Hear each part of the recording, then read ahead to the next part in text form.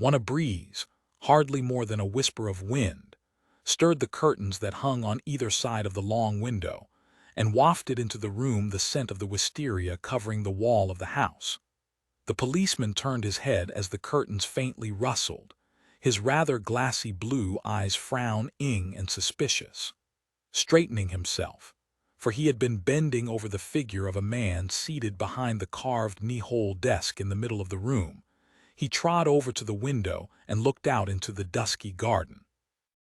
His torch explored the shadows cast by two flowering shrubs without, however, revealing anything but a nondescript cat, whose eyes caught and flung back the light for an instant before the animal glided into the recesses of the shrub.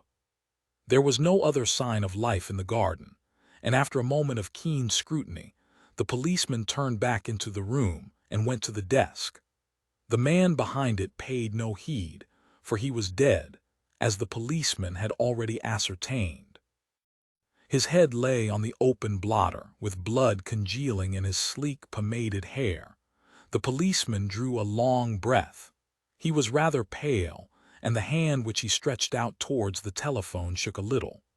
Mr. Ernest Fletcher's head was not quite the right shape. There was a dent in it, under the coagulated blood. The policeman's hand was arrested before it had grasped the telephone receiver. He drew it back, felt for a handkerchief, and with it wiped a smear of blood from his hand and then picked up the receiver. As he did so, he caught the sound of footsteps approaching the room. Still holding the instrument, he turned his head towards the door. It opened, and a middle-aged butler came in, carrying a tray with a siphon and a whiskey decanter and glasses upon it. At sight of the police constable, he gave a perceptible start. His gaze next alighted on the figure of his master. The tumbler on the tray shuddered against the decanter, but Simmons did not drop the tray. He stood holding it mechanically, staring at Ernest Fletcher's back. P.C. Glass spoke the number of the police station. His flat, unemotional voice brought Simmons's eyes back to his face. "My God, is he dead?" he asked in a hushed voice. A stern glance was directed towards him. "Thou shalt not take the name of the Lord thy God in vain," said Glass deeply. This admonishment was more comprehensible to Simmons, who was a member of the same sect as P.C. Glass, than to the official at the telephone exchange, who took it in bad part. By the time the misunderstanding had been cleared up, and the number of the police station repeated, Simmons had set the tray down and stepped fearfully up to his master's body. One look at the damaged skull was enough to drive him back a pace. He raised a sickly face and demanded in an unsteady voice, "Who did it?" "That'll be for others to find out," replied Glass. "I shall be obliged to you, Mr. Simmons, if you will shut that door." "If it's all the same to you, Mr. Glass, I'll shut myself on the other side of it," said the butler. This is a very upsetting sight, and I don't mind telling you it turns my stomach." "You'll stay till I've asked you a few questions, as is my duty," replied Glass. "But I can't tell you anything. I didn't have anything to do with it." Glass paid no heed, for he was connected at that moment with the police station. Simmons gulped and went to shut the door, remaining beside it so that only Ernest Fletcher's shoulders were visible to him. P.C. Glass, having announced his name and whereabouts, was telling the sergeant that he had a murder to report. "Policemen," thought Simmons, resentful of Glass's calm. "You'd think corpses with their heads bashed in were as common as daisies." He wasn't human, Glass. He was downright callous, standing there so close to the body he could have touched it just by stretching out his hand, talking into the telephone as though he was saying his piece in the witness box, and all the time staring at the dead man without a bit of feeling in his face, when anyone else would have turned sick at the sight. Glass laid down the receiver and restored his handkerchief to his pocket. "Lo, this is the man that made not God his strength but trusted in his riches," he said. The somber pronouncement recalled Simmons's thoughts. He gave a sympathetic groan. "That's true, Mr. Glass. Woe to the crown of pride, but how did it happen? How do you come to be here? Oh dear, I never thought to be mixed up with a thing like this." "I came up that path," said Glass, nodding towards the French windows. He drew a notebook from his pocket and the stub of a pencil and bent an official stare upon the butler. "Now, Mr. Simmons, if you please." "It's no use asking me. I don't know anything about it, I tell you." "You know when you last saw Mr. Fletcher alive," said Glass, unmoved by the butler's evident agitation. "It would have been when I showed Mr. Budd in," replied Simmons after a moment's hesitation. "Time? I don't know, not for certain, that is. It was about an hour ago." He made an effort to collect his wits and added, "About 9 o'clock. I was clearing the table in the dining room, so it couldn't have been much later." Glass said without raising his eyes from his notebook, "This Mr. Budd known to you?" "No, I never saw him before in my life, not to my knowledge." "Oh, when did he leave?" "I don't know. I didn't know he had left till I came in just now. He must have gone by the garden way, same as you came in, Mr. Glass." "Was that usual?" "It was and it wasn't," replied Simmons, "if you know what I mean, Mr. Glass." "No," said Glass uncompromisingly. The master had friends who used to visit him that way. Simmons heaved a sigh. "Women, Mr. Glass." "Thine habitation," said Glass with a condemnatory glance round the comfortable room, "is in the midst of deceit." "That's true, Mr. Glass. The times I've wrestled in prayer," the opening of the door interrupted him. Neither he nor Glass had heard footsteps approaching the study, and neither had time to prevent the entrance into the room of a willowy young man in an ill-fitting dinner jacket suit, who paused on the threshold, blinked long-lashed eyelids at the sight of a policeman, and smiled deprecatingly. "Oh, sorry," said the newcomer. "Fancy finding you here."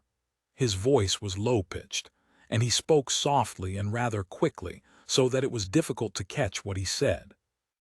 A lock of lank dark hair fell over his brow. He wore a pleated shirt and a deplorable tie and looked to P.C. Glass like a poet. His murmured exclamation puzzled Glass. He said suspiciously, "Fancy meeting me, eh? So you know me, do you, sir?" "Oh, no," said the young man. His fluttering glance went round the room and discovered the body of Ernest Fletcher. His hand left the doorknob. He walked forward to the desk and turned rather pale. "I should shame my manhood if I were sick, shouldn't I? I wonder what one does now." His gaze asked inspiration of Glass of Simmons and encountered only blank stares. It found the tray Simmons had brought into the room. "Yes, that's what one does," he said, and went to the tray and poured himself out a stiff, short drink of whiskey and soda.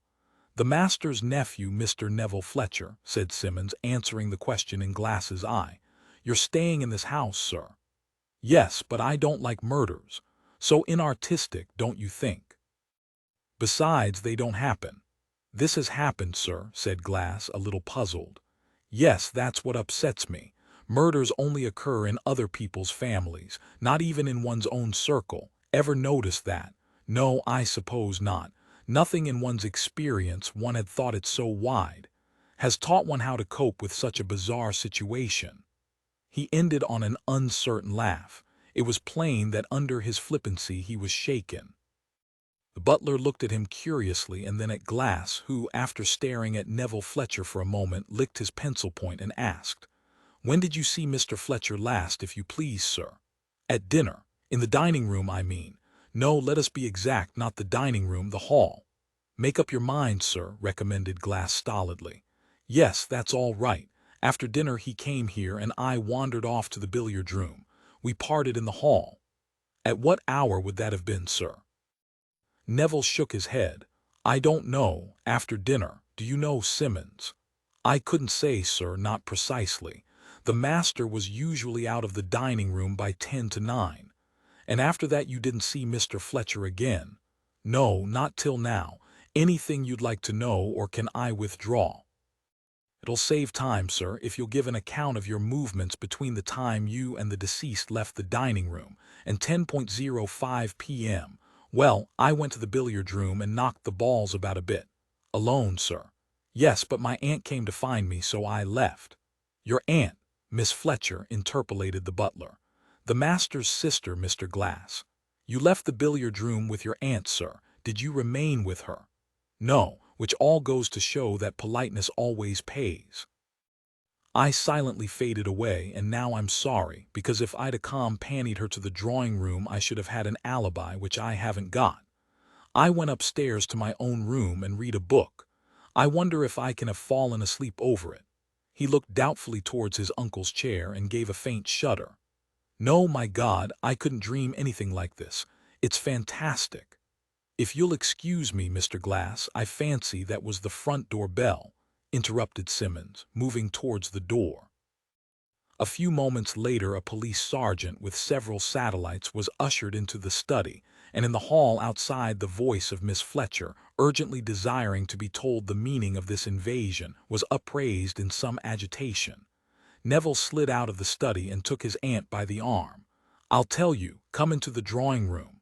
"But who are all those men?" demanded Miss Fletcher. "They look to me exactly like policemen." "Well, they are," said Neville. "Most of them, anyway. Look here, Aunt Lucy, we've been burgled." "No," he stopped. "I don't know. Yes, perhaps that was it. Sorry, Aunt, but it's worse than that. Ernie has met with an accident." He stumbled a little over the words, looking anxiously at his aunt. "Try not to mumble so, Neville dear. What did you say?" "I said an accident, but I didn't mean it. Ernie's dead." "Dead? Ernie?" faltered Miss Fletcher. "Oh no, you can't mean that. How could he be dead? Neville, you know I don't like that sort of joke." "It isn't kind, dear, to say nothing of its being in very questionable taste." "It isn't a joke." She gave a gasp. "Not, oh, Neville, oh, let me go to him at once."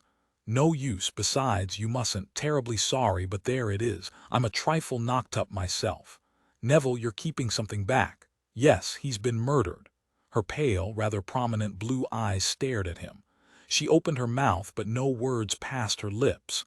Neville, acutely uncomfortable, made a vague gesture with his hands. "Can I do anything?"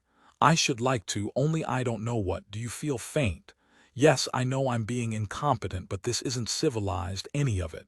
One has lost one's balance," she said. "Ernie murdered? I don't believe it." "Oh, don't be silly," he said, betraying ragged nerves.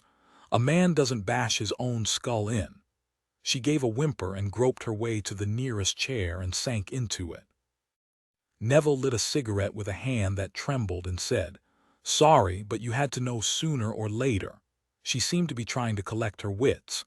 After a pause she exclaimed, "But who would want to murder dear Ernie? Search me. There has been some dreadful mistake. Oh, Ernie, Ernie!" She burst into tears. Neville, attempting no consolation, sat down in a large armchair opposite to her and smoked. Meanwhile, in the study, P.C. Glass was making his painstaking report to his superior. The doctor had gone, the cameramen had taken their photographs, and the body of Ernest Fletcher had been removed. I was on my beat, Sergeant, walking along Vale Avenue, the time being 10:02 p.m. when I came to the corner of Maple Grove, which, as you know, sir, is the lane running between Vale Avenue and the Arden Road. At the back of the house, my attention was attracted by a man coming out of the side gate of this house in what seemed to me a suspicious manner. He set off, walking very fast towards the Arden Road. "Would you know him again?" "No, Sergeant. It was nearly dark and I never saw his face. He had turned the corner into Arden Road before I had time to do more than wonder what he was up to." He hesitated, frowning a little. As near as I could make out, he was a man of average height, wearing a light-colored soft hat. I don't know what gave me the idea there was something wrong about his coming out of Mr. Fletcher's garden gate, unless it was the hurry he seemed to be in. The Lord led my footsteps. "Yes, never mind about that," said the sergeant hastily. "What did you do then?" "I called out to him to stop, but he paid no heed, and the next instant had rounded the corner into the Arden Road. That circumstance led me to inspect these premises. I found the garden gate standing open, and seeing the light from this window, I came up the path with the intention of discovering whether anything was wrong. I saw the deceased, like you found him, Sergeant. The time, as verified by my watch and the clock there, was 10:05 p.m. My first action was to ascertain that Mr. Fletcher was dead. Having assured myself that he was past mortal help, I effected a search of the room and made sure no one was hiding in the bushes in the garden. I then called up the station on the telephone, the time being 10:01 p.m. While I was waiting to be connected, the butler, Joseph Simmons, entered the room, bearing the tray you see upon that table. I detained him for interrogation. He states that at about 9 p.m. a person of the name of Abraham Budd came to see the deceased. He ushered same into this room. He states that he does not know when Abraham Budd left the house. Description: I hadn't got to that, sir. Mr. Neville Fletcher came in at that moment. He states that he saw the deceased last at about 8:05 p.m. when they left the dining room together. All right, we'll see him in a minute. Anything else? Nothing that I saw, replied Glass after a moment's scrupulous thought. We'll look around. Looks like an open and shut case against this man you saw making off. Friend Abraham Budd, eh? Not to my way of thinking, Sergeant, said Glass. The sergeant stared. Oh, it isn't it? Why not? The Lord been guiding you again. A flash of anger brought Glass's cold eyes to life. The scorner is an abomination to men, he said. That's enough, said the sergeant.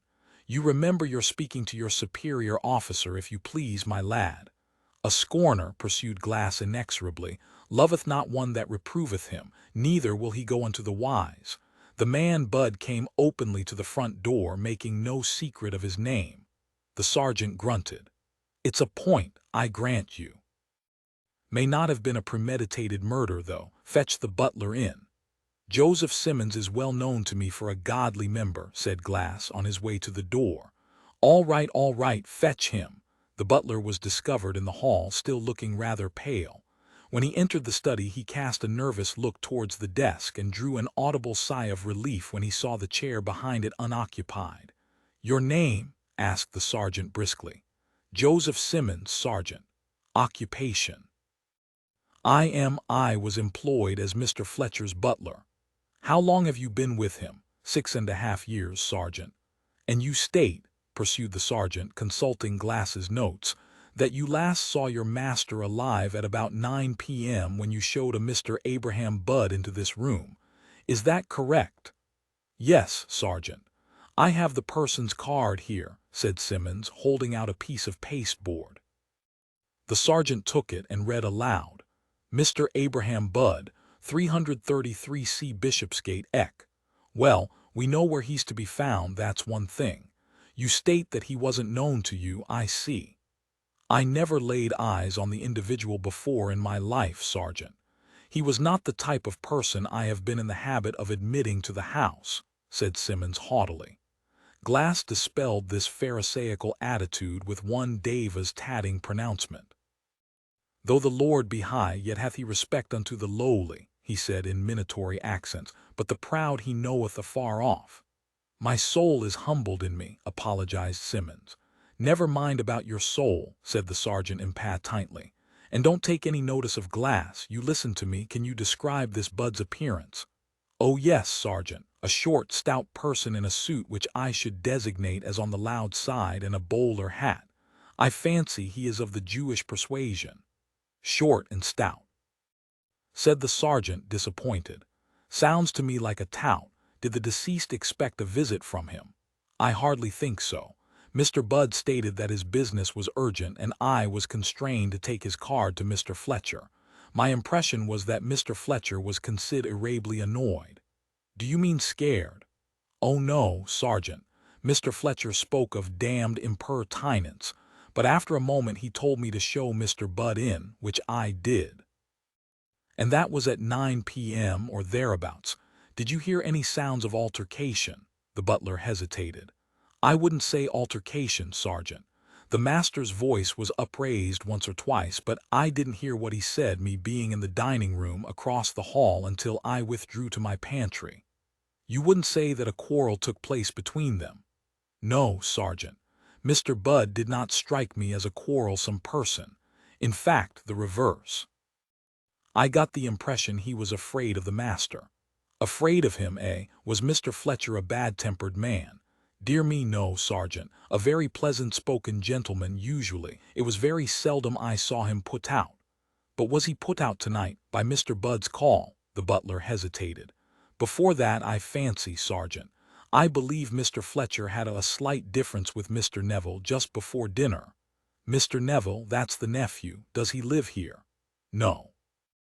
Mr. Neville arrived this afternoon to stay with his uncle for a few days, I understand. Was he expected? If he was, I was not apprised of it. I should mention, in fairness to Mr. Neville, that he is, if I may say so, a somewhat eccentric young gentleman. It is by no means an unusual occurrence for him to arrive here without warning. And this difference with his uncle, was that usual? I should not like to give a false impression, Sergeant. There wasn't any quarrel, if you understand me. All I know is that when I took sherry and cocktails to the drawing-room before dinner, it seemed to me that I had interrupted an altercation. The master looked to be distinctly annoyed, which was a rare thing in my experience, and I did hear him say, just as I came in, that he wanted to hear no more about it, and Mr. Neville could go to hell. Oh, and what about Mr. Neville? Was he annoyed? I shouldn't like to say, Sergeant. Mr. Neville is a peculiar young gentleman, not given to showing what he feels if he feels anything, which I sometimes doubt. Well, I do, frequently, said Neville, who had come into the room in time to hear this remark. The sergeant, unaccustomed to young Mr. Fletcher's noiseless way of entering rooms, was momentarily startled. Neville smiled in his deprecating fashion and said softly, "Good evening. Isn't it shocking? I do hope you've arrived at something. My aunt would like to see you before you go. Do you know who killed my uncle?" "It's early days to ask me that, sir," replied the sergeant guardedly. "Your words hint at a prolonged period of suspense which I find peculiarly depressing." "Very unpleasant for all concerned, sir," agreed the sergeant. He turned to Simmons. "That'll be all for the present," he said. Simmons withdrew, and the sergeant, who had been eyeing Neville with a good deal of curiosity, invited him to sit down. Neville obligingly complied with this request, choosing a deep armchair by the fireplace. The sergeant said politely, "I'm hoping you may be able to help me, sir. I take it you were pretty intimate with the deceased." "Oh, no," said Neville, shocked. "I shouldn't have liked that at all." "No, sir. Am I to understand you were not on good terms with Mr. Fletcher?" "But I'm on good terms with everyone, only I'm not intimate." "Well, but what I mean, sir, is—" "Yes, I know what you mean." "Did I know the secrets of my uncle's life?" "No, Sergeant. I hate secrets and other people's troubles." He said this with an air of sweet affability. The sergeant was a little taken aback, but rallied and said, "At all events, you knew him fairly well, sir." "We won't argue the point," murmured Neville. "Do you know if he had any enemies?" "Well, obviously he had, hadn't he?" "Yes, sir, but what I'm trying to establish—" "I know, but you see I'm just as much at a loss as you are." "You weren't acquainted with my uncle." "I can't say as I was, sir." Neville blew one smoke ring through another and watched it dreamily. "Everybody called him Ernie," he sighed. "Or Ernie dear according to sex, you see." The sergeant stared for a moment and then said slowly, "I think I get you, sir. I've always heard him well spoken of, I'm bound to say. I take it you don't know of any person with a grudge against him." Neville shook his head. The sergeant looked at him rather discontentedly and consulted Glass's notebook. "I see you state that after you left the dining room you went into the billiard room, where you remained until Miss Fletcher came to find you. At what hour would that have been?" Neville smiled apologetically. "You don't know, sir? No idea at all? Try and think." "Alas, time has hitherto meant practically nothing to me. Does it help if I say that my aunt mentioned that a most peculiar visitor was with my uncle? A fat little man who carried his hat in his hand. She had seen him in the hall." "Did you see this man?" asked the sergeant quickly. "No. You don't know whether he was still with your uncle when you went up to your room?" Sergeant, do you think I listen at keyholes?" "Of course not, sir, but at least not when I'm wholly incurious," explained Neville, temporizing. "Well, sir, we'll say that some time between 9 and 10 you went up to your room." "At 9:30, said Neville. At a moment ago, sir, you said you had no idea what time it was. Oh, I hadn't, but I remember now one solitary cuckoo. The sergeant shot a startled look towards Glass, standing motionless and disapproving by the door. A suspicion that the eccentric Neville Fletcher was of unsound mind had darted into his brain. What might you mean by that, sir? Only the clock on the landing, said Neville. A cuckoo clock. Well, really, sir, for a moment I thought, and it struck the half-hour. Yes, but it's quite often wrong. We'll go into that presently. Which way does your room face, sir? North. It's at the back of the house, then. Would it be possible for you to hear anyone coming up the side path? I don't know. I didn't hear anyone, but I wasn't trying to. Quite, said the sergeant. Well, I think that'll be all for the present. Thank you, sir. Of course, you understand that you will not be able to leave this house for a day or two. Just a matter of routine, you know. We'll hope it won't be long before we get the whole thing cleared up. Yes, let's, agreed Neville. His gaze dwelt speculatively on a picture on the wall opposite the fireplace. It wouldn't be robbery, would it? Hardly, sir, but of course we can't say definitely yet. It isn't likely a burglar would come when Mr. Fletcher was still up, not to mention the rest of the household. No, only the safe is behind that picture, just in case you didn't know. Yes, sir, so the butler informed me. We've been over it for fingerprints, and as soon as we can get Mr. Fletcher's lawyer down, we'll have it opened. Yes, Hepworth, found anything? The last words were addressed to a constable who had stepped into the room through the window. Not much, Sergeant, but I'd like you to have a look at one thing. The sergeant went at once. Neville uncoiled himself, got up, and wandered out of the room in his wake. Don't mind me coming, do you? He murmured, as the sergeant turned his head. I don't see as there's any objection, sir. The fact is, a man was seen sneaking out by the side gate just after 10 p.m., and unless I'm mistaken, he's the chap we're after. A fat man, suggested Neville, blinking. Ah, that would be too easy, wouldn't it, sir? Said the sergeant indulgently. No, just an ordinary-looking chap in a soft hat. Well, Hepworth, what is it? The constable had led the way to the back of a flow-airing currant bush, which was planted in a bed close to the house. He directed the beam of his torch onto the ground. In the soft earth were the deep imprints of a pair of high-heeled shoes. They're freshly made, Sergeant, said Hepworth. Someone's been hiding behind this bush. The women in the case, said Neville. Aren't we having fun? 2 by 11:30 the police, with the exception of one constable left behind to keep a watch over the house, had departed from Greystones.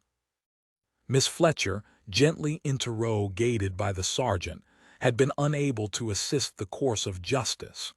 The news of the finding of the imprints of a woman's shoes did not seem either to shock or to surprise her.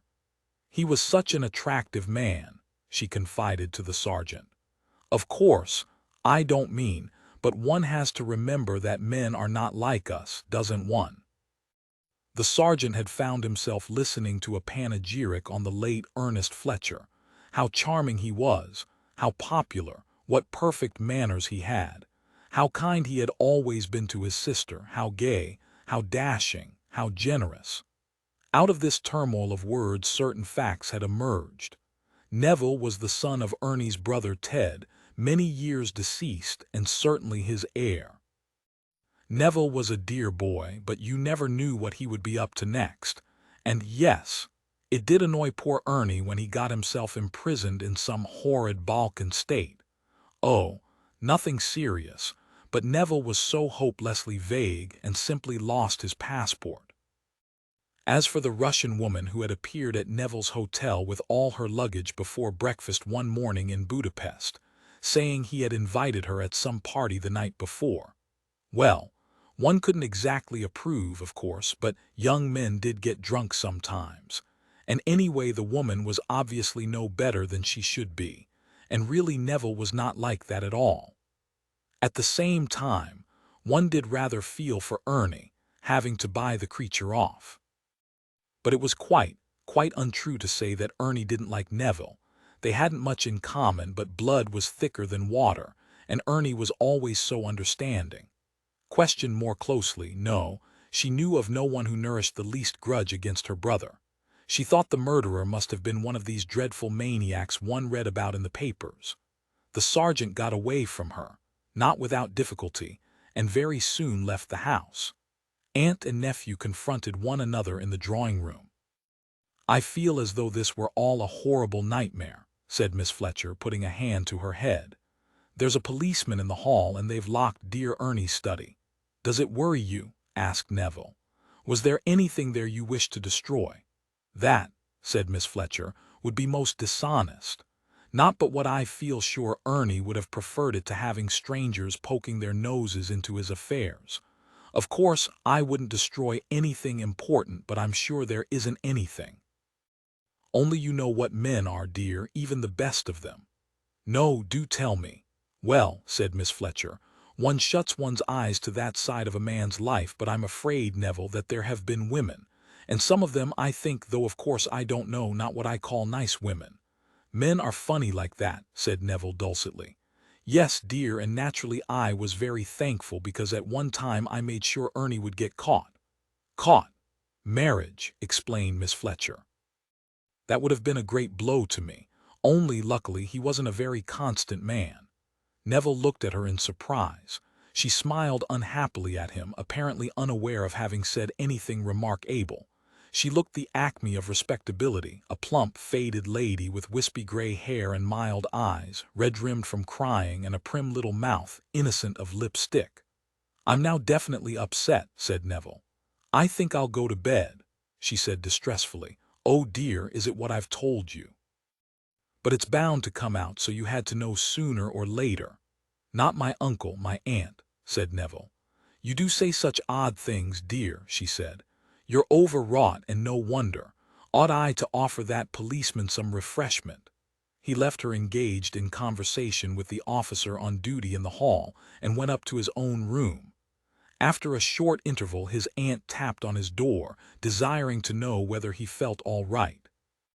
He called out to her that he was quite all right, but sleepy, and so after exchanging good nights with him, and promising not to disturb him again, Miss Fletcher went away to her own bedroom in the front of the house. Neville Fletcher, having locked his door, climbed out of his window and reached the ground by means of a stout drain-pipe, and the roof of the veranda outside the drawing-room. The garden lay bathed in moonlight. In case a watch had been set over the side entrance, Neville made his way instead to the wall at the end of the garden, which separated it from the Arden Road. Espaliers trained up it made the scaling of it a simple matter. Neville reached the top, lowered himself on the other side, and let himself drop. He landed with the ease of the trained athlete, paused to light a cigarette, and began to walk westwards along the road. 100 yards brought him to a cross road running parallel to Maple Grove. He turned up it and entered the first gateway he came to. A big, square house was sharply outlined by the moonshine, lights shining through the curtains of several of the windows. One of these, on the ground floor to the left of the front door, stood open. Neville went to it, parted the curtains, and looked into the room. A woman sat at an escritoire, writing, the light of a reading lamp touching her gold hair with fire. She wore evening dress, and a brocade cloak hung over the back of her chair. Neville regarded her thoughtfully for a moment and then stepped into the room. She looked up quickly and gave a sobbing gasp of shock. The fright of her eyes gave place almost immediately to an expression of relief. Color rushed into her lovely face. She caught her hand to her breast, saying faintly, "Neville, oh, how you startled me." "That's nothing to what I've been through tonight," replied Neville. "Such fun and games at Greystones, my dear. You wouldn't believe." She shut her blotter upon her half-finished letter. "You haven't got them?" she asked, between eagerness and incredulity. "All I've got is the jitters," said Neville. He strolled over to her and to her surprise went down on his knee. "Neville, what on earth?" His hand clasped her ankle. "Let's have a look at your foot, my sweet." He pulled it up and studied her silver kid shoe. "Oh, my prophetic soul, now we are in a mess, aren't we? Just like your pretty little slippers." He let her go and stood up. Swift alarm dilated her eyes. She glanced down at her shoes and twitched the folds of her frock over them. What do you mean? Kenneth, precious, you called on Ernie tonight and hid behind a bush outside the study window. How did you know? She asked quickly. Intuition, you might have left it to me. What was the use of dragging me into it if you were going to muscle in? God knows I was unwilling enough. That's just it. I didn't think you'd be any good. You're so unreliable, and I knew you hated doing it. Oh, I did, and I am, and I wasn't any good, but all the same it was damned silly of you not to give me a run for my money. Did you get them, by the way? No, he only laughed, and oh, you know. Well, isn't that nice, said Neville. Did you happen to knock him on the head? Oh, don't be silly, she said impatiently. If that's acting, it's good, said Neville, looking at her critically. Did you see who did? She was frowning. Did I see who did what? Knocked Ernie on the head. My pretty ninny, Ernie's been murdered. A sound between a scream and a whimper broke from her. Neville, oh no, Neville, you don't mean that. He looked at her with a smile lilting on his mouth. Didn't you know? Her eyes searched his while the color receded slowly from her face. I didn't do it, she gasped. I shouldn't think you'd have the strength, he agreed. They were interrupted by the opening of the door. A slim young woman with a cluster of brown curls, a monocle screwed into her left eye, entered the room, saying calmly, Did you call, Helen? Her gaze alighted on Neville. She said with every appearance of disgust, Oh, you're here, are you? Yes, but I wouldn't have been if I'd known you were Hellcat, responded Neville sweetly. Miss Drew gave a contemptuous snort and looked critically at her sister. You look absolutely gangrenous, she remarked. Anything the matter? Helen North's hands twisted nervously together. Ernie Fletcher's been murdered. Good, said Miss Drew, unperturbed. Neville come to tell you, Helen shuddered. Oh, don't, it's awful, awful. Personally, said Miss Drew, taking a cigarette from the box on the table and fitting it into a long holder, I regard it as definitely memorable. I hate men with super-polished manners and charming smiles who killed him. I don't know, you can't think I know, Helen cried. Sally, Neville, oh my God. She looked wildly from one to the other and sank down onto a sofa, burying her face in her hands. If it's an act, it's a good one, said Neville. If not, it's mere waste of time. Do stop it, Helen, you're making me feel embarrassed. Sally regarded him with disfavor. You don't seem to be much upset, she said. You didn't see me an hour ago, replied Neville. I even lost my poise. She sniffed, but merely said, You'd better tell me all about it, it might be good copy. What a lovely thought, said Neville. Ernie has not died in vain. I've always wanted to be in on a real murder, remarked Sally thoughtfully. How was he killed? He had his head smashed, replied Neville. Helen gave a moan, but her sister nodded with all the air of a connoisseur. A blow from a blunt instrument, she said. Any idea who did it? No, but Helen may have. Helen lifted her head. I tell you I wasn't there. Your shoes belie you, sweet. Yes, yes, but not when he was killed. I wasn't, I tell you I wasn't. The monocle dropped out of Miss Drew's eye. She screwed it in again, bending a searching gaze upon her sister. What do you mean, yes, but not when he was killed? Have you been round to Greystones tonight? Helen seemed uncertain how to answer, but after a moment she said, Yes, yes, I did go round to see Ernie. I got sick of the noise of your typewriter, for one thing, and for another, I wanted particularly to see him. Look here, said Sally, you may as well spill it now as later. What is there between you and Ernie Fletcher? As a purist, said Neville, I must take exception to your use of the present tense. She rounded on him. I suppose you're in on it, whatever it is. Then you'll damn well tell me. It isn't what you think, Helen said quickly. Truly it isn't, Sally.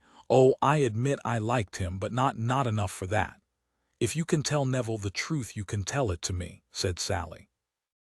And don't pull any stuff about going to see him because of my typewriter, because it won't wash. Tell her, advised Neville. She likes sordid stories. Helen flushed. Need you call it that? He sighed. Dear pet, I told you at the outset that I considered it too utterly trite and sordid to appeal to me. Why bring that up now? You don't know what it is to be desperate, she said bitterly. No, that's my divine detachment. Well, I hope you get pinched for the murder, struck in Sally. Then what price divine detachment? He looked pensive. It would be awfully interesting, he agreed. Of course, I should preserve an outward calm, but should I quail beneath it? I hope not. If I did, I shouldn't know myself any more, and that would be most uncomfortable.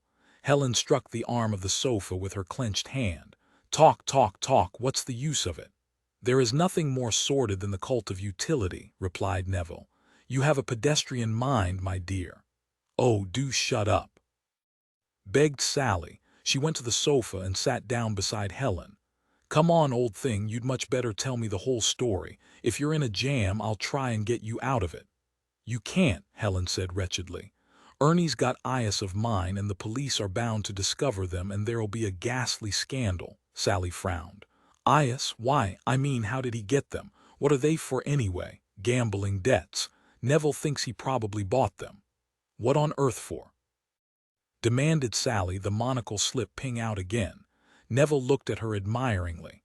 The girl has a mind like a pure white lily, he remarked. I am now taken aback, Sally retorted hotly. I haven't got any such thing, but all this price of dishonor business is too utterly vieux jeu. Good Lord, I wouldn't put it in any book of mine. Are you an escapist? Inquired Neville solicitously. Is that why you write improbable novels? Have you felt the banality of real life to be intolerable? My novels aren't improbable. It may interest you to know that the critics consider me as one of the 6 most important crime novelists. If you think that you're a bad judge of character, said Neville. Helen gave a strangled shriek of exasperation. Oh, don't. What does any of that matter at a time like this? What am I to do? Sally turned away from Neville. All right, let's get this thing straight, she said. I don't feel I've got all the data. When did you start falling for Ernest Fletcher? I didn't. Only he was so attractive, and he had a sort of sympathetic understanding. Almost a touch of the feminine, but not quite that either. I can't explain. Ernie made you feel as though you were made of very brittle, precious porcelain. That must have added excitement to your life, said Neville reflectively. Shut up. Go on, Helen. When did it all begin? Oh, I don't know. I suppose from the moment I first got to know him properly, I mean. You mustn't think that he made love to me, because he didn't. It wasn't till just lately that I realized what he wanted. I thought, oh, I don't know what I thought. You didn't think anything, explained Neville kindly. You floated away on a sea of golden syrup. That's probably true, said Sally. You were obviously right under the ether. What did John think, if anything? Her sister colored and averted her face. I don't know. John and I had drifted apart before Ernie came into my life. Neville, apparently overcome, sank into a chair and covered his face with his hands. Oh God, he moaned. I'm being dragged into this repulsive syrup. Dearest, let us drift apart, me out of your life before I start mouthing clichés too. I know it's insidious. I must say, remarked Sally fair-mindedly, that I rather drifted apart and came into my life myself. Helen, do try not to sentimentalize yourself. It all looks too darned serious to me. I thought you and John weren't hitting it off any too well. Some women don't know when they've struck ore. What went wrong between you? I should have thought John was the answer to any maiden's prayer. Oh, it's so hard to explain, Helen said, her eyes brimming with tears. I was so young when I married him, and I thought everything was going to be like my dreams. I'm not excusing myself. I know John's a fine man, but he didn't understand me, and he didn't want what I wanted: life, gaiety, and excitement. Didn't you love him? Asked Sally bluntly. I thought I did, only everything went wrong. If only John had been different, but you know what he's like. If he'd shaken me or even beaten me, I'd have pulled myself up. But he didn't. He simply retired into his shell. He was busy too, and I was bored. I started going about without him. Sally, I tell you, I don't know how it began or how we got to this pitch, but we're utterly estranged. The tears were running down her cheeks. She said with a catch in her voice, I'd give anything to have it all back again, but I can't, and there's a gulf between us which I can't bridge. Now this has happened, and I suppose that'll end it. I shall have dragged John's name in the mud, and the least I can do is to let him divorce me. Don't be such an ass, said Sally bracingly. John's much too decent to let you down when you're in trouble. You don't divorce people for getting into debt, and if your eyes are found in Ernie Fletcher's possession, it'll be obvious that you weren't a faithless wife. If they're found and it all comes out, I'll kill myself, Helen said. I couldn't face it. I could not face it. John doesn't know a thing about my gambling. It's the one thing that he detests above all others. Neville's a beast, but he's perfectly right when he says it's a sordid story. It wasn't bridge or the sort of gambling you have at parties, but a real hell. Lummy, said Miss Drew elegantly. Gilded vice and haggard harpies and suicides adjacent, all that sort of thing. It wasn't gilded, and I don't know about any suicides, but it was a bad place, and yet, in a way, rather thrilling. If John knew of it, the people who belonged to it, Sally, no one would believe I wasn't a bad woman if it was known I went to that place. Well, why did you go there? Oh, for the thrill, like one goes to Limehouse, and at first it sort of got me. I adored the excitement of the play. Then I lost rather a lot of money, and like a fool I thought I could win it back. I expect you know how one gets led on and on. Why not have sold your pearls? A wan smile touched Helen's lips. Because they aren't worth anything. What? Sally gasped. Copies, said Helen bitterly. I sold the real ones ages ago. Other things, too. I've always been an extravagant little beast, and John warned me he wouldn't put up with it. So I sold things. Helen, Neville, who had been reposing in a luxurious chair with his eyes shut, said sleepily, you said you wanted copy, didn't you? Even if it didn't concern Helen, I couldn't use this, said Sally. Not my line of country at all. I shall have to concentrate on the murder. By the way, Helen, who introduced you to this hell? Dear Ernie. Oh, no, no, Helen cried. He absolutely rescued me from it. I can't tell you how divine he was. He said everything would be all right and I wasn't to worry anymore, but just be a good child for the future.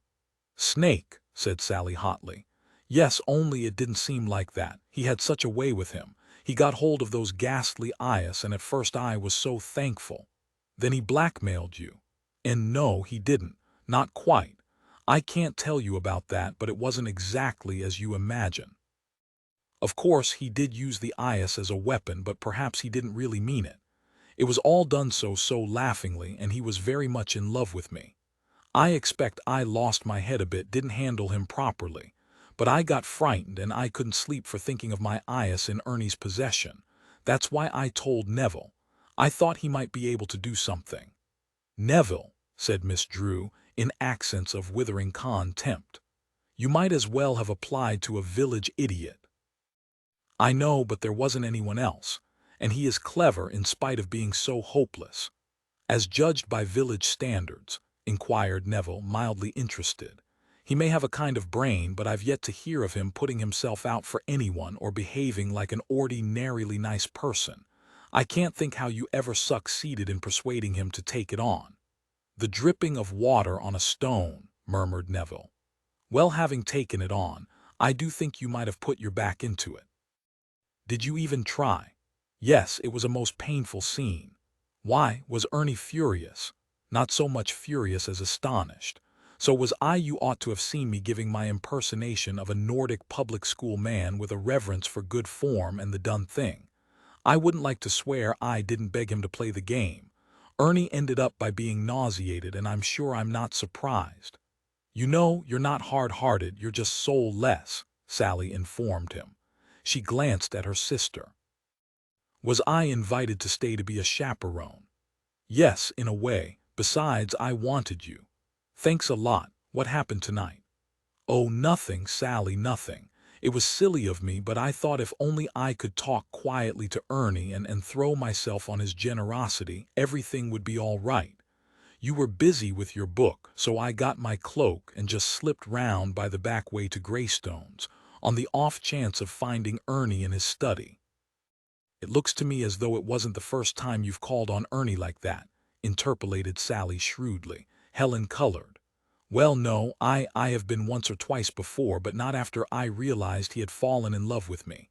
Honestly, I used to look on him as an exciting sort of uncle. More fool you. Carry on. When did you set out on this silly expedition? At 9:30, when I knew you'd had time to get absorbed in your silly book, retorted Helen with a flash of spirit. And I knew that Ernie was in his study because when I turned up into Maple Grove from the Arden Road, I saw a man come out of the Greystone side gate and walk off towards Vale Avenue.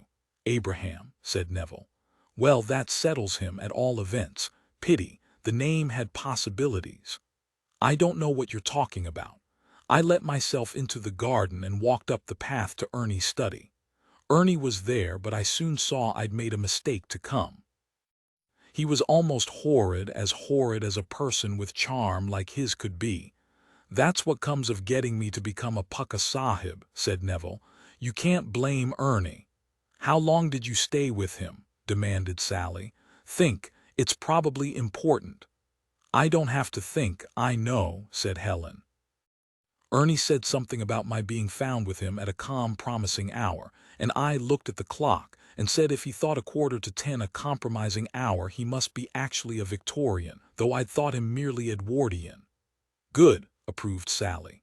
Yes, I was in a rage, admitted Helen, and I walked straight out the way I'd come.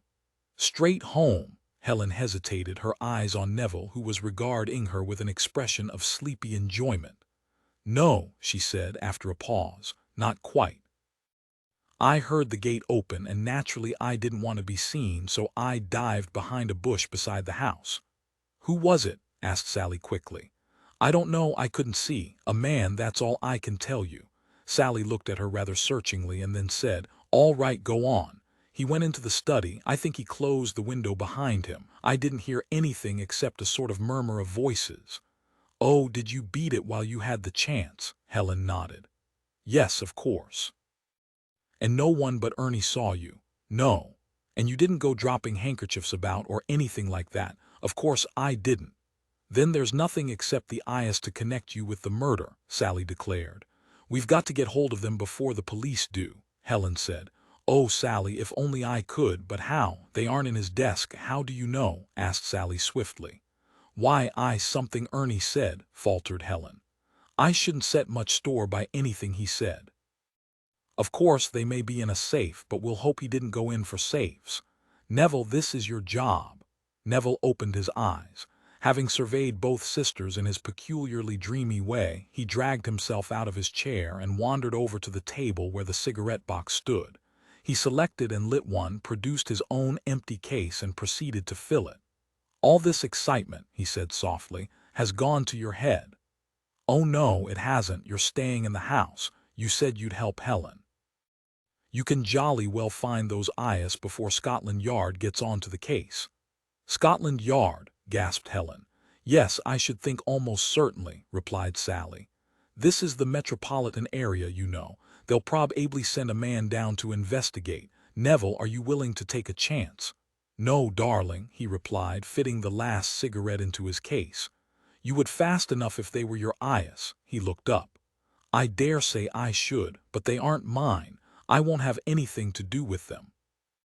If you had a grain of decency, or chivalry, do stop trying to cast me for this beastly Gunga Din role, he implored. Find someone else for the job. You must know lots of whiter men than I am. Very well, said Sally. If you haven't the guts to do it, I have and I will. I don't want to blight your youthful ardor, sweet one, but I think I ought to tell you that there's a large, resolute policeman parked in the front hall. Her face fell. I never thought of that, she said slowly. An idea occurred to her. Do you mean he's keeping a watch over the household? Well, he's certainly not a paying guest. She started up. You utter abysmal idiot, what did you come here for if the house was being watched? To get some cigarettes, we've run out. Oh, don't be a fool, don't you realize you'll have led them straight to Helen? Oh, no, really I haven't, Neville replied with his apologetic smile. I climbed out of my window and over the wall. Did you really? Exclaimed Sally, her thunder-O's frown vanishing. I must say I should never have thought it of you. Atavism, he explained. Oh, Neville, how on earth did you manage it? Helen asked, a note of admiration in her voice. He looked alarmed. Please don't get misled. It wasn't a bit heroic or daring or even difficult. It must have been. I can't think how you did it. I should never have had the nerve. no nerve, merely one of the advantages of a university education. Well, I think it was fairly sporting of you, said Sally. Only it doesn't help us to solve the problem of how to get those eyes. Don't strain yourself, Neville recommended. You can't get them. They're probably in Ernie's safe, just like you suggested. There are ways of opening safes, said Sally darkly, cupping her chin in her hands. I suppose you don't happen to know the combination. You're right for the first time tonight. God, how I hate women. Sally, you don't really know how to open safes, do you? Asked Helen, forgetting her troubles in surprise. No, not offhand. I should have to look it up. Of course I know about soup. What sort of soup? Inquired Neville. If we're going to talk gastronomy, I can be quite intelligent, though seldom inspired. Not that kind of soup, the stuff you blow open safes with. I forget exactly what it's made of, but it's an explosive of sorts. Is it really? Said Neville. What lovely fun. Won't it go big with the policeman in the hall? I wasn't thinking of using it, even if I knew how to make it, which I don't. That must be your weak woman's nature breaking through the crust, darling. Get the better of it and don't stop at the safe. Blow the whole house up, thus eliminating the policeman. Have a good laugh, said Sally. After all, you aren't in this jam, are you? She got up and began to stride about the room. Well, let's face it, we can't open the safe and we don't know how to get by the policeman. In fact, we're futile. But if I created this situation in a book, I could think of something for the book me to do. Why the devil can't I think of something now? Neville betrayed a faint interest. If we were in one of your books, we should all of us have much more nerve than we really have to start with. Not necessarily. Oh yes, you always draw your characters rather more than life-size. We should have more brains, too. You, for instance, would know how to make your soup. Anywhere to buy the ingredients, which actually one just doesn't know, she interpolated. Exactly. Helen would go and scream blue murder outside the house, to draw the policeman off while you blew up the safe, and I should put up a great act to regale him with on his return, telling him I thought I heard someone in the study, and leading him there when you'd beaten it with the incriminating documents. And can you see any one of us doing any of it? No, I can't. It's lousy anyway. It would be brought home to us because of Helen's being an obvious decoy. Helen would never be seen. She'd have merged into the night by the time the policeman got there. Let's discuss possibilities, begged Helen. I'll go further and discuss inevitabilities. We shall all of us sit tight and let the police do the worrying. Ernie's dead, and there isn't a thing we can do except preserve our poise. In fact, we are quite definitely in the hands of fate. Fascinating situation. A dangerous situation, Sally said. Of course, have you never felt the fascination of fear Helen has in that gambling hell of hers? Not now, Helen said. This is too awful. I only feel sick and desperate. Take some bicarbonate, he advised. Meanwhile, I'm going home to bed. Oh, did I say thank you for the cigarettes? By the way, where is John supposed to be? In Berlin, replied Helen listlessly. Well, he isn't, said Neville. I saw him in London today. She came to her feet in one swift movement, paper-white, staring at him. You couldn't have. I know he's in Berlin. Yes, I saw him, murmured Neville. He was by the window, a hand on the curtain. Helen moved quickly to detain him. You thought you saw him. Do you imagine I don't know where my own husband is? Oh, no, Neville said gently. I didn't say that, precious. 3WL, it doesn't look such a whale of a case to me, said Sergeant Hemingway, handing the sheaf of typescript back to his superior. No one in it but the one man on the face of it. True, agreed Hannasyde. Still, there are points. That's right, Superintendent, nodded Inspector True. That's what I said myself. What about them footprints? They weren't made by the old lady. She doesn't wear that kind of shoe. Housemaid saying good night to her young man, said the experienced Hemingway. Hardly, said Hannasyde. She wouldn't choose a bush just outside her master's study. No, nor there wasn't anything like that going on, said the inspector. The cook is a very respectable woman, married to Simmons, the butler, and the housemaid is her own niece. And this Mrs. Simmons swears to it both she and the kitchen maid never stirred outside the house the whole evening. "It's my belief those footprints will be found to be highly irrelevant," said Hemingway obstinately. "All we want is this chap your man, what's his name? Glass saw making off, nothing to it." Hannasyde cocked an eyebrow at him. "Liverish skipper.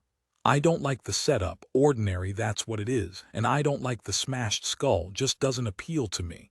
Give me something a bit richer shea and I'm right on to it." Hannasyde smiled a little. "I repeat, there are points. The murdered man seems to have been universally liked. No motive for killing him even hinted at. You wait till we've done half an hour's work on the case," said Hemingway. "I wouldn't mind betting we'll find scores of people all stiff with motives.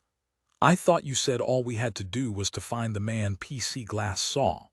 "I dare say I did, Chief, and what's more I was probably right, but you mark my words, we shall find a whole lot of stuff just confusing the main issue. I've been on this kind of case before.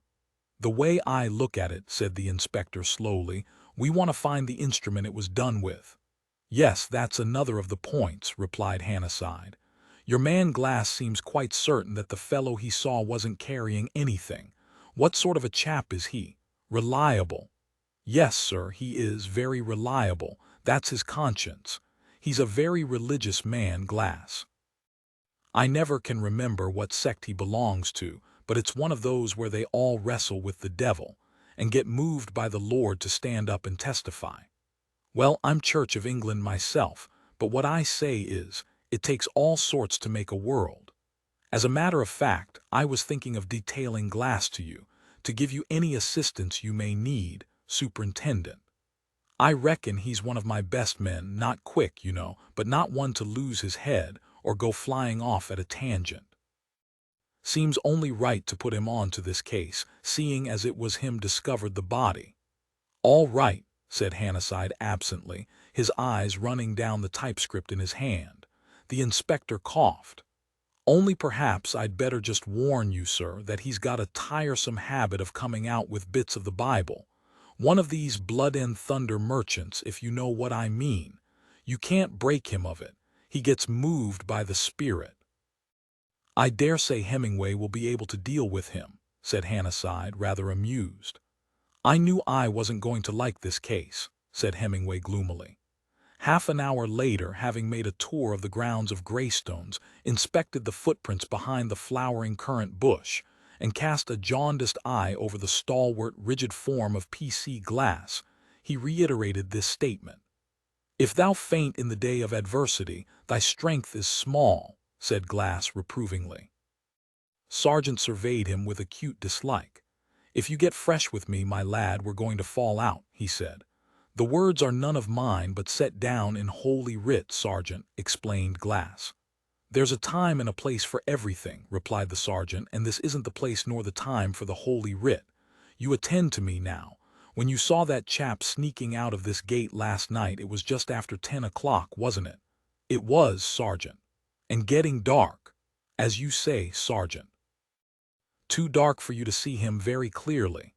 Too dark for me to distinguish his features, but not too dark for me to take note of his build and raiment. It's my belief it was too dark for you to see whether he was carrying anything or not," said the sergeant. "His hands were empty," replied Glass positively. "I will not bear false witness against my neighbor." "All right, skip it," said the sergeant. "Now you've been in this district some time, haven't you?" "For 3 years, Sergeant." "Well, what do you know about these Fletchers? Their eyes stand out with fatness, they have more than heart could wish. Yes, that's a lot of use, isn't it? What about the nephew? I know nothing of him, either good or ill. And the late Ernest," a somber look came into Glass's face. "He that pursueth evil pursueth it to his own death." The sergeant pricked up his ears. "What evil?" Glass looked sternly down at him. "I believe him to have been wholly given up to vain show, double of heart, a fornicator, a here, that'll do," said the sergeant, startled. "We're none of us saints. I understand the late Ernest was pretty well liked. It is true. It is said that he was a man of pleasing manners, filled with loving kindness. But the heart is deceitful above all things and desperately wicked. Who can know it?" "Yes, that's all very well, but where do you get that fornicative idea? From those footprints, eh?" Number Joseph Simmons, who is in the way of light, though a foolish man, knew some of the secrets of his master's life. He did he? We'll see, said the sergeant briskly, and turned towards the house.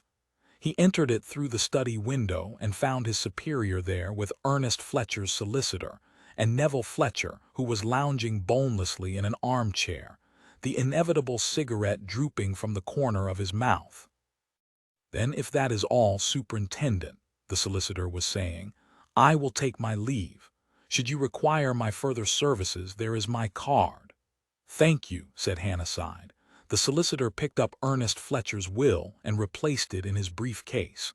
He glanced rather severely over the top of his pince-nez at Neville and said, "You are a very fortunate young man, Neville. I hope you will prove yourself worthy of the benefits your poor uncle has conferred on you." Neville looked up with his fleeting smile. "Oh, so do I. I shall try hard not to let all this vulgar wealth corrupt my soul."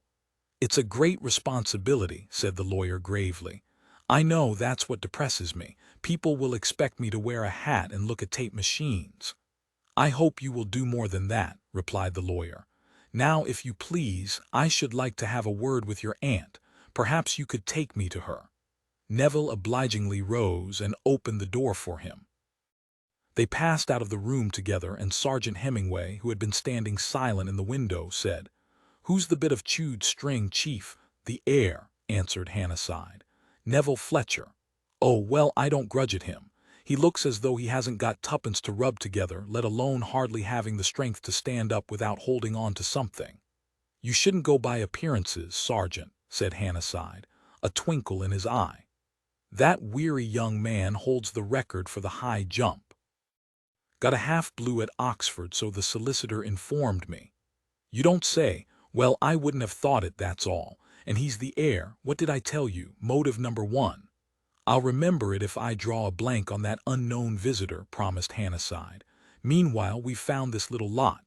The sergeant came to the desk and looked over Hannasyde's shoulder at 3 slips of paper, all signed by Helen North. "Ah, yes," he said. Well, she did splash money about, didn't she?" "Know what I think, Super? There's a nasty smell of blackmail hanging round these bits of paper. I believe friend Ichabod wasn't so far off the mark after all, with his pursuit of evil stuff." "My name is not Ichabod, Sergeant, but Malachi," said Glass stiffly, from the window. "It had to be," said the sergeant. "What price those footprints, Chief?" "The medical evidence goes to show that it is in the highest degree improbable that a woman could have struck the blow which killed Ernest Fletcher. Still, I agree that these notes will bear looking into. Young Neville know anything about this Helen North?" "I haven't asked him. In the event of those ayahs having no bearing on the case, I'm not anxious to stir up any mud." He glanced up to see Glass staring at him with knit brows.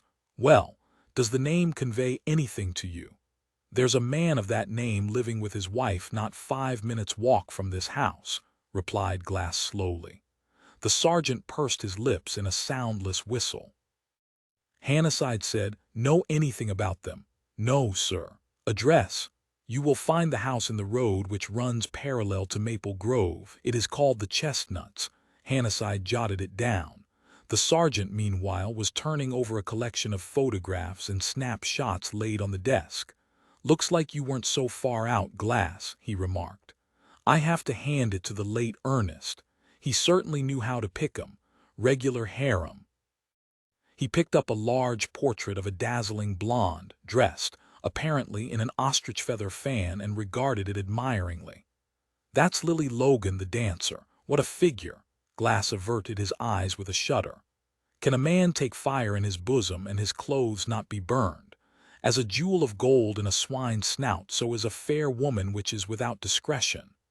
"That's what you think," said Hemingway, laying Lily Logan down and looking critically at another smiling beauty. "Went the pace a bit, didn't he? Hullo!" His eyes had alighted on the portrait of a curly-headed brunette. He picked it up. "Seems to me I've seen this dame before." As his female acquaintance seems to have consisted largely of chorus girls, that's not surprising, said Hannasyde dryly. "Yours lovingly, Angela," read out the sergeant. "Angela," he scratched his chin meditatively. Got something at the back of my mind. Do you seem to know that face, Chief? Hannasyde studied the photograph for a moment. It does look a little familiar, he admitted. Some actress, I dare say. We'll check up on them presently. Hemingway held the photograph at arm's length. No, I'm pretty sure I don't connect her with the stage. No use asking you, Glass, I suppose. I do not wish to look upon the face of a lewd woman, Glass said harshly. Her end is bitter as wormwood, sharp as a two-edged sword. Look here, what's the matter with you? Demanded the sergeant. Some actress given you the air, or what? I have no dealings with actresses. Well then, stop panning them. How do you know anything about this poor girl's end anyway? He laid the portrait down. Anything else, Chief? Nothing so far. At this moment the door opened and Miss Fletcher came in. She was dressed in deep mourning and her plump cheeks were rather pale, but she smiled sweetly at Hannasyde. Oh, Superintendent, you are a superintendent, aren't you? He had risen to his feet and unobtrusively slid the big blotter over the heap of photographs. Yes, that's right, madam. She looked at the mass of papers on the desk. Oh dear, what a lot you must have to do. Now tell me, would you like a little refreshment? He declined it, which seemed to disappoint her, and asked her civilly if she wished to speak to him. Well, yes, she admitted. Only any time will do. You're busy now and I mustn't disturb you. I'm quite at your disposal, Miss Fletcher. Won't you sit down? All right, Glass, you can wait outside. You have such a kind face, Miss Fletcher told him, quite unlike what one expected. I feel I can talk to you. Are you sure you won't have something? A little coffee and a sandwich? No, really, thank you. What was it you wanted to say to me, Miss Fletcher? I'm afraid you'll say I'm wasting your time. So silly of me not to have asked dear Mr. Lawrence while he was here. We have known him for so many years that I always say he is more like a friend than a solicitor, though of course there is no reason why he shouldn't be both, as indeed I hope he feels he is. It was particularly foolish of me, because it is just the sort of thing he would know. What is it, Miss Fletcher? Asked Hannasyde, breaking into the gentle flow of words. Well, it's the reporters, she confided. Poor things, one knows they have their living to earn, and it must be very disagreeable work when one comes to think of it, and one doesn't want to be unkind. Are they worrying you? Interrupted Hannasyde. All you have to do is to tell your butler to say that you have no statement to make. It seems so very disobliging, she said doubtfully. And one of them looks dreadfully undernourished. At the same time, I should very much dislike to see my photograph in the papers. Of course. The less you say to them, the better, Miss Fletcher. Well, that's what I thought, she said. Only my nephew is so naughty about it. It's only his fun, but you never know how much people will believe, do you? I suppose you wouldn't just hint to him that he oughtn't to do it. I feel that what you said would carry more weight than what I say. What's he been up to? Asked Hannasyde. Well, he's told one of the reporters that he's employed here as the boots, and when the man asked him his name he said it was Crippen, only he didn't want it to be known. Hannasyde chuckled. I don't think I should worry very much about that, Miss Fletcher. Yes, but he told another of them that he came from Yugoslavia and was here on very secret business. In fact, he's in the front garden now, telling three of them a ridiculous story about international intrigue, and my brother at the back of it. And they're taking it down in their notebooks. Neville's such a marvelous actor, and of course he speaks Serbian from having traveled in the Balkans. But I don't think he ought to deceive those poor men, do you? No, I don't, said Hannasyde. It's most unwise to play jokes on the gentlemen of the press. Hemingway, go and ask Mr. Fletcher if I can have a word with him, will you? Thank you so much, said Miss Fletcher gratefully. Poor Neville, one always has to remember that he hasn't known a mother's love. I feel that accounts for so much, don't you? Not that he isn't a dear boy, of course, and I'm very fond of him, but he is like so many of the young people nowadays, so strangely heartless. Nothing seems to matter to him, not even a thing like this. Her lips trembled. She groped for her handkerchief and dabbed her eyes with it. You must forgive me. I was very much attached to my dear brother. It doesn't seem to me as though any of this can really have happened. "It must have been a terrible shock to you," said Hannasyde sympathetically. "Yes, you see, my brother was such a charming man, everyone liked him. So I understand, Miss Fletcher, yet it seems that he had one enemy at least. Have you no idea who that might be?" "Oh, no, no, I can't think of anyone, but I didn't know all his friends, Superintendent." She looked up anxiously, but Hannasyde said nothing. "That was one of the things I came to talk to you about," she ventured. "I'm afraid you will think it rather odd of me to mention such things, but I have made up my mind that I ought to." "You may be perfectly frank with me, Miss Fletcher," he said encouragingly. She fixed her eyes upon a point beyond his shoulder. "My brother," she said in a faint voice, "had affairs with women." Hannasyde nodded. "I never inquired into them, and of course he never spoke of them to me, but naturally I knew. In my young days, Superintendent, ladies did not discuss such matters. Nowadays things are different, and young people seem to talk of everything, which I can't help feeling is a pity. It is much better to shut one's eyes to some things, don't you agree? But it has occurred to me, I thought it all over during the night, that whoever killed my brother may have done so from jealousy." "Yes, that is a possibility," Hannasyde said. "Yes, of course, if it was so, it will have to come out. I quite realize that. But if you find it wasn't, or fail to discover the man who did it, do you think my brother's private affairs need be known?" "Certainly not," Hannasyde replied.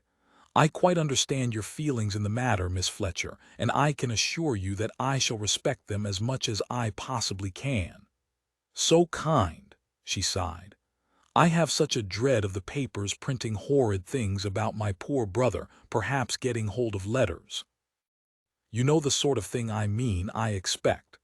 "You need not be afraid of that," he assured her. "There are no such letters as you refer to." "Oh, how thankful I am," she breathed. "You have taken a load off my mind." She got up, as Sergeant Hemingway ushered her nephew into the room and bestowed a tremulous smile upon the superintendent. Neville came in talking in his soft, rapid way, and it was plain from Hemingway's strained, appreciative expression that his discourse was of an entertaining nature. When he saw his aunt, he broke off in mid-sentence, and recommended her to make no statement to the police except in the presence of her lawyer. Miss Fletcher explained to Hannasyde that this was only his fun, and made her way to the door. Neville closed it behind her, saying plaintively, "Of course, I know one has to obey the summons of the law, but you interrupted me at a most delicate moment, Superintendent." "I'm sorry," replied Hannasyde, adding with a gleam of humor in his eye, "international complications. Yes, I had just worked in a Montenegrin patriot with a knife. The whole story was unfolding itself beautifully, but I've lost the thread now. Take my advice and don't try to fool the press. Suppose, though it's improbable, that your international story did get published." "Oh, but I do hope it will," Neville said. "Really, it's a lovely story, and I've taken pains with it. I don't usually, but old Lawrence seems to think I ought to try to become more earnest. Did you want me for anything in particular? Because if not, I'm in the middle of telling your sergeant about an experience which befell me in Skopje. It isn't exactly a polite story, but I find he has a lovely dirty mind. In fact, we're practically affinities." The reminiscent grin which still lingered on the sergeant's face vanished. A dusky blush mounted into his cheeks, and he gave an imploring cough. "I dare say," replied Hannasyde, "but this is hardly the time to indulge in smutty anecdotes, do you think?" "Oh, I don't agree with you," said Neville engagingly. "Given the right company, there's no real close season for dirty stories. Tell me, Mr. Fletcher, did you know your uncle well?" "I expect it'll save time if I say no," answered Neville. "I can see we are on the verge of talking at cross purposes." "Why?" Hannasyde asked bluntly. "Oh, one doesn't know people. Mothers say they know their children through and through. Fallacy. Rather disgusting, too. Indecency inherent in overprobing, and results misleading and probably disquieting." "Oh," said Hannasyde, who had followed this rapid and telegraphic speech with some difficulty. "I see what you mean, but it doesn't answer my question. As well as one person may know another, did you know your uncle?" "No, interest being the natural forerunner to understanding." You'd none in him, nor anyone, except objectively. I'm not sure of that either. Do you like people? Don't you? Neville spread his hands out, slightly hunching his thin shoulders. Oh, some a little at a distance.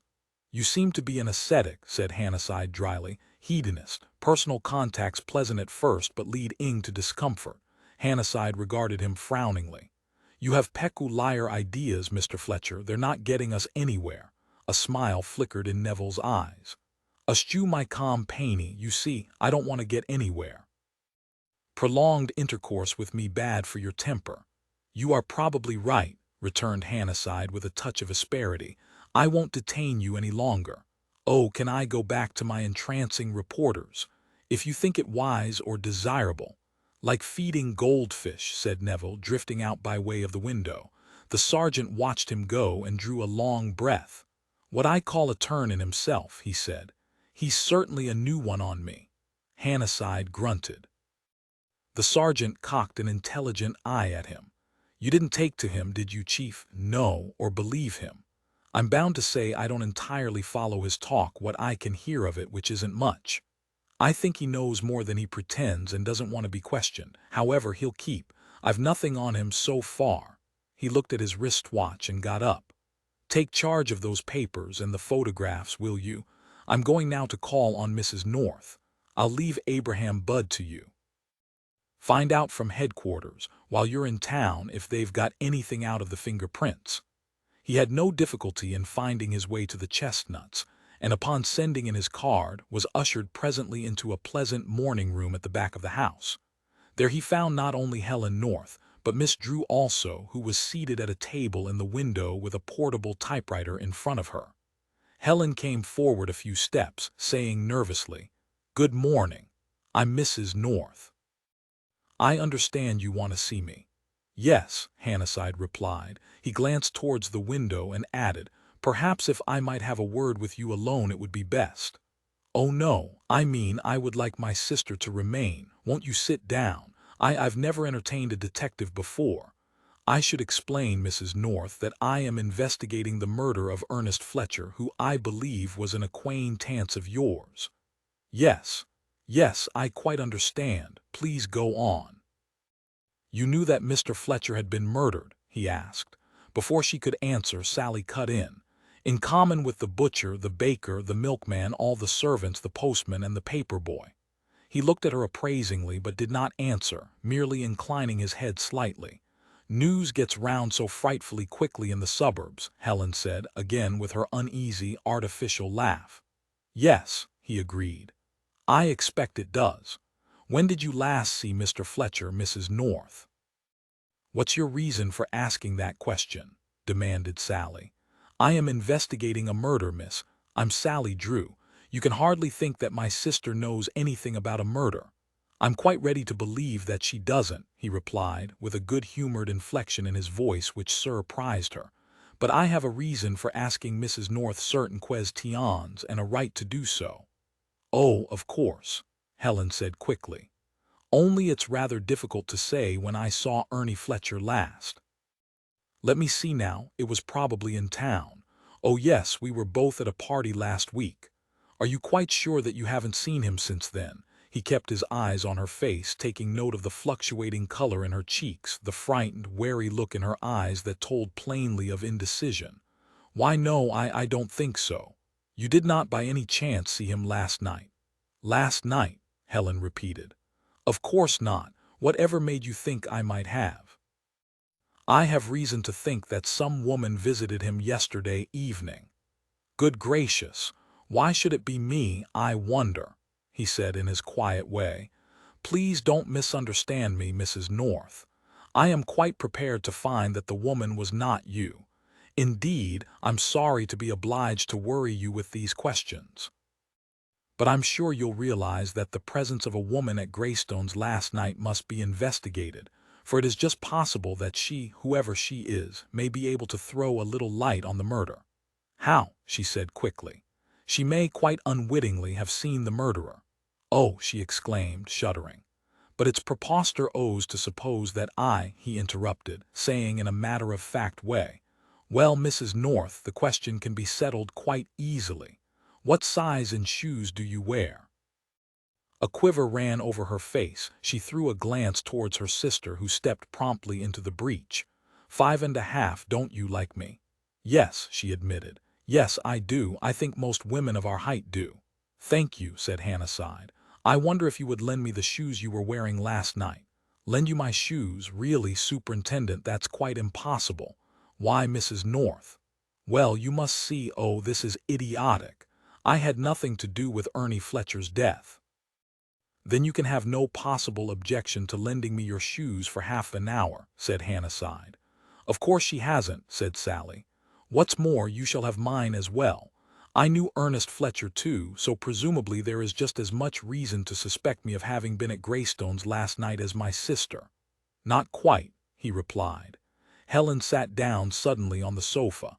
"I can't stand this," she said in a choking voice. "There's no reason why you should come and badger me." "Simply because I happen to know Ernest Fletcher, not entirely," he said. "Are not these yours, Mrs. North?" She looked at the slips of paper which he had taken from his pocketbook. The color rushed into her face, but some of her strained rigidity left her. "Yes, they're mine," she answered. "What of it?" "They call for some kind of explanation, as I think you'll agree," he said. "Did you owe these various sums of money to Mr. Fletcher?" "No, that is, not in the way you seem to think. He bought up those debts to get me out of a hole, and I was repaying him bit by bit."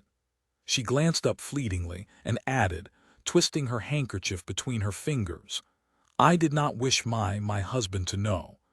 Oh, this is impossible. I quite appreciate your reluctance to discuss your affairs, Mrs. North. It may make it easier for you to be frank with me if you can bring yourself to believe that, except in so far as they may relate to the case I am at work on, I have no interest in them, and certainly no desire to create any unnecessary scandal." "There's nothing to make a scandal about," she said. "Mr. Fletcher was just a friend. The whole arrangement was perfectly amicable. I don't know what you are imagining, but you can put an end to any imaginings of mine by being open with me, Mrs. North. I have told you that I appreciate your point of view, but you must see that the discovery of these notes of yours in Ernest Fletcher's safe is a circumstance which must be fully inquired into. If you can satisfy me that you did not visit Greystones last night, I shall have no further need to worry you with interrogations which you must naturally find unpleasant.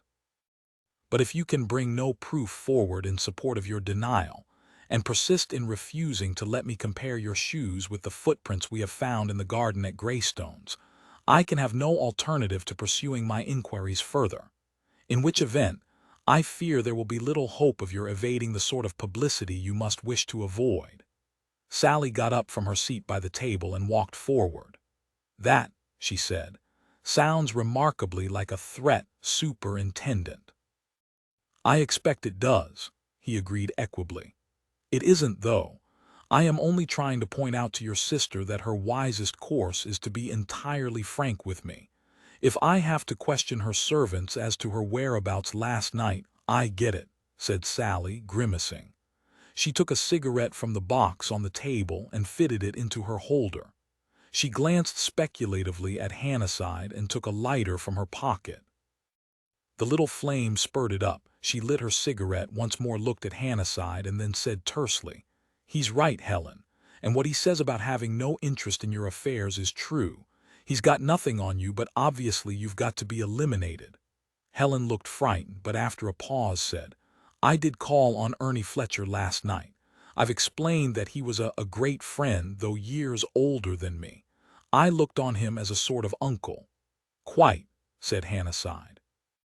"Had you any particular purpose in paying this call?" "No, not exactly. My sister was busy and I was bored. It was quite early and I thought I'd just look in on Ernie."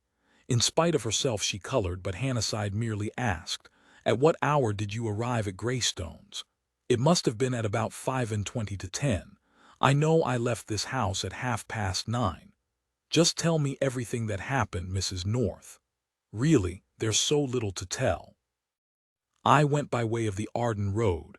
because for one thing it's quicker than going all the way up this road and along Vale Avenue, and for another, I expect this seems odd to you, but it isn't really. I didn't much want to see Miss Fletcher, so I thought I'd go in by the garden entrance, on the chance of finding Mr. Fletcher in his study." She broke off and exclaimed wretchedly, "Oh, this is too impossible. It sounds as though I had some horrid assignation. But I hadn't. "Don't go over at the knees," recommended her sister. "It's obvious you hadn't, or you'd have thought up some convincing reason for calling on Ernie. Oh, don't. Do you suppose I can't see what a false impression anyone must get, not knowing the terms I was on with Ernie? The only impression the superintendent's got is that you're a paralytic ass," responded Sally cheerfully. "Why you chose to enter by the garden gate has got nothing to do with him, so get on with your story." "I don't know where I was. Oh, yes. Well, Mr. Fletcher was in his study. Oh, I forgot to tell you that I saw a man coming out of the gate just as I turned up into Maple Grove. I don't know whether that's any use to you. Can you describe him, Mrs. North?" "No, except that he was rather stout and short. You see, it was dusk and I didn't see his face. He walked off towards Vale Avenue. Well, I found Mr. Fletcher in his study, as I said." "Was he alone?" "Oh, yes. And then?" Well, nothing really. We had a talk and then I said I mustn't be late and just left." "Do you know what the time was then?" "Yes, it was 10:15. 10:15, he repeated, raising his head from his notebook. "Yes, there was a clock on the mantelpiece and I happened to notice the time." "Then you were only with Mr. Fletcher for 10 minutes. "I suppose so. Yes, it must have been about that." "A very short call, Mrs. North, was it not?"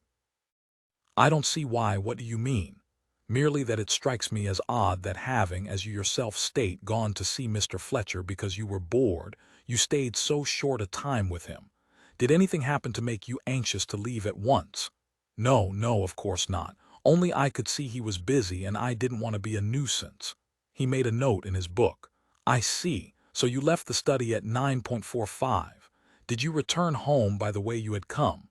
"Yes, but not immediately.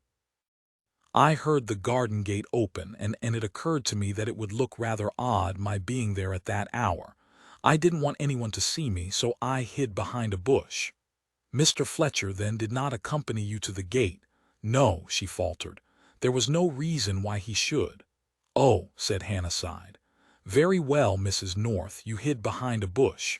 Did you see who it was that entered the garden?" "No, I didn't."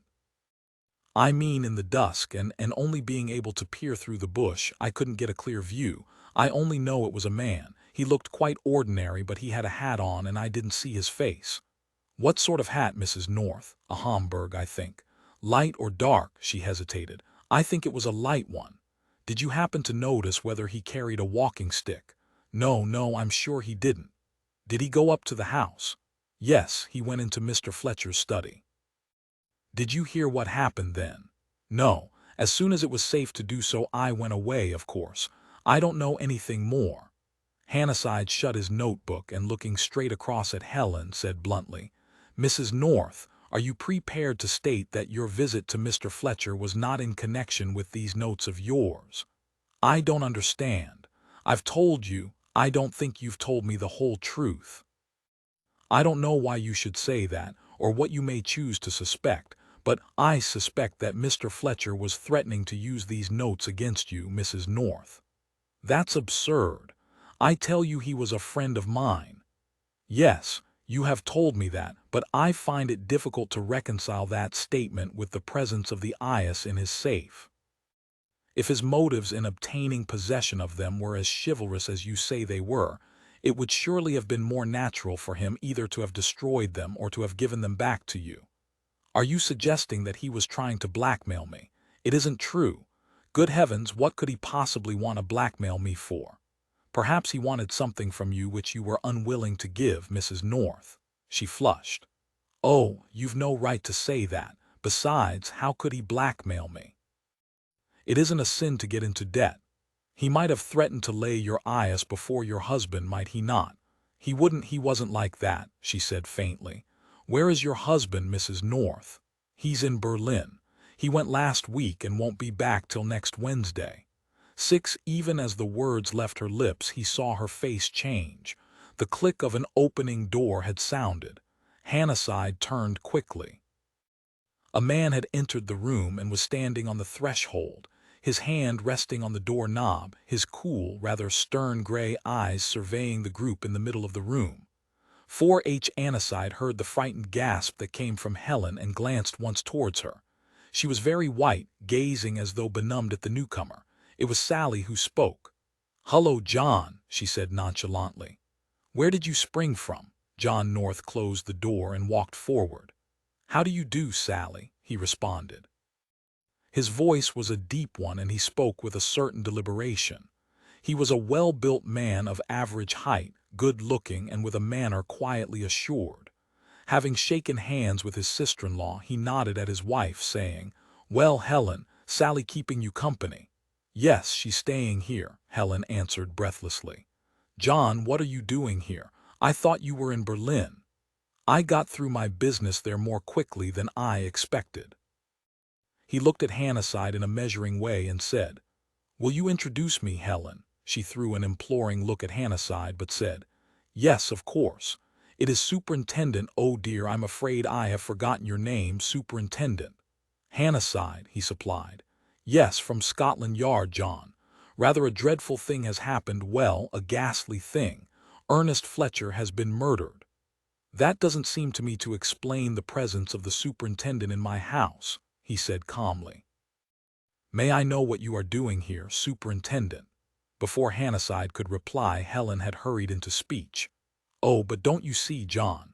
The superintendent is trying to discover someone who might be able to throw any light on the mystery, and hearing that I knew Ernie, he came to see if I could help. Only of course I can't. The whole thing seems absolutely incredible to me." His brows rose a little. "Are you making a house-to-house visitation of all Fletcher's acquaintances, Superintendent? Or do you suspect my wife of having knocked him on the head? I hardly think she possesses the necessary strength." "You are well informed, Mr. North. Where did you learn that he had been knocked on the head?" John North looked at him with a faint smile in his eyes. He drew a folded newspaper from under his arm and handed it to Hannasyde.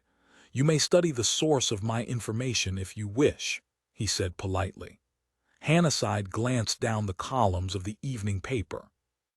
"Quick work," he remarked, folding the paper again and giving it back. "Were you acquainted with the deceased, Mr. North?" "I knew him, certainly. I should not describe my acquaintance with him as very close. But if you are interrogating everyone who knew him, perhaps you would like to come into the library and interrogate me." He moved to the door as he spoke and opened it. "Or have you not yet finished questioning my wife?" "Yes, I think so." Hannasyde turned to Helen, meeting her anguished look with the flicker of a reassuring smile. "Thank you, Mrs. North. I won't take up any more of your time. Good morning, Miss Drew." "You haven't seen the last of me by a long chalk," Sally told him.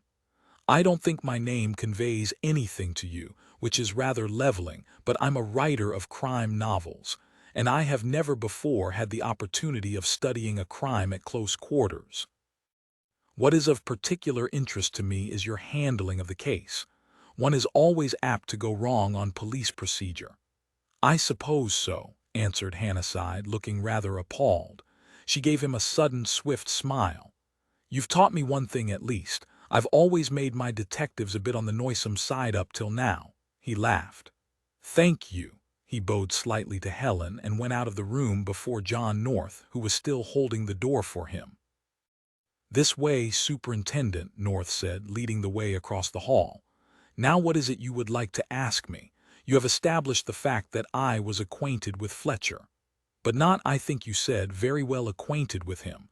"Not so well acquainted with him as my wife was," replied North. "You will probably find that his closest friends were all of them women." "You did not like him, in fact, Mr. North." "I can't say I was drawn to him," admitted North. "I should describe him as a ladies' man. The type has never appealed to me." "Did you consider him a dangerous man with ladies?"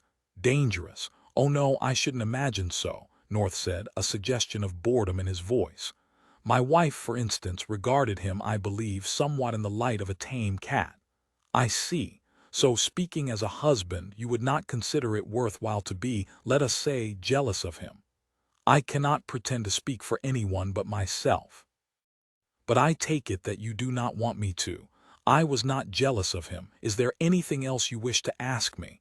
Yes, I should like to know when you returned from the continent, Mr. North. I arrived in London yesterday afternoon, but you did not come down to Marley until this morning. No, Superintendent, I did not. Where did you go, Mr. North? To my flat, Superintendent. Where is that, if you please? In Portland Place. Was that usual? Quite. You will have to forgive my bluntness, Mr. North, but I must ask you to explain yourself a little more fully. Do you and Mrs. North inhabit separate establishments? Not in the sense which you appear to mean, replied North. I may be wrong, but you seem to attach a sinister importance to my having chosen to remain in London for the night. My wife and I have been married for 5 years, Superintendent. We are long past the stage of living in one another's pockets. There was an edge to the deliberate voice which Hannasyde was quick to hear. As though aware of it himself, North added lightly, I am often kept late in town. I find the flat convenient. I see. Did you dine there? No, I dined at my club, and after dinner I returned to the flat and went to bed. You were alone there, or are there any servants? Oh, I was quite alone. It is a service flat, and I had given my valet leave to go out for the evening. I'm afraid I cannot, at the moment, bring forward any corroborative evidence, Superintendent. Perhaps you would like to take my fingerprints? No, not at present, thank you, returned Hannasyde. In fact, I hardly think I need detain you any longer. North walked over to the door. Well, you know where you can find me if you should want to ask me any further questions. My business and flat addresses are both in the London telephone directory. He led the way into the hall and across it to the front door. A pale gray Homburg lay on the gate-leg table beside a pair of wash-leather gloves. Hannasyde's eyes rested on it for a moment, but he made no comment, merely picking up his own hat from the chair whereon he had laid it. Having seen him off the premises, North returned unhurriedly to the morning room, entering it in time to hear his sister-in-law say trenchantly, You must be suffering from mental paralysis. You can't possibly hope to keep it from, she saw who was coming into the room and snapped the sentence off in midair. North closed the door, tossed the newspaper he was still carrying on to the table and said suavely, What can't she possibly hope to keep from me? Did I say from you? Demanded Sally. It was sufficiently obvious. He began methodically to fill a pipe. An uncomfortable silence fell. Helen was sitting with her gaze fixed on North's face and her hands tightly clasped in her lap. As he restored his pouch to his pocket, he raised his eyes and for a moment looked steadily into hers. Well, isn't it so? She evaded the question. What brought you home so unexpectedly, John? Does that really interest you? He inquired. She said in a low, unsteady voice, You came back to spy on me. A hard look came into his face. He said nothing, however, but felt in his pocket for matches and began to light his pipe.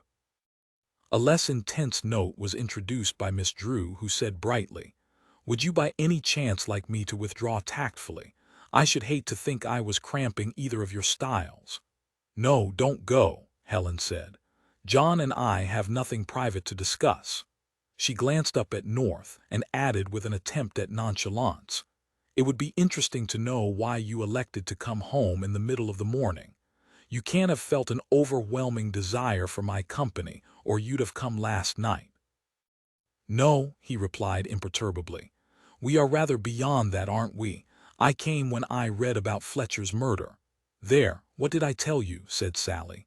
The answer to the maiden's prayer, not that I'm fond of the protective type myself, but I should be if I were a pretty ninny like you, Helen.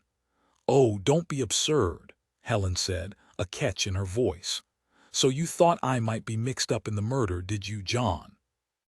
He did not answer for a moment, but after a pause he said in his cool way, No, I don't think I suspected that seriously until I found a superintendent from Scotland Yard in the house. She stiffened. Surely you understand the reason for that. He came simply, yes, I understood.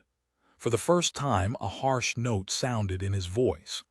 The superintendent came to discover whether the woman's footprint in the garden was yours. Was it? Count 10 before you answer, recommended Sally, her eyes on North's grim face. Golly, she thought, this isn't going to be such plain sailing as I'd imagined. Oh, why can't you be quiet? Helen cried sharply. What are you trying to do? Stop you telling useless lies. You may be all washed up, you two, but I don't see John letting you get pinched for murder if he can help it. I didn't murder him, I didn't, you can't think that. Were the footprints yours? North asked. She got up jerkily. Yes. They were mine, she flung at him. Sally gave a groan. How not to break the news, she said. For God's sake, try to stop looking like something carved out of the solid rock, John. Holy mackerel, to think I've written books about people like you and never believed a word of it. North disregarded her, addressing his wife. No doubt I shall seem to you unwarrantably intrusive, but I should like to know why you visited Fletcher in this apparently clandestine fashion. I went to see him because he was a friend of mine. There was nothing clandestine about our relations. I don't expect you to believe that, but it's true. Sally polished her eyeglass. Question Miss Sally Drew, an eminent writer of detective fiction, corroborated that statement. You are a somewhat partial witness, Sally, North said dryly. Oh, don't look so belligerent, Helen. I merely asked out of curiosity. It's really quite beside the point. What seems to me to be more important is what, if anything, you know about the murder. Nothing, nothing. When were you with Fletcher? He asked. Oh, early, quite early. I left his study at 9:45. John, I know it sounds strange, but I went to see him on a perfectly trivial matter. I wanted to know if he'd go with me to the Dimberleys' affair next week, that's all. He paid no heed to this, but picked up the newspaper and studied the front page. I see that Fletcher's body was discovered at 10:05 p.m., he remarked. He looked steadily across at his wife. And you know nothing. I saw a man come up the path, she said in a low voice. That's why I hid behind the bush. He folded the newspaper very exactly. You saw a man come up the path. Well, who was it? I don't know. Do you mean you didn't recognize him? Yes, that is, I couldn't see him distinctly. I only know that he went into the study through the window. Have you told the police this? Yes, I told them. Did the superintendent ask you if you would be able to recognize this mysterious man if you saw him again? No, I told him that I couldn't see at all clearly and only had a vague impression of an ordinary sort of man in a light hat. There was a slight pause. In a light hat? Oh, and would you recognize him again? No, I tell you, I haven't the least idea who it was. I hope the superintendent believed you, he remarked. Why? Demanded Sally, who had been watching him closely. He glanced indifferently down at her. Why? Because I have no desire to see my wife in the witness box, of course. Oh my God, I shan't have to give evidence, shall I? Gasped Helen. I couldn't, I'd rather die. Oh, what a ghastly mess it all is. It is indeed, he said. Sally, who had been rhythmically swinging her monocle on the end of its cord, suddenly screwed it into her eye and asked, Does the superintendent suspect you of having had anything to do with it, John? I've no idea what he suspects. Helen's connection with the crime has evidently given him food for thought. He probably suffers from old-fashioned ideas about jealous husbands. She cocked her head on one side. I should have thought you were capable of being a trifle primitive. What's more, your somewhat unexpected appearance on the scene must look a bit fishy to him. Why should it?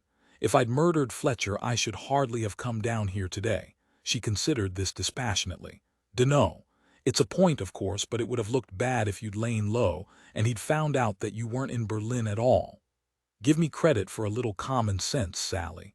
When I commit a murder, I can assure you I shall take good care to cover my tracks. He glanced at his wristwatch. Ask them to put lunch forward, will you, Helen? I've got to go back to town. "I'll go and tell Evans," offered Sally and went out, firmly shutting the door behind her. Helen mechanically straightened an ornament on the mantelpiece. Are you coming back?" she asked. "Certainly I'm coming back," he replied. She hesitated, then said in a low voice, "You're very angry about this. We won't discuss that. The mischief is done, and I imagine my possible anger is unlikely to make you regret it more than you are already doing." She lifted her hand to her cheek. "You don't believe me, but I wasn't having an affair with Ernie." "Oh yes, I believe you," he returned. Her hand fell. "You do believe me. You didn't think I was in love with him, ever. I thought you thought because I personally disliked the man and your intimacy with him that I was jealous," he said sardonically. "You were wrong. I always knew he was not the type you fall for, my dear," she winced. "It is not fair to say I fall for anyone. It sounds rather Victorian, but I've been perfectly faithful to you. I am aware of that. You have made it your business to be sure of that." "It was my business," he replied hardly. "Why did you behave as you did over my friendship with Ernie then? You knew you could at least trust me not to indulge in a vulgar intrigue." "It wasn't you but Fletcher whom I mistrusted," he said. "I warned you that I wouldn't stand for that particular friendship, didn't I? What right had you to expect me to drop him or any other of my friends? You allowed me to go my own road, and you went yours." "This is a singularly unprofitable discussion," he interrupted. "You chose to go your own road, but if I remember rightly, I made it clear to you 2 years ago that I would not tolerate either your debts or your indiscretions. 6 months ago I requested you to keep Ernest Fletcher at arm's length. You have been almost continuously in his company ever since. I liked him. I didn't love him. You can hardly have expected the world to know that. But you knew it." He looked at her with narrowed eyes. "I knew that Fletcher had a peculiar fascination for women. Yes, that's true, and I did feel that fascination. But love, oh no, no, no." She turned away in some agitation and walked rather blindly towards the window. With her back to the room, she said after a moment, "Why did you come down here today? You suspected I was mixed up in this, didn't you?" "Yes," he said, "I did." "I wonder you came then," she said bitterly. He did not answer at once, but presently he said in a gentler voice, "That's silly, Helen. Whatever our difference says, we are man and wife, and if there's trouble brewing, we're both in it. I hope, however, that it'll blow over. Try not to worry about it and don't say more than you need if Superintendent Hannasyde questions you any further." "No, I'll be very careful," she replied. Miss Drew reappeared at that moment with the tidings that luncheon would be ready in 5 minutes. "Thanks, I'll go and wash," North said and went out. Sally eyed her sister's back speculatively. "Tell him the truth?" "No, fool. I couldn't. It's no use arguing, you just don't understand. He'd prefer the true story to the obvious alternative." "You're wrong. He knows there was nothing between Ernie and me." "Does he?" said Sally. Helen wheeled round. "What do you mean?" "I'm not sure, but somehow he didn't give me that impression. If he knew there was nothing between you and Ernie, I don't quite see the reason for the very definite animus against Ernie. He never cared much for him, but as for animus, that's absurd." "Oh no, it isn't, and you know it isn't, my girl. John's wasting no tears over Ernie's death. Moreover, it wouldn't altogether surprise me to learn that he knows more than you think he does." "Once a novelist, always a novelist," said Helen with a little laugh. "Too true, and that being so, I think I'll wander round to take a look at the scene of the crime after lunch." "You can't possibly do that. What's to stop me?" "It isn't decent." "Decent be blowed. I shall go and rout that poor worm Neville out. He's another person who conceivably knows more than he chooses to admit. I hope the police aren't underrating him. Immense potentialities in Neville." "Potentialities for what?" "You have me there, sister," replied Sally. "I'm damned if I know, but I'm going to have a shot at finding out." Luncheon was announced a moment later, and the subject of Ernest Fletcher's death was abandoned. Throughout the meal, Helen said little and ate less. Miss Drew maintained a cheerful flow of small talk, and North, having eaten a hurried meal, left the table early, informing his wife that he would be back to dinner. After the ladies had finished their coffee, Sally gave it as her considered opinion that Helen would be the better for a rest. Somewhat to her surprise, Helen fell in with this suggestion and allowed herself to be escorted upstairs. When Sally lowered the window blind, she said, "You aren't really going round to Greystones, are you?" "Yes, I am. Taking a message of condolence from you to poor old Miss Fletcher. I shall say you are writing to her, of course." A faint voice from amongst the banked-up pillows said, "Oh, I ought to have done that." "Time enough when you've had a nap," said Sally, and withdrew. Half an hour later, when she presented herself at the front door at Greystones, it was to be met by the intelligence that Miss Fletcher, like Helen, was resting. She was spared the necessity of inquiring for Neville by that willowy young gentleman strolling out of the drawing-room into the hall, and inviting her to enter and solace his boredom. Simmons made it plain by his cough and general air of pious gloom that he considered the invitation unseasonable, but as neither Sally nor Neville paid the slightest heed to him, there was nothing for him to do but to retire to his own domain, on the far side of a baize door leading out of the hall, and draw, for his wife's edification, an unpleasing picture of the fate awaiting the hard-hearted and the irreligious. Meanwhile, Neville had escorted his visitor into the drawing-room. "Come to see the sights, darling?" he inquired. "You're too late to see the dragging of the lily pool." "Ah," she said, "so they're after the weapon, are they?" "Yes, but there's no pleasing them. I offered them Aunt Lucy's Indian clubs, a mallet, and the bronze paperweight on Ernie's desk, but they didn't seem to like any of them." "So there was a bronze paperweight on his desk, was there, H.M.?" "Well, no," said Neville softly, "there wasn't. I put it there." "What on earth for?" "Oh, just to occupy their minds," said Neville, seraphically smiling. "It'll serve you right if you get pinched for the murder," Sally told him. "Yes, but I shan't. I was right about Honest John, wasn't I?" "Yes, how did you know he was back? News does get about so, doesn't it?" "Rot. All right, precious.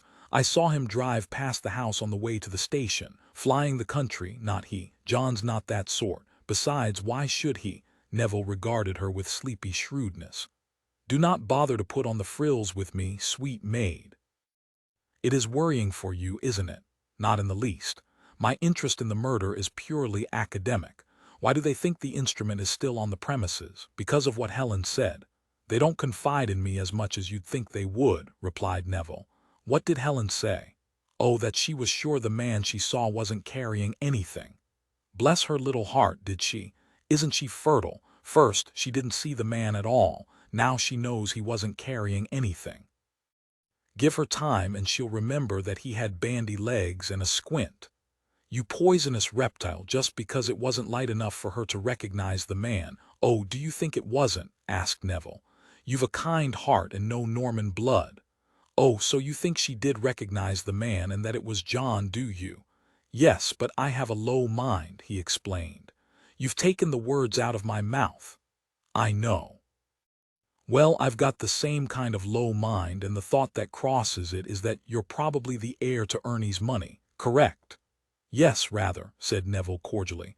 "I'm practically a plutocrat." "Yes," said Sally. "Then it'll be a nice change for you, Mr. Neville Fletcher, after having been up to your eyes in debt." 5. This suggestion, hurled at his head like a challenge, was received by Neville with unruffled placidity. He appeared to consider the matter dispassionately, remarking at length, "Well, I don't know that I altogether agree with you." "What?" said Sally scornfully. "You don't agree that a fortune is better than debt?"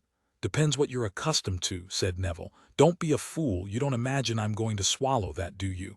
"No. Then what on earth's the use of saying it?" "I mean I haven't speculated on the processes of your mind," explained Neville. "Unprofitable occupation, quite without point." "Look here, Neville, are you sticking to it that you've no objection to being snowed under by debts?" demanded Sally. "Yes, why not? It doesn't add up, that's why not. There's nothing more uncomfortable than not having any money and being done by tradesmen.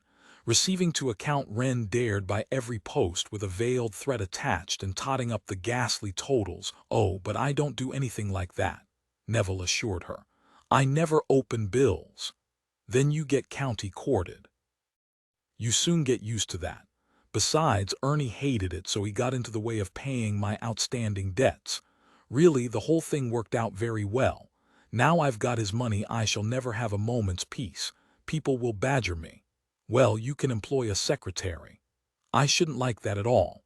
I should have to have a house to put him in and servants to run it, and before I knew what had happened I should find myself shackled by respectability." This point of view struck Sally quite forcibly. "I must say I hadn't looked at it like that," she admitted. "It does sound rather lousy. What do you want to do?" "Nothing at the moment, but I may easily want to wander off to Bulgaria next week. It's a place I hardly know." "You'll still be able to, won't you? First-class ticket to Sofia and a suite at the best hotel. Not if I know it." Sally was so much interested that she was beguiled into pursuing the subject of foreign travel. Neville's disjointed yet picturesque account of incredible adventures encountered during the course of aimless and impecunious wanderings held her entranced, and drew from her at length a rather wistful exclamation of, "Golly, what fun you must have had! I wish I were a man. Why haven't you written a book about all this?" "Ain't that," said Neville incorrigibly, "would have invested my travels with a purpose and spoilt them for me." "You're definitely subhuman," said Sally. She eyed him curiously. "Does anything ever worry you?" "Yes, problem of how to escape worry." She grinned but said, "I hate paradox. Does this little situation worry you? What, Ernie's murder? No, why should it? Does it strike you that you've got a pretty good motive for having killed Ernie? Naturally not. The police will think so. Too busy chasing after the unknown man seen by Helen and Malachi." "Who? Haven't you met Malachi?" said Neville, roused to sudden interest. "Oh, I must introduce you at once." "Come on." "Yes, but who is he?" demanded Sally. He took her wrist and led her out into the garden through the long window. "He's the bobby who discovered the crime." "Good Lord, did he see Helen's man too? That wasn't in the paper John brought home." "Oh, here we live at the hub of the crime," said Neville. "Just a moment," interposed Sally, pulling her hand away. "I want to take a look at the general layout. Anyone mounting guard over the study?" "Not now, nothing to be seen." "I might get an idea," Sally said darkly. "Morbid mind, professional interest, or family feeling." She ignored the implication of this last alternative. Professional interest. They had rounded the corner of the house and come in sight of the path leading to a gate set in the fence separating the garden from Maple Grove. A thick bed of shrubs concealed the fence from view, and was being subjected to a rigorous search by two hot and rather disheveled policemen. Sally cast them a cursory glance and transferred her attention to the house. "Which is Helen's bush?" He pointed it out to her, and she went to it, inspected the footprints, and would have concealed herself behind it had it not been for the prompt action of P.C. Glass, who, having observed her arrival with some disapproval, now abandoned his search in the shrubbery to admonish her. "It's all right," said Sally. "I'm not going to obliterate the prints or anything like that. I only want to get an idea of what anyone hidden here in the dark could actually see. I'm interested in crime." "Remove thy foot from evil," recommended Glass severely. "These things are in the hands of the police. Don't you bother your head about me. I've made a study of murder. I may be able to help," said Sally. "Like me," murmured Neville. "I tried to help, but no one was grateful." A cold eye was bent upon him. "Bread of deceit is sweet to a man," said Glass. "But afterwards," he added forebodingly, "his mouth shall be filled with gravel." Sally, having by this time satisfied herself that very little could be seen from behind the currant bush, emerged. "Is that out of the Bible?" she inquired.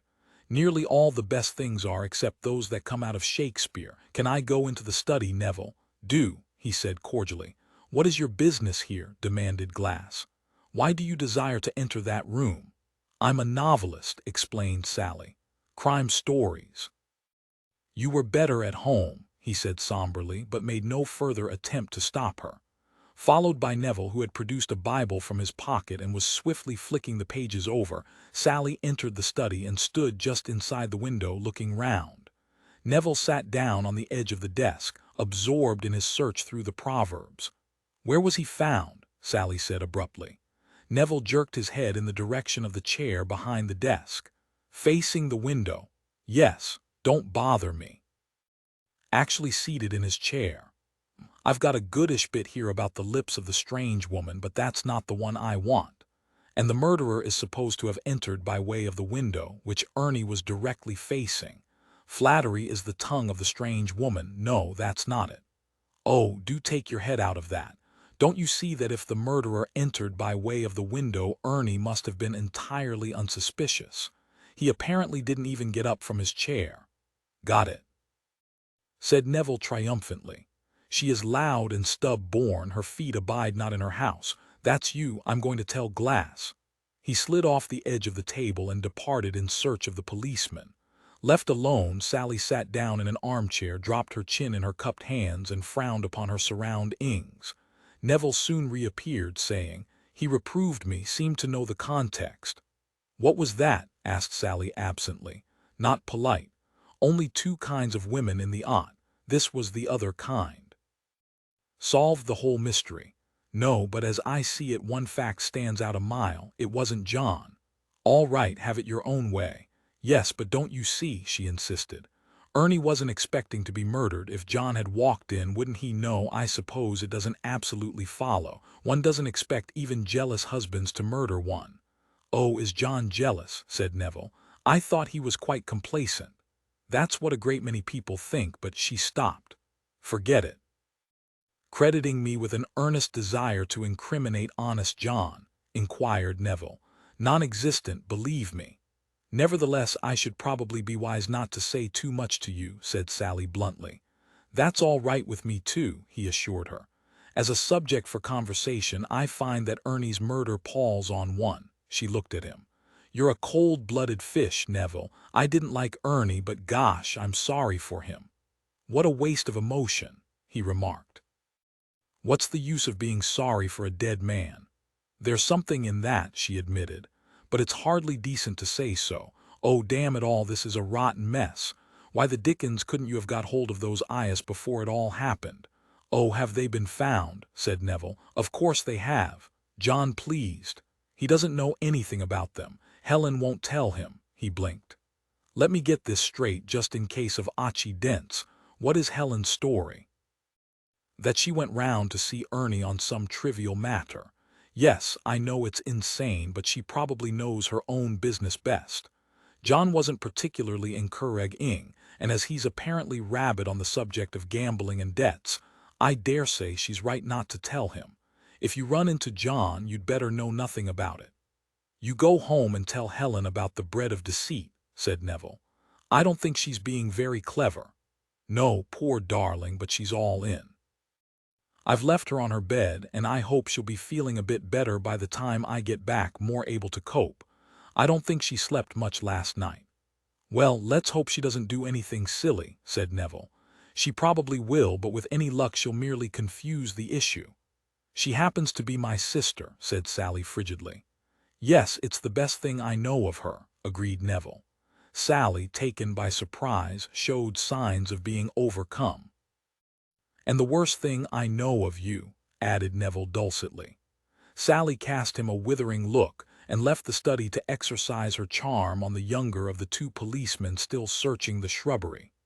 Helen, meanwhile, was not, as her sister had supposed, upon her bed, but closeted with Superintendent Hannasyde at the police station. Upon Sally's leaving the house, she had lain for some few minutes thinking. After glancing once or twice at the telephone, she had at last sat up in bed, with the sudden energy of one who has come to a difficult decision, and lifted the receiver off its rest. "I want to be put through to the police station," she told the operator calmly. She was connected almost immediately and asked for Superintendent Hannasyde. The voice at the other end of the wire desired her, somewhat suspiciously, to divulge her identity. She hesitated and then said, "I am Mrs. John North." If Superintendent Hannasyde, hold on a minute, said the voice. She waited. Presently a fresh voice addressed her, and she recognized the superintendent's even tones. She hurried into speech. Superintendent, this is Mrs. North speaking. I wonder if I could see you. There's something I wish to tell you. Certainly, he replied. I'll come up to your house. She glanced at her watch. No, don't do that. I have to go into town, and I can quite easily call in at the police station, if that would be convenient to you. Quite convenient, he said. Thank you. I'll be there in about 20 minutes then. Goodbye. She laid the receiver down and, flinging back the eider-down, slid off the bed onto the floor. She pulled up the blinds which Sally had so thoughtfully lowered, and in the relentless glare of sunlight sat down at her dressing table and studied her face in the mirror. It was pale, with shad-owed eyes. Heavens! What a guilty-looking sight, she said under her breath, and with quick, nervous hands pulled open a drawer and exposed an array of face creams, lotions, and cosmetics. 10 minutes later she was pulling on her gloves, her eyes resting critically on her own reflection. Her makeup had been delicately achieved.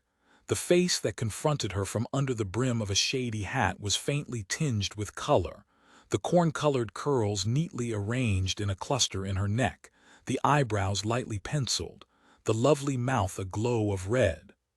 On her way down the stairs she encountered her maid, who exclaimed at her, bemoaning the fact that Madame was not resting after all. No, I've got to go out, Helen answered. If Miss Drew should get back before me, tell her I've gone into the town, will you, but shall be back for tea. She drove herself to the police station and was taken at once to the somewhat comfortless office where Hannasyde was going through a pile of documents. He got up as she came in and favored her with a rather keen look. Good afternoon, Mrs. North. Will you sit down? She took a chair on the side of the desk opposite to him. Thank you. Do you know, the only time I've ever been to a police station before was about a dog I once lost. Indeed, he said. What is it you wish to say to me, Mrs. North? She raised her eyes to his face. I want to tell you something which I ought to have told you this morning, she said frankly. Yes. His voice betrayed nothing but a kind of polite interest. She found it a little disconcerting and stumbled over her next words. It was silly of me, but you know how it is when one is suddenly confronted, or no, perhaps you don't. It's always you who asks the questions, isn't it? I have had plenty of experience of people who either concealed the truth, or told me only a part of it, if that is what you mean, Mrs. North. I suppose it is, she admitted. Perhaps you can understand, though, how awkward it was for me when you, exposed my indiscretions this morning. I won't attempt to deny that I was badly rattled, not because of the murder, because I had nothing to do with that, but because I'm not the sort of woman my dealings with Mr. Fletcher might have led you to suppose, and there could be nothing worse from my point of view than to have an indiscretion like that made public. The only idea in my head this morning was to admit as little as I need. You do understand that, don't you? He nodded. Perfectly, Mrs. North. Please go on. Yes. Well, since I saw you, I've had time to think it over, and of course I realize that when it's a question of murder it would be terribly wrong of me to keep anything back. Moreover, she smiled shyly across at him, you were so very nice about it, not giving me away to my husband, that I feel sure I can trust you. I had better make it clear, Mrs. North, that while I have not the smallest desire to create any unnecessary unpleasantness in connection with this case, my consideration for your feelings cannot interfere with the execution of what I may decide to be my duty. Of course not. I quite appreciate that. He looked at her. A few hours earlier she had been nervous to the point of distraction, but she had herself well in hand now. She met his eyes deprecatingly, but quite squarely, and was sure enough of herself to employ little feminine tricks to beguile him. She was a lovely woman. He wondered what the brain behind her soft blue eyes was evolving. She was probably playing a part, but so well that he could not be sure of it. It was easy to believe that she had concealed some of the truth earlier in the day. The reasons she put forward for having done so were quite credible, but it would not be so easy to know how much of whatever revelations were to come was to be believed. He said impersonally, "Well, Mrs. North, what is it that you are going to tell me?" "It is about what happened after I hid behind that bush, outside Mr. Fletcher's study. I said that as soon as the man who came up the path had entered the house, I went away. Actually, I didn't go away." His keen eyes narrowed slightly. "Indeed, why not?" She began to fidget a little with the clasp of her handbag. "You see, what I originally said about my interview with Mr. Fletcher wasn't true. It wasn't amicable, at least not on my part. Mr. Fletcher, as you suggested this morning, Superintendent, did want something from me which I was more than unwilling to give. I don't want to give you a false impression. Looking back, I feel sure I lost my head over the whole affair, and perhaps exaggerated things. Mr. Fletcher was using my eyes against me, but in a playful sort of way. I expect it was only a bluff, for really he wasn't a bit like that. Only I was frightened and behaved stupidly. I went round to his house that evening to try to persuade him to give me back my notes. Something he said made me lose my temper, and I walked out of the house in a rage. But while I was hiding behind the bush, I realized that losing my temper wasn't going to help me. I thought perhaps I ought to have another shot at coaxing the notes out of Mr. Fletcher, though at the same time I rather dreaded the idea of going back into that room. "Just a moment," Hannasyde interrupted. "What happened in the study while you were hiding behind the bush?" "I don't know. You remember I told you that I thought the man I saw close the window. Well, that was true. I only heard a confused murmur of voices. I don't think he was in the room for more than 6 or 7 minutes. It seemed longer to me, but it can't have been, because the clock in the hall began to strike 10 when I finally left the house. But I haven't got to that yet. While I was still waiting, and not knowing quite what I ought to do next, the window of the study was pushed open, and both Mr. Fletcher and the other man came out. Mr. Fletcher had a light, carrying voice, and I distinctly heard him say, 'A little mistake on your part. Permit me to show you the way out.' And the other, did he speak? Not in my hearing. Mr. Fletcher said something else, but I couldn't catch what it was. Did he appear to be at all put out? No, but he was the sort of man who never showed when he was annoyed. He sounded rather mocking, I thought. I don't think there can have been a quarrel, because he just strolled down the path with the other man quite casually, not hurrying or anything. In fact, I rather thought that perhaps the man had walked in by mistake. Oh, and then, well, you know that the path to the gate twists past some bushes. As soon as they had reached the bend, I slipped from behind the bush and ran back to the study. I had a wild sort of hope that my notes might be in Mr. Fletcher's desk, and it seemed to me that here was my chance to get hold of them. Most of the drawers were unlocked, and I didn't bother about them. But the center drawer had its key in it, and I happened to know that Mr. Fletcher used to keep it locked. I've seen him take the key out of his pocket to open it. I pulled it out, but I couldn't see my notes. Then I heard Mr. Fletcher coming up the path. He was whistling. I got a sudden panic, and instead of staying where I shut the drawer and whisked myself over to the door. I just had time to open it very gingerly to make sure that no one was in the hall before escaping that way. There wasn't anyone in sight, and I slipped into the hall before Mr. Fletcher had reached the study. That was when the clock began to strike. As a matter of fact, it gave me a dreadful start, because it's one of those tall case clocks that make a whirring noise before they begin striking. I walked down the hall to the front door, let myself out as quietly as I could, and went home by way of Vale Avenue, which, I expect you know, cuts across the top of my own road. There was a short silence after she had finished speaking. Hannasyde moved a paper slightly on his desk. "Mrs. North, why have you told me this?" he asked. But isn't it obvious?" she said. "I couldn't let you think that a perfectly innocent man might have murdered Mr. Fletcher." You see, I know that Mr. Fletcher was alive when that man left the house."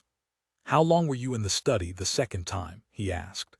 "I don't know, but not more than 3 minutes. Oh, less. I had only time to look hurriedly through that drawer before I heard Mr. Fletcher coming back." "I see." Something in his voice made her stiffen. "You don't believe me, but it's true. I can prove it's true." "Can you? How?" She spread out her hands. "I wasn't wearing gloves. My fingerprints must have been on the door." "Look, I'll show you." She got up and moved to the door, clasping the handle in her right hand and laying her left hand on the panel above it. "You know how one eases a door open if one's afraid of its making any noise? I remember putting my left hand on it just like this." "Have you any objection to having your fingerprints taken, Mrs. North?" "No, none," she answered promptly. "I want you to have them taken. That's partly why I chose to see you here." "Very well, but there are one or two questions I should like to ask you first." She came back to her chair. "Why, certainly," she said. "You have said that Mr. Fletcher was using your eyas against you. Does that mean that he was pressing for payment, or that he was threatening to lay them before you husband?" "He did hint that my husband might be interested in them." "Are you on good terms with your husband, Mrs. North?" She gave an embarrassed little laugh. "Yes, of course. Perfectly." "He had no cause to suspect you of any form of intimacy with Mr. Fletcher?" "No, oh no, I have always had my own friends, and my husband never interfered." "He was not, then, jealous of your friendships with other men?" "How old-fashioned of you, Superintendent, of course not. That implies great confidence in you, Mrs. North." "Well, naturally." "Yet in spite of this perfect understanding which you tell me existed between you, you were ready to steal your eyas from Mr. Fletcher rather than allow the knowledge of your gambling debts to come to your husband's ears." She took a moment or two to answer, but replied at length quite composedly. "My husband very much dislikes gambling. I have always been rather extravagant, and I shrank from telling him about those debts." "You were afraid of the consequences?" "In a way, yes." "It was lack of moral courage, really. If I had foreseen all that was going to happen, you would have told him." "Yes," she said hesitantly. "Have you told him, Mrs. North?" "No, no, why not?" "But you must see," she exclaimed. "The whole thing has become so distorted. Now that Mr. Fletcher is dead, there would be only my word that everything happened as it did. I mean, his getting hold of my eyas, and my not having till then the least suspicion of of his wanting me to become his mistress. I know very well how incredible it sounds, and I've no doubt I was a perfect fool, but I didn't guess. But anyone just hearing my account would be bound to think there must have been more between Mr. Fletcher and me than there actually was. If I'd had the sense to tell my husband at once, as soon as I knew Mr. Fletcher had got possession of my eyas, but I hadn't. I tried to get them back myself, which makes it look as though I were afraid of something coming out about me and Mr. Fletcher. Oh, can't you understand?" "I think so," he replied. "The fact of the matter is that you were not speaking the truth when you told me that your husband did not object to your friendship with Mr. Fletcher. Isn't that so? You are trying to make me say that he was jealous, but he wasn't. He certainly did not like Mr. Fletcher much. He thought he had rather a bad reputation with women." But her throat contracted. She lifted her head and said with difficulty, "My husband does not care enough for me to be jealous of me, Superintendent." His eyes dropped to the papers under his hand. He said quite gently, "He might perhaps be jealous of your good name, Mrs. North. I don't know." "That is not consistent with the rest of your evidence," he pointed out. "You ask me to believe in a state of confidence existing between you and your husband that was unaccompanied by any great depth of affection, yet at the same time you wish me to believe that it is impossible for you to make a clean breast of the whole story to him." She swallowed and said, "I do not wish to be dragged through the divorce courts, Superintendent." He raised his eyes. "There is, then, so little confidence between you that you were afraid your husband might do that?" "Yes," she said, doggedly returning his look. You had no fear that he might instead be very angry with the man who had put you in this unpleasant position. None, she said flatly. He allowed a pause to follow. When he spoke again, it was with an abruptness that startled her. A few minutes ago you repeated words to me which you heard Mr. Fletcher utter when he passed down the garden path with his visitor. How was it that you were able to hear these so clearly, and yet distinguish nothing that his companion said? I have told you that Mr. Fletcher had a light, rather high-pitched voice. If you have ever been with a deaf person, you must know that such a voice has a far greater carrying power than a low one. Apparently he accepted this explanation, for he nodded and got up. Very well, Mrs. North. And now, if you are willing, your fingerprints. A quarter of an hour later, when Helen had left the police station, he sat down again at his desk, and meditatively studied certain notes which he had jotted down on a slip of paper. Evidence of PC glass. At 10:02, man seen coming out of garden gate. Evidence of Helen North. At 9:58 approximately, unknown man escorted to garden gate by Fletcher. He was still looking pensively at these scribblings when PC Glass entered the office to report that no trace of any weapon had been found in the garden at Greystones. Hannasyde gave a grunt, but said as Glass turned towards the door, "Just a moment. Are you certain that the time when you saw a man come out of the garden gate was 2 minutes after 10? Yes, sir. It could not, for instance, have been 2 or 3 minutes before 10. No, sir. The time by my watch and the clock in the room was 10:05 p.m. when I entered the study. Therefore I am doubly certain, for to reach that room from the point where I was standing was a matter of 3 minutes, not of 7. Hannasyde nodded. All right, that's all. Report to Sergeant Hemingway in the morning. Yes, sir, Glass replied, but added darkly, he that hath a froward heart findeth no good. I dare say, said Hannasyde discouragingly.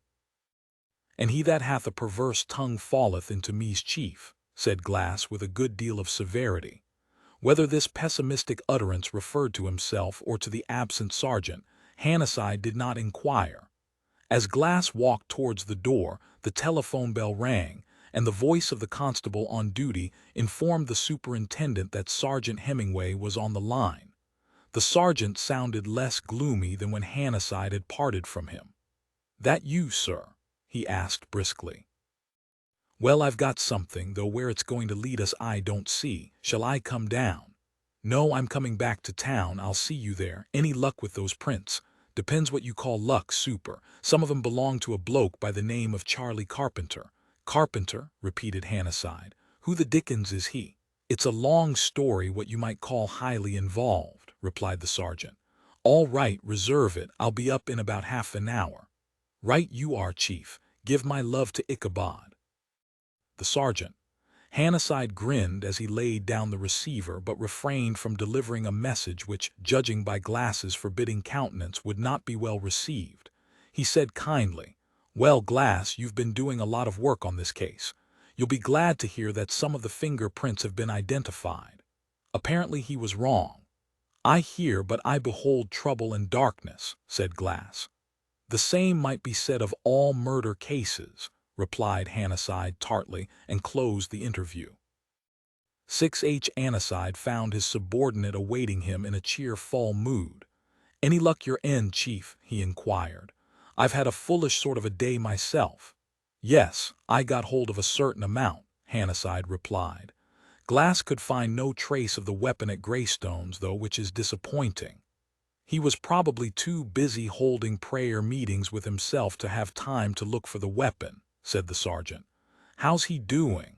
I can see he's going to be my cross all right. As far as I can gather, you're likely to be his, said Hannasyde, with the ghost of a smile. He made a somewhat obscure reference to forward hearts and perverse tongues, which I took to mean you. He did he? Ah, well, the only wonder to me is he didn't call me a hissing and an abomination. I dare say he will yet. I don't mind him reciting his pieces, though it isn't strictly in accordance with discipline. As long as he doesn't take it into his silly head I've got to be saved. I've been saved once, and that's enough for me. Too much, he added, remembering certain features of this event. Nasty little tracts about lost sheep and the evils of drink, he explained. It's a funny thing, but whenever you come up against any of these reforming chaps, they always have it fixed in their minds you must be a walking lump of vice. You can't persuade 'em otherwise either. What you might call a fixation. Hannasyde, who knew that the sergeant's study of his favorite subject had led his adventurous feet into a strange realm of bastard words and lurid theories, intervened hastily, and asked for an account of his day's labors. "Well, it's been interesting, but like what Glass said about me, obscure," said the sergeant. "Taking our friend Abraham Budd first, we come to the first unexpected feature of the case. When I got up to headquarters this morning, what should I find but his lordship waiting for me on the mat?" "Budd," said Hannasyde. "Do you mean he came here?" "That's right, Chief.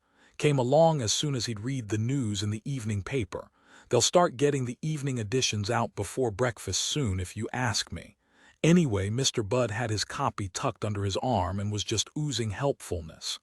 "Do get on," said Hannasyde. "Does he know something, or what?" "Not so as you'd notice," responded the sergeant. "According to him, he left the house by way of the garden gate at about 9:35 p.m. That tallies with Mrs. North's account at all events," said Hannasyde. "Oh, so you got something there, did you, Super?" "Yes, but go on with your report. If Budd left at 9:35, he can't have seen anything, I suppose. What did he come to Scotland Yard for?" "Funk," said the sergeant tersely. "I've been reading a whole lot about causations, and that naturally made it as plain as a pikestaff to me. Cut out the causations.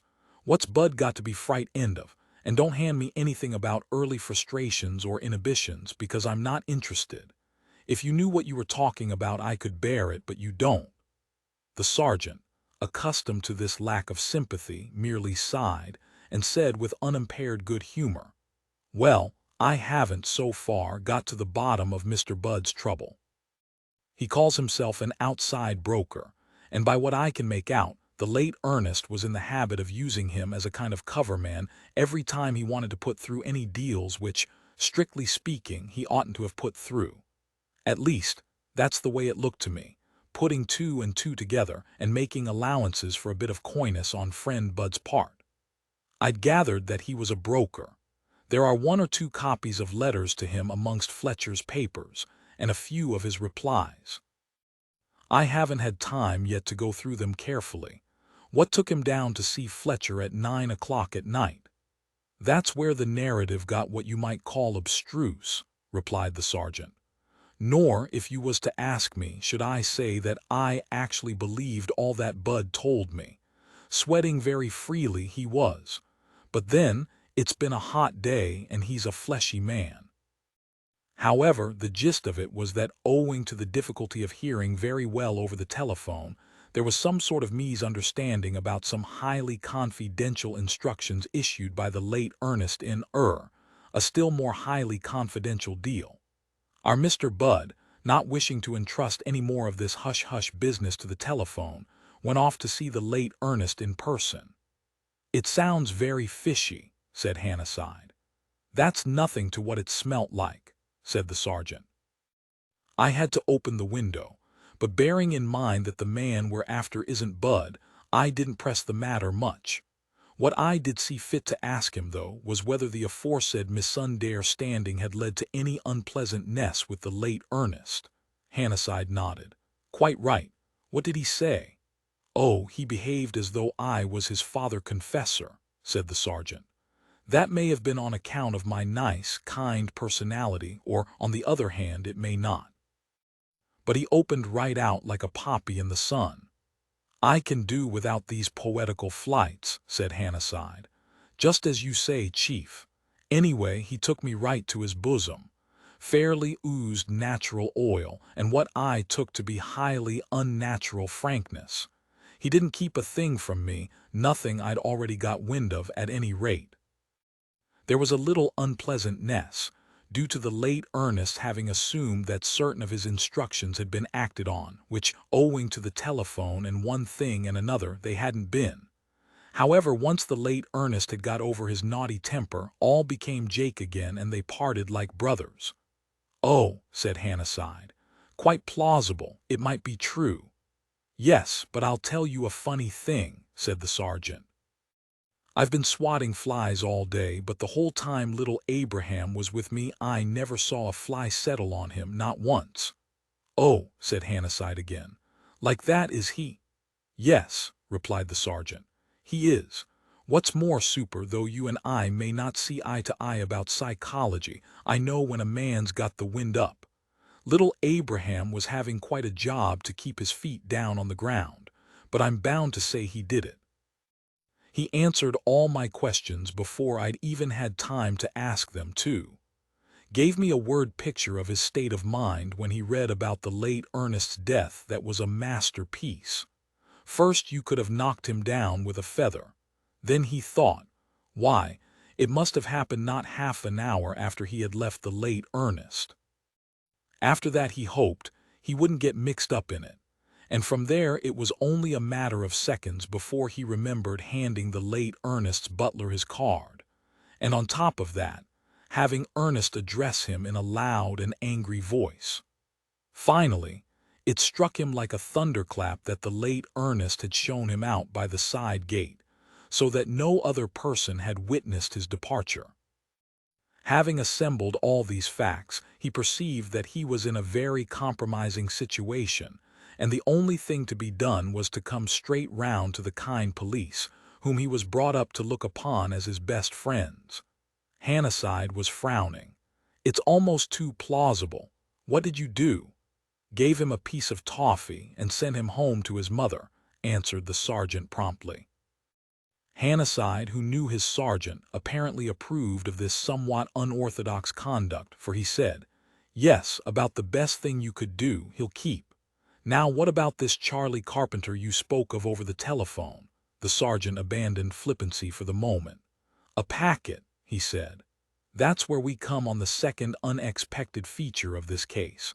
As a matter of fact, I thought we were going to draw a blank on those fingerprints, but this is what we've got."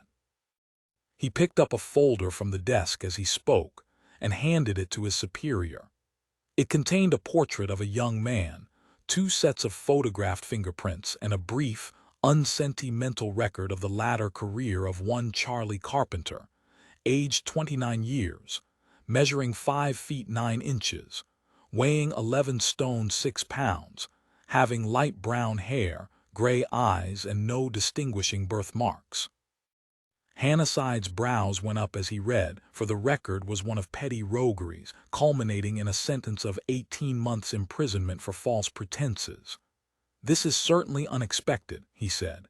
"Doesn't fit at all, does he?" agreed the sergeant. "That's what I thought."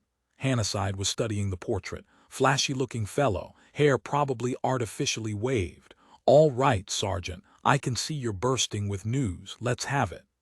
"Newton handled his case," said the sergeant. "He doesn't know much about him beyond his little lapses. Young waster with no background and a taste for hitting the high spots. Dances and sings a bit. Been on the stage, but not what you'd call noticeably. At one time did the gigolo act at a cheap dance hall in the East End. Seems to have gone pretty big with the ladies. You know the type. Not in the late Ernest's walk of life at all. In fact, I was just thinking I'd hit on the greatest discovery of the age, which was that Bertillon had made a mistake after all, when Newton said something that opened out a whole new vista before me. Well, he said that at the time of his arrest, which took place, as you'll notice, in November of 1934, Charlie was living with an actress, that means front row of the beauty chorus, of the name of Angela Angel. Hannasyde looked up. Angela Angel. Wasn't there a case about a year ago to do with a girl called Angela Angel? Suicide, wasn't it? It was, said the sergeant. 16 months ago, to be precise. He opened the case in which he had borne Ernest Fletcher's papers away from Greystones and picked up a photograph that was lying on the top of a pile of documents. And that super is Angela Angel. Hannasyde took the photograph and recognized it at once as the one which had struck an elusive chord of memory in the sergeant's brain earlier in the day. As soon as Newton mentioned the name, which he only did because of the girl having been a case herself, "Poor kid, I remembered," said the sergeant. Jimmy Gale was in charge of her little affair, which was how I came to hear a bit about it at the time. Did herself in for no particular reason that anyone ever discovered. She wasn't in trouble. She'd got a job in the chorus of the cabaret show at Duke's, and quite a bit of money put by in the bank. All the same, she stuck her head in a gas oven one night. Well, looked at as a case, there was nothing to it. But there were points which interested Gale in a mild sort of a way. For one thing, she didn't leave any letter behind, explaining why she'd done it, which, in Gale's experience, was unusual. 9 times out of 10, a suicidal leave a letter behind which'll make some poor devil feel like a murderer for the rest of his life, whether he deserves to or not. She didn't. What's more, they never found out what her real name was. She even opened her bank account under the name of Angela Angel. She didn't seem to have any relations, or if she had, they never came forward to claim her. And she wasn't, by all accounts, one of those who tell their girlfriends the whole story of their lives. None of the rest of the chorus knew much about her when it came to the point. But what they did know was that about 7 or 8 months before she killed herself, she got off with a very nice gentleman who set her up in style in a smart flat with the usual trimmings. Fletcher. Taking one thing with another and adding up a few simple figures, that's what it looks like, Chief. Not that I've got his name yet, for I haven't. There are 2 girls still dancing at Duke's who were there in Angela's time, but they neither of them seemed to think they ever heard what her boyfriend's real name was. All they could think of was Boo Boo, which was what she called him, but which doesn't sound to me the sort of name any self-respecting man would put up with except from a girl he happened to have gone nuts over. So that's not much help. Any description? Yes, he was middle-aged, dark, thin, and natty. The late Ernest to the life. A lot of other people to the life too, if you come to think of it, but it'll do to go on with. Well, as I say, he set Angela up in the best of style, and she chucked dancing for a life of gilded leisure. That was a matter of 6 months after friend Charlie had gone to jail. Nothing more was heard of Angela at Duke's for the next 6 months, which brings us to the end of December 1935, when she turned up again, wanting her old job back. Cast off. That, said the sergeant guardedly, is the inference, but the fair Lily, who? One of the chorus. She stated at the time and today when I saw her that Angela was as close as an oyster about the whole business, sifting the grain from the chaff, which isn't as easy as you might think when Lily starts talking. I came to the conclusion that the late Ernest, or substitute, was by way of being the great passion of Angela's life. Only he'd cooled off. But taking into account the fact that she wasn't in trouble and had quite a bit of money put by, I'm bound to say it looks to me as though he didn't treat her so badly. However, the fair Lily sticks to it that she'd got a broken heart, and couldn't seem to fancy any of the other fellows who were floating around. After a couple of months she decided she couldn't live without the late Ernest, so she put her head in a gas oven, and that was the end of her. Poor girl. The more I discover about Fletcher, the less I like him. Now be fair, Chief, begged Hemingway. This isn't one of your seduction rackets. If Angela didn't know what was likely to happen, she ought to have. But that's neither here nor there. What I want to know is, where and how does Charlie Carpenter fit into the scenario? Have you been able to discover anything about his movements since he was released from prison? When exactly was that? He consulted the dossier on the desk. June 1936. A year ago, in fact. What's he been up to all this time? You can search me, said the sergeant. He hasn't got pinched for anything, that's all I can tell you. Funny, isn't it? If he was out to pull a big revenge act, what's he want to wait a year for? Hannasyde looked at the photograph again. Revenge? Does he give you that impression? No, he doesn't. Silly, weak kind of face, and by all accounts he was a selfish young bounder, not given to putting himself out for anyone but himself. No, what it looks like to me at first glance is an attempt to put the black on the late Ernest. Not much of an attempt either, which is about what you'd expect, judging from his record. Yes, Hannasyde agreed. And then we come up against the murder. Slap up against it, nodded the sergeant. And it doesn't fit. Several loose ends somewhere. He fits the description given by Glass and Mrs. North, though, but I admit they were too vague to be of much use. Oh, so Mrs. North was there, was she? She was there, and unless I am much mistaken, she thinks it was her husband who killed Fletcher. The sergeant opened his eyes at that. You do see life in the suburbs, don't you? Nice goings-on. Whatever does Ichabod say about it? As I haven't told him anything about it, he hasn't yet favored me with his opinion. You wait till he gets wind of it. He'll learn a whole new piece to say to us. But this line on Mrs. North's husband is very confusing. What's been happening your end, Chief? Hannasyde gave him a brief account of his two interviews with Helen North. The sergeant listened in silence, his bright, penetrating eyes fixed on his superior's face with an expression in them of gradually deepening disgust. "What did I tell you?" he said, when Hannasyde had finished. "The whole stage is getting cluttered up with supers. I'll tell you something else, too. By the time we're through, we shall have had just about all we can stand of this North woman. I wouldn't mind betting she thinks we've got nothing better to do than run round in circles while she gets on with this three-act problem play of hers. I'm surprised at you, Chief, letting yourself get dragged into her differences with her husband. What's more, where's the sense of her hiding all this IU business from him? He's bound to find out in the end.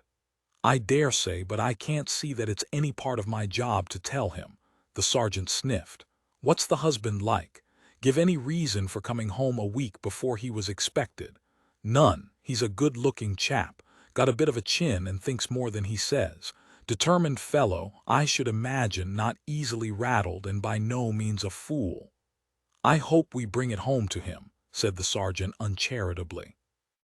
"From the sound of it, he's going to be as big a nuisance as his wife. No alibi, so he said. In fact, he made me a present of that piece of information." The sergeant cocked an eye at him. "He did he? Did it strike you he might be fancying himself in the part of a red herring? It's a possibility, of course. He may suspect his wife of having killed Fletcher. It depends how much he knows about her dealings with the man." The sergeant groaned. "I get it. A nice game of battledore and shuttlecock, with you and me cast for the shuttlecocks. Of course, our heads won't really start aching till Mrs. North gets on to it that the man she saw may have been Charlie Carpenter. We'll have her eating all that evidence of hers about the late Ernest showing him off the premises then. Probably baloney anyway. It may be, but she spoke the truth about her fingerprints being on the door. I verified that before I left Marley.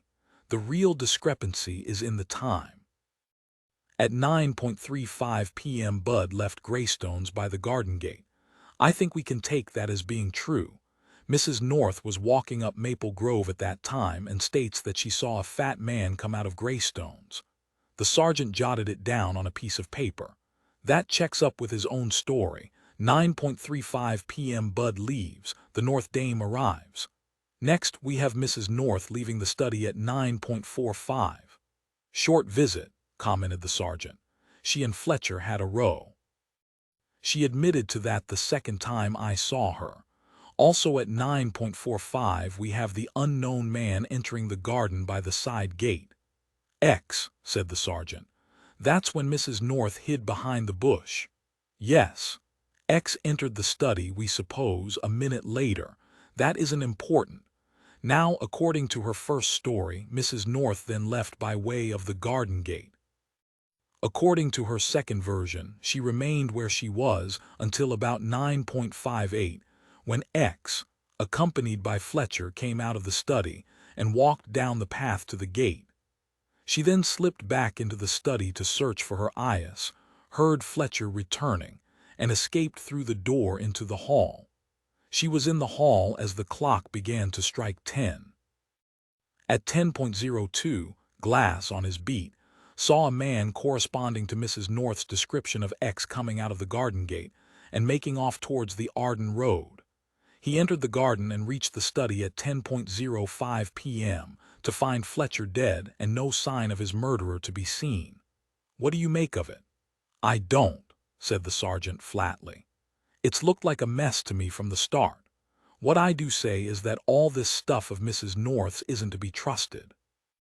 In fact, there's only one thing we've got to hold on to, which is that at 10:05 p.m. Glass found the late Ernest with his head bashed in. That at least is certain, and what's more, it makes Mrs. North's evidence look a bit cockeyed.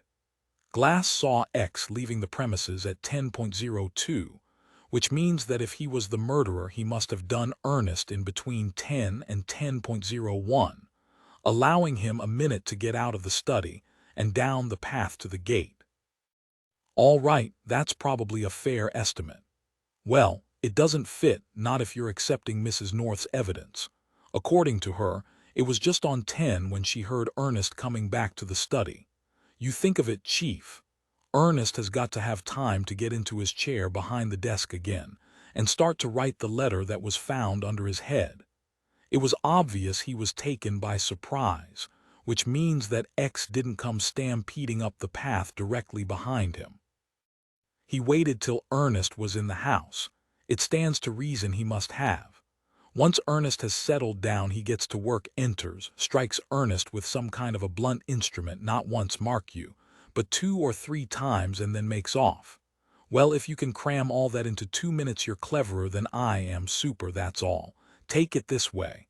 If Ernest saw him off the premises, he pretended to walk away, didn't he? You'd think so. I'm dead sure of it. While Ernest is strolling back to the house, he comes back cautiously to the gate. If he'd made up his mind, as he must have, to kill Ernest, he didn't open that gate till Ernest had reached the house again, which was at 10 p.m. He wouldn't have run the risk of Ernest hearing him. No point in it. Does he stride up the path bold as brass, thus advertising his presence? Of course he doesn't. He creeps up, and if it takes a minute to reach the study from that gate, walking ordinarily, as we know it does, it's my belief it took X a sight longer to do it in the dark, treading warily. By the time he's in the study again, it must be a couple of minutes after 10, at which time, mark you, Glass saw him coming out of the garden gate. I'm afraid you've got a fixation, Skipper, said Hannasyde gently. We don't know that X was the murderer. The sergeant swallowed this, replying with dignity, I was coming to that. It could have been Bud come back secretly and lying in wait in the garden till the coast was clear, or it could have been Mr. North. But if X, whom Glass saw, was Charlie Carpenter, what was he doing while Ernest was being knocked on the head? There's another possibility, said Hannasyde. Suppose that North was the murderer. Just a moment, super. Is North X? Demanded Hemingway. Nobody is assuming that North was the man Mrs. North saw coming up the path. We have to consider the possibility of Fletcher's having been killed at any time between 9:45 and 10:01. The sergeant blinked. Mrs. North's revised version being so much eyewash. Where does Carpenter come in? After the murder, replied Hannasyde. There was a short pause. We've got to find Carpenter, announced the sergeant. Of course. Have you got anyone on to that? I've got practically the whole department hunting for him, but if he's kept out of trouble for the past year, it may be a bit of a job to locate him.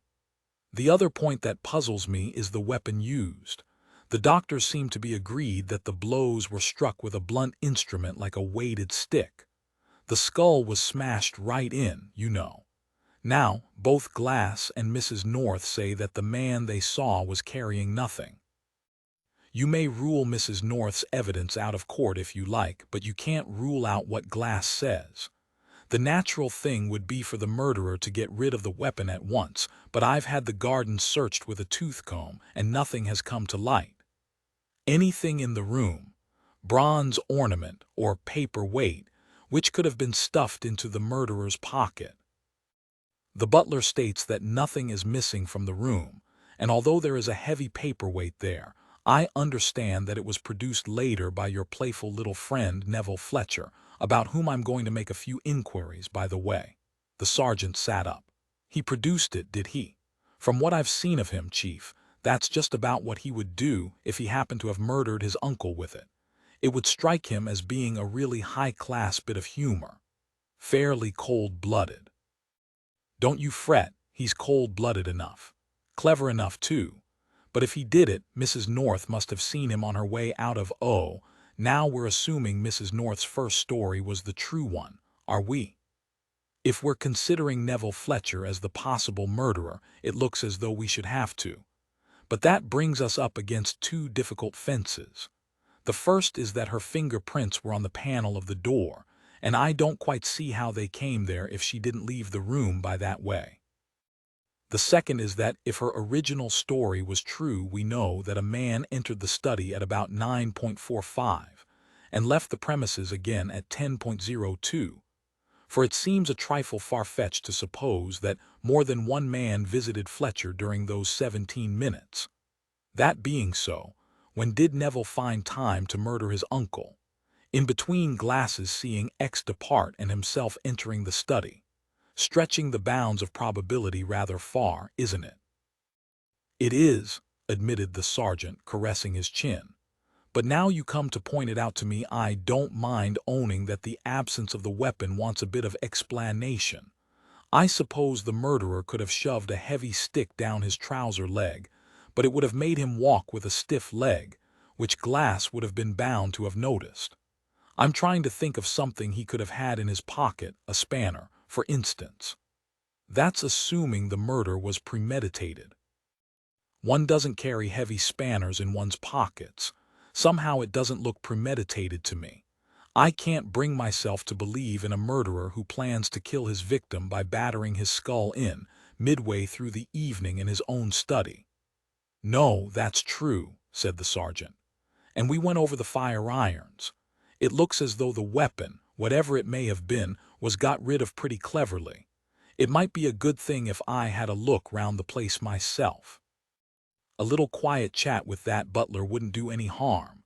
Surprising what you can pick up from servants if you know the way to go about it." "By all means go down there," said Hannasyde. "I want the place kept under observation. Meanwhile, I've some inquiries to make about the state of Neville Fletcher's bank balance, Mr. North's movements on the night of the murder, and the expansive Mr. Budd's mysterious business with Fletcher." "You'll have a busy morning," prophesied the sergeant. "Growing, isn't it? We started off with one man, and we've now got one lady, one jealous husband, one outside broker, one dead cabaret girl, one criminal, and one suspicious-looking nephew implicated in it. And we've only been at work on it since 9 this morning. If it goes on at this rate, we shan't be able to move for suspects in a couple of days' time. You know, I often wonder what made me join the force." He began to put his papers together.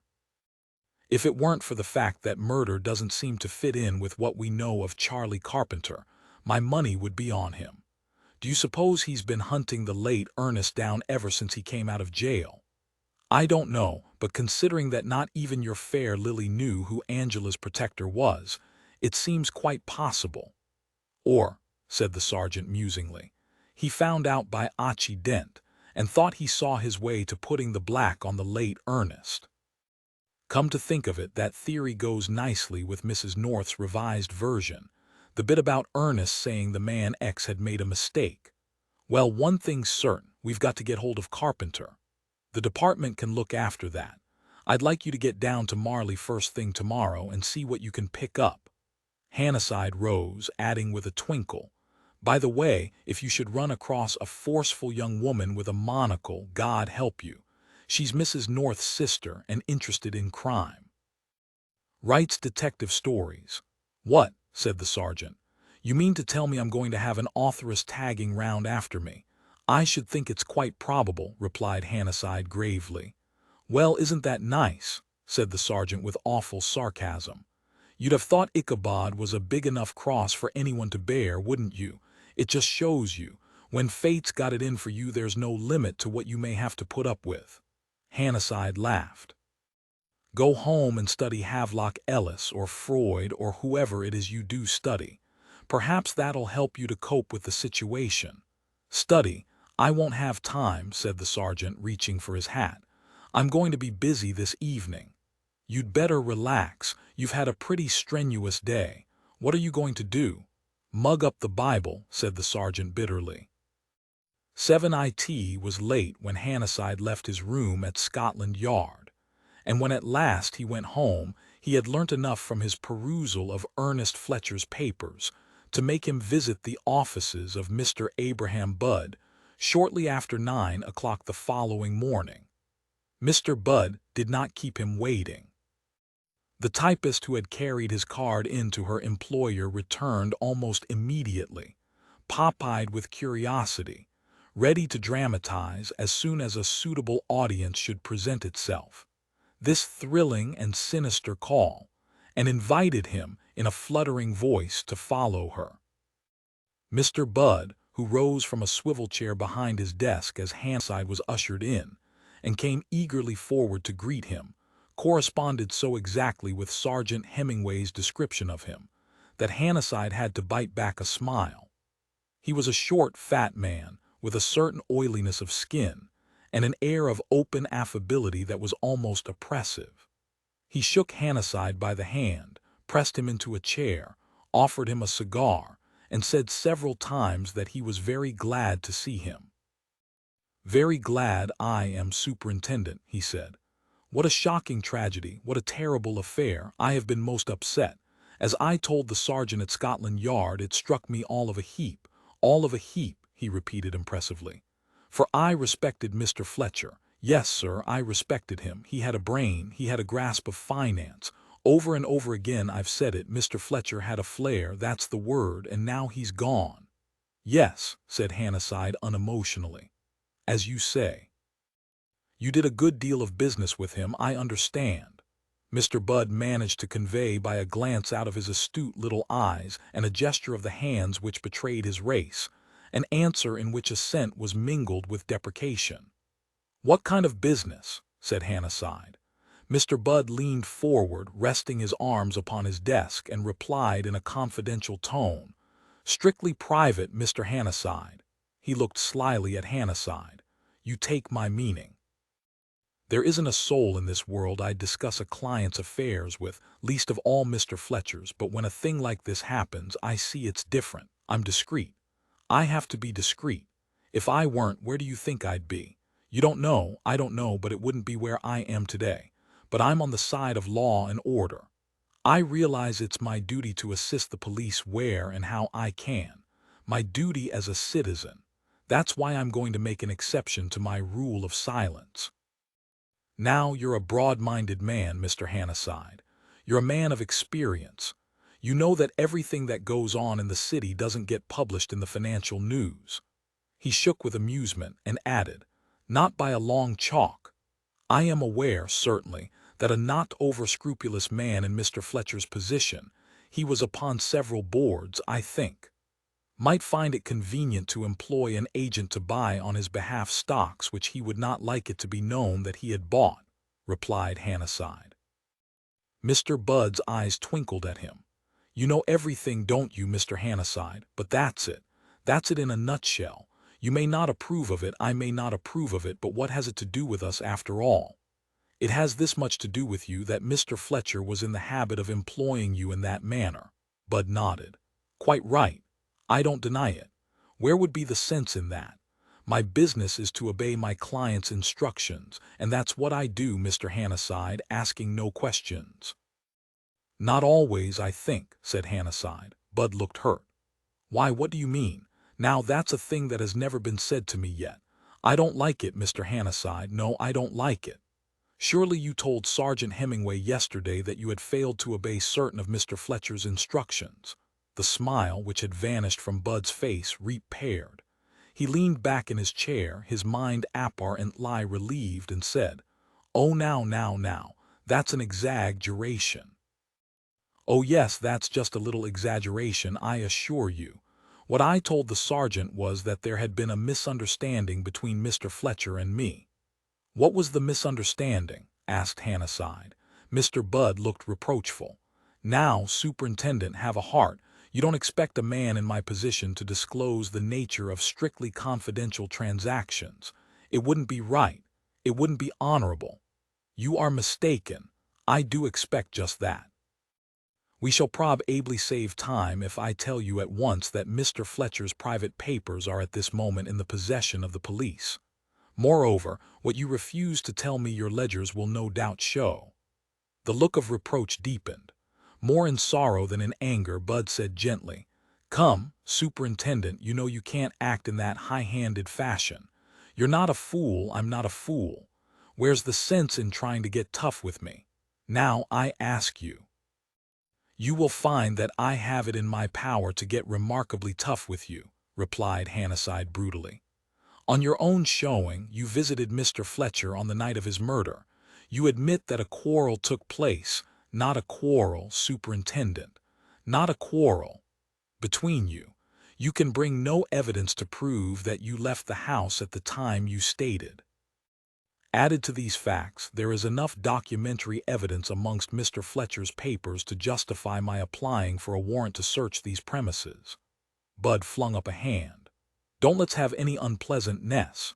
You're not treating me as you should, Superintendent. You've got nothing against me. Didn't I go round to Scotland Yard the moment I read the shocking news? Didn't I tell your sergeant the whole truth?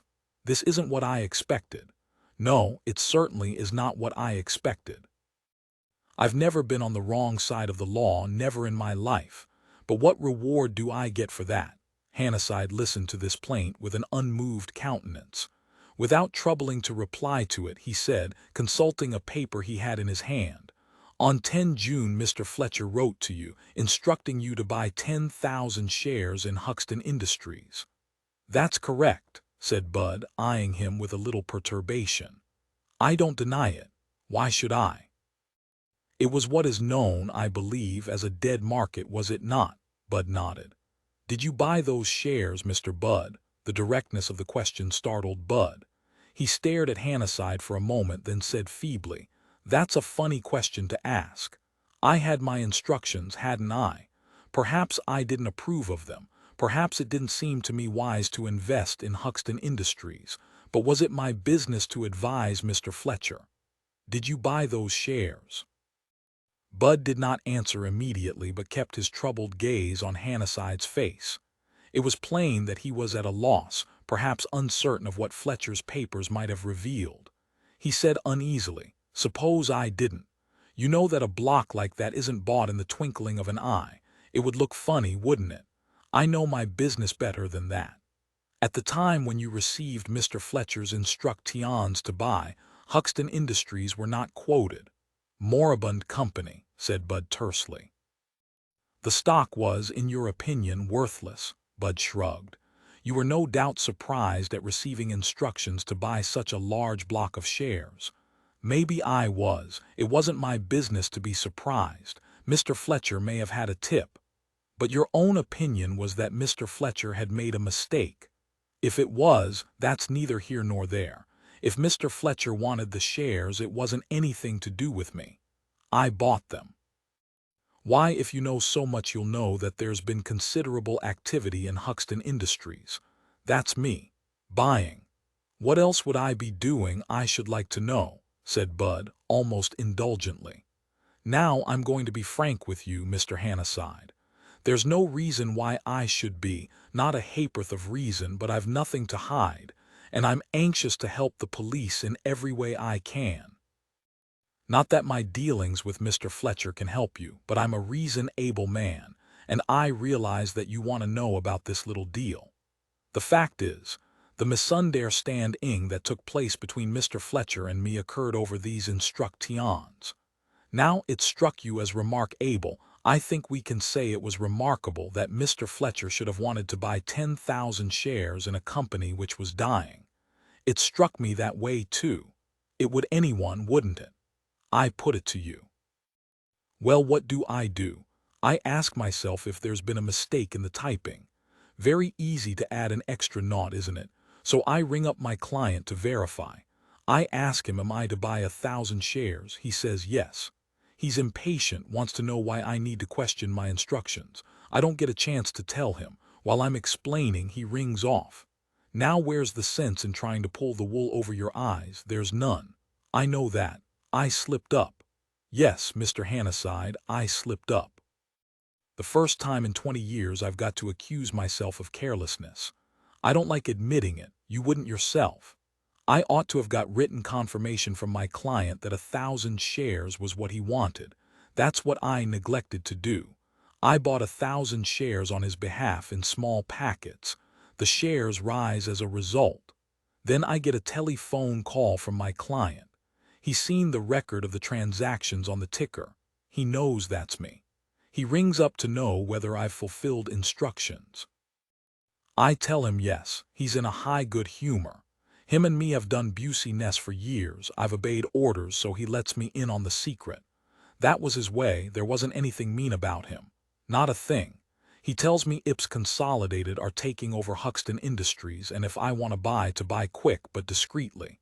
Get the idea. He tells me they'll go to 15 shillings. That's the truest thing you know. Maybe they'll go higher. Then what happens? He says in his joking way, now did I think he was mad to buy 10,000 shares? Plain as I'm speaking now he said it. 10,000, you get it. 10,000 and I've got 1,000 and the shares have risen from half a crown to 7 and 6. They aren't going to sink again either. No sir, Huxton Industries is on the up and up. So where am I? What am I going to do? There's only one thing to be done. I do it. I go down to see Mr. Fletcher. He knows me, he trusts me, he'll believe what I say. Because it's the truth. Was he pleased? No, Mr. Hannasyde, would you be? But he was a gentleman, a perfect gentleman he was. He sees it was the result of a misunderstanding. He's sore, but he's fair. We part on good terms, forgive and forget. That's the truth in a nutshell. Hannasyde, on whom this frank recital did not seem to have made quite the desired impression, said dampingly, not quite, surely. How was it that Mr. Fletcher, who, you say, watched the records as they appeared on the ticker, failed to notice that the shares weren't rising as much as they must have done had you bought 10,000? There was an uncomfortable silence. Mr. Budd pulled himself together and said glibly, why, you don't suppose Mr. Fletcher had nothing better to do than to watch the ticker, do you, Superintendent? No, no. The little deal I was putting through for him was nothing more than a side-line for him. I should like to see your books, said Hannasyde. For the first time a sharp note came into Bud's rather unctuous voice. I don't show my books to anyone. Hannasyde looked at him under frowning brows. Is that so? He said. Mr. Budd lost some of his color. A rather sickly smile was brought into action. Now don't get me wrong. Be fair, Mr. Hannasyde. That's all I ask of you. Be fair. If it was to get about I'd shown my books to a soul outside this office, I should lose half my clients. It won't, said Hannasyde. Ah, if I could be sure of that. You can be. Well, look here, Mr. Hannasyde, I'm a reasonable man, and if you show me a warrant, I've nothing to say. But if you haven't got one, I'm not showing my books to you. Why should I? There's no reason. But the instant you walk in here with a warrant, you won't find me making trouble. If you're wise, you won't make trouble under any circumstances, said Hannasyde. I'll see your books now. You can't do it, said Bud, doggedly staring into his eyes. You can't come that high-handed stuff in my office. I won't put up with it. Do you realize, said Hannasyde sternly, the position you are in? I am giving you a chance to clear yourself of suspicion of I had nothing to do with the murder. Why, you know that, Mr. Hannasyde. Didn't I come right away to Scott? The fact of your having come to Scotland Yard has no bearing on the case whatsoever. You have just told me a story a child wouldn't believe, and for reasons best known to yourself, you refuse to substantiate it by the evidence of your books. You leave me no alternative. No, no, Bud said quickly. Don't let's get hasty. No use getting hasty. I didn't see it like that, that's all. You'll be wasting your time if you arrest me. You don't want to do that now, do you? I'm not a violent man. You couldn't think I'd break anyone's head open. Why, I couldn't do it, just couldn't do it. As for what I told you, well, perhaps it wasn't exactly the truth, but I swear to you, never mind about swearing to me. What was the truth? Mr. Budd licked his lips, shifting restlessly in his chair. It was a miscalculation on my part. It might have happened to anyone. I never dreamed of Ips taking over Huxton Industries. It looked to me like a little flutter. A man's got to do the best he can for himself, hasn't he? You would yourself. There's nothing criminal in it. Get on, said Hannasyde. You thought the shares would sink back again, didn't you? That's the way it was, answered Budd eagerly. If Mr. Fletcher had let me into the secret earlier, it needn't have happened, wouldn't have happened. Instead of buying the 10,000 shares you were told to buy, you played a little game of your own, didn't you? A man's got to take a chance sometimes, Budd pleaded. You know how it is. I didn't mean to do anything wrong. Hannasyde ignored this extremely unconvincing statement. Buying and then selling, and again buying and selling, with the profits finding their way into your pocket. That's what you did. The ticker recorded the transactions, but Fletcher was not to know what you were up to. Then he let you in on the secret. I believe that part of your story, and you found yourself with 1,000 shares only of the 10,000 you were instructed to buy, and the market steadily rising. Is that the true story? You ought to have been in business yourself, Mr. Hannasyde, said Budd unhappily. It's wonderful the way you spotted it. And on the night he was murdered, you had gone down to spin some kind of a yarn to Mr. Fletcher to account for your being unable to deliver the correct number of shares. Budd nodded. That's the way it was. A bit of bad luck, Mr. Hannasyde. I don't deny I acted foolishly, but I take it Mr. Fletcher was very angry. He was angry. I didn't blame him. I saw his point, but he couldn't do anything, not without coming out into the open. He wouldn't do that, see. He couldn't afford to have it known he had been buying Huxton Industries under cover. You haven't got anything on me, Mr. Hannasyde.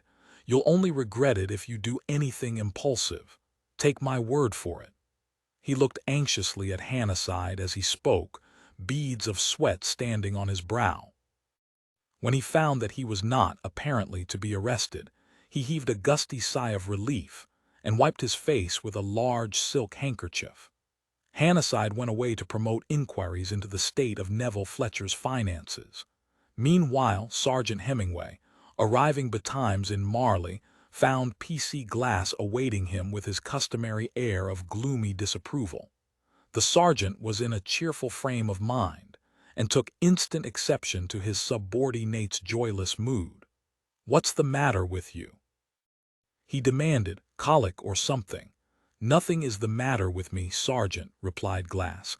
"I enjoy perfect health." "Well, if that's the way you look when you're enjoying yourself, I hope I never see you when you're feeling a bit blue," said the sergeant. "Do you ever smile? I won't say laugh, mind you, just smile." "Sorrow is better than laughter," said Glass stiffly. "For by the sadness of the countenance the heart is made better." "If it's my heart you're talking about, you're wrong," responded the sergeant instantly. "I see no reason for mirth," Glass said. "I am troubled. I am bowed down greatly. I go mourning all day long." "Look here, let's get this straight," begged the sergeant. "Have you really got anything to mourn about, or is this just your idea of having a good time? I see sin upon sin discovered by reason of one man's death. I see how abominable and filthy is man, which drinketh iniquity like water." "You know, when I came down here this morning," said the sergeant, restraining himself with a strong effort, "I was feeling all right. Nice sunny day, birds singing, the case beginning to get interesting. But if I have to listen to much more of that kind of talk, I shall have the horrors, which isn't going to help either of us. You forget about iniquity and think about this case you're supposed to be working on." "It is that which is in my mind," said Glass. "An evil man is slain, but by his death hidden sins are laid bare. There is not one implicated in the case who can say, 'I am blameless, there is no spot on me.'" "Today's great thought," said the sergeant. "Of course no one can say there's no spot on them. What did you expect? You know, your trouble is you take things too hard. What have other people's spots got to do with you anyway? I may not know as much as you do about the Bible, but what about the mote in your neighbor's eye, eh?" "It is true," said Glass. "You do right to reprove me. I am full of sin." Well, don't take on about it, recommended the sergeant. Let's get down to business. Nothing fresh come to light, I suppose. I know of nothing. You'd better come along up to Greystones with me. I'm going to have a look for that blunt weapon myself. It's not there. That's what you think. What's all this I was hearing from the superintendent about young Neville producing a hopeful-looking paperweight? Glass's brow darkened.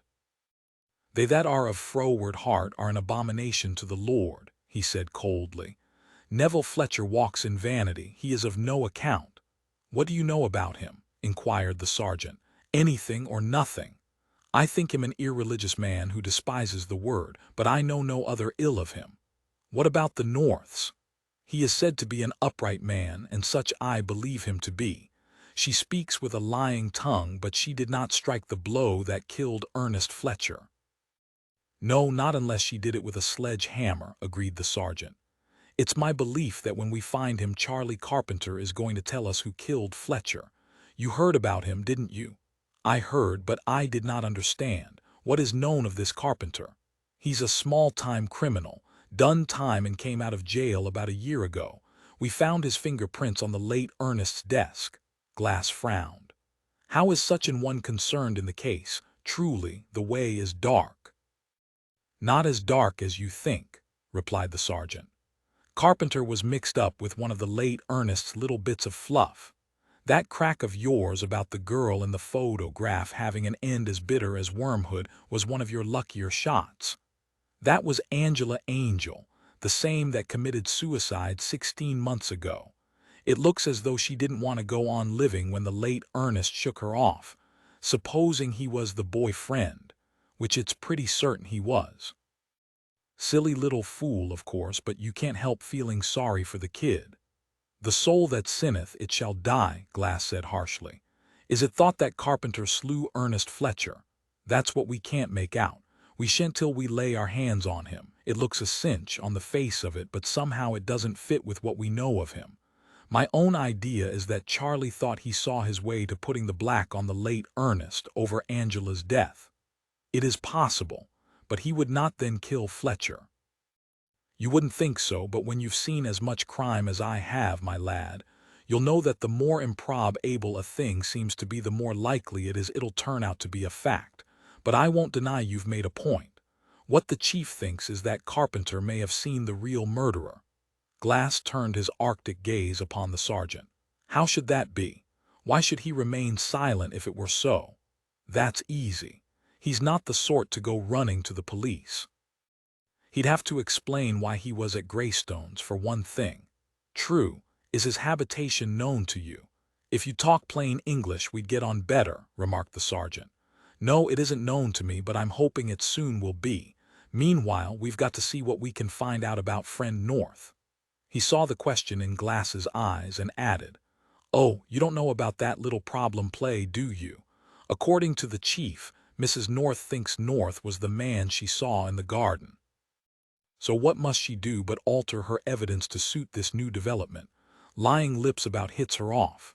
Why should she think it? Because it turns out that he was skulling around without an alibi at the time. The chief's working on him now. Then there's Bud. He's been up to no good, or I'm a Dutchman. They had by this time reached Greystones. As they turned in at the front gate, Glass suddenly said, The day cometh that shall burn them as an oven, and all the proud, yea, and all that do wickedly shall be stubble. You may be right, but it won't be in your time, my lad, so don't you think it, replied the sergeant tartly. Now you can go and make yourself useful. The butler's a friend of yours, isn't he? I know him. I do not call him a friend, for I have few friends. You surprise me, said the sergeant. Still, if you're acquainted with him, that ought to be good enough. You go and have a chat with him, just a nice, casual chat. An idle soul shall suffer hunger, said Glass austerely. Not when it's idling with a butler, or thirst either if it comes to that, retorted the sergeant. Thy tongue deviseth mischiefs like a sharp razor working deceitfully, Glass told him. Simmons is an honest man in the way of light. Yes, that's why I'm handing him over to you, said the sergeant. And I don't want any more back chat. You'll get that butler talking and see what you can pick up. Half an hour later the sergeant, standing before the wall at the end of the garden, and gazing thoughtfully at one of the espaliers growing against it, was interrupted in his cogitations by the arrival on the scene of Neville Fletcher and Miss Drew. "Oh, here's the sergeant," said Neville. "He's a nice man, Sally. You'll like him." The sergeant turned, foreboding in his breast. The monocle in Miss Drew's eye confirmed his fears. He regarded her with misgiving, but, being a polite man, bade her good morning. "You're looking for the weapon," said Miss Drew. "I've given a good deal of thought to that myself." "So have I. I was even constructive," said Neville. "But Malachi told me to stand in awe and sin not."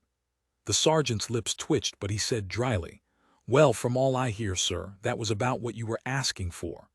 "Yes, but he also advised me to commune with my own heart upon my bed and be still, which I maintain was unreasonable at 3 in the afternoon." "I rather think of making a study of Malachi," announced Miss Drew. "He's probably a very interesting case, psychologically speaking. He ought to be psychoanalyzed, I think." "You're right, miss, he ought," agreed the sergeant, regarding her with a kindlier light in his eye. 10 to 1 it would come out that he had something happen to him when he was an infant that would account for the kink he's got now. "Dropped on his head?" inquired Neville. "Oh no, it was probably some seemingly trivial episode which affected his subconscious," said Sally. "My precious," said Neville with spurious fondness, "he hasn't got one." The sergeant could not allow this assertion to pass. "That's where you're wrong, sir. Everyone's got a subconscious." Neville's interest was at once aroused. "Let us sit down and talk this over. I can see you're going to support Miss Drew, but though I know little, if anything, about the subject, I have a very agile brain, and I'm practically certain to refute all your statements. We will have a lovely argument, shall we?" "Very nice, I'm sure, sir," said the sergeant, "but I'm not here to argue with you. It would be a waste of my time." "It wouldn't be half such a waste of time as staring at that broken branch," said Neville. "Argument with me is very stimulating to the brain, and as a matter of fact that branch, which looks like a clue, is a snare for the unwary." The sergeant looked at him rather narrowly. "Is it, sir? Perhaps you can tell me how it comes to be broken." "I can, of course, but it isn't awfully interesting." "Are you sure you wouldn't rather? It might be very interesting to me," interposed the sergeant. "You're wrong," Neville said.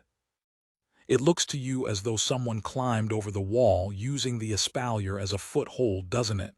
"Yes," replied the sergeant. "It looks remarkably like that to me."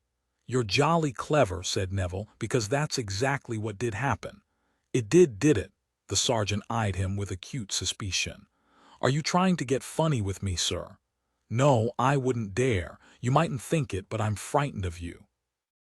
"Don't be misled by my carefree manner. It's a mask assumed to hide my inward perturbation."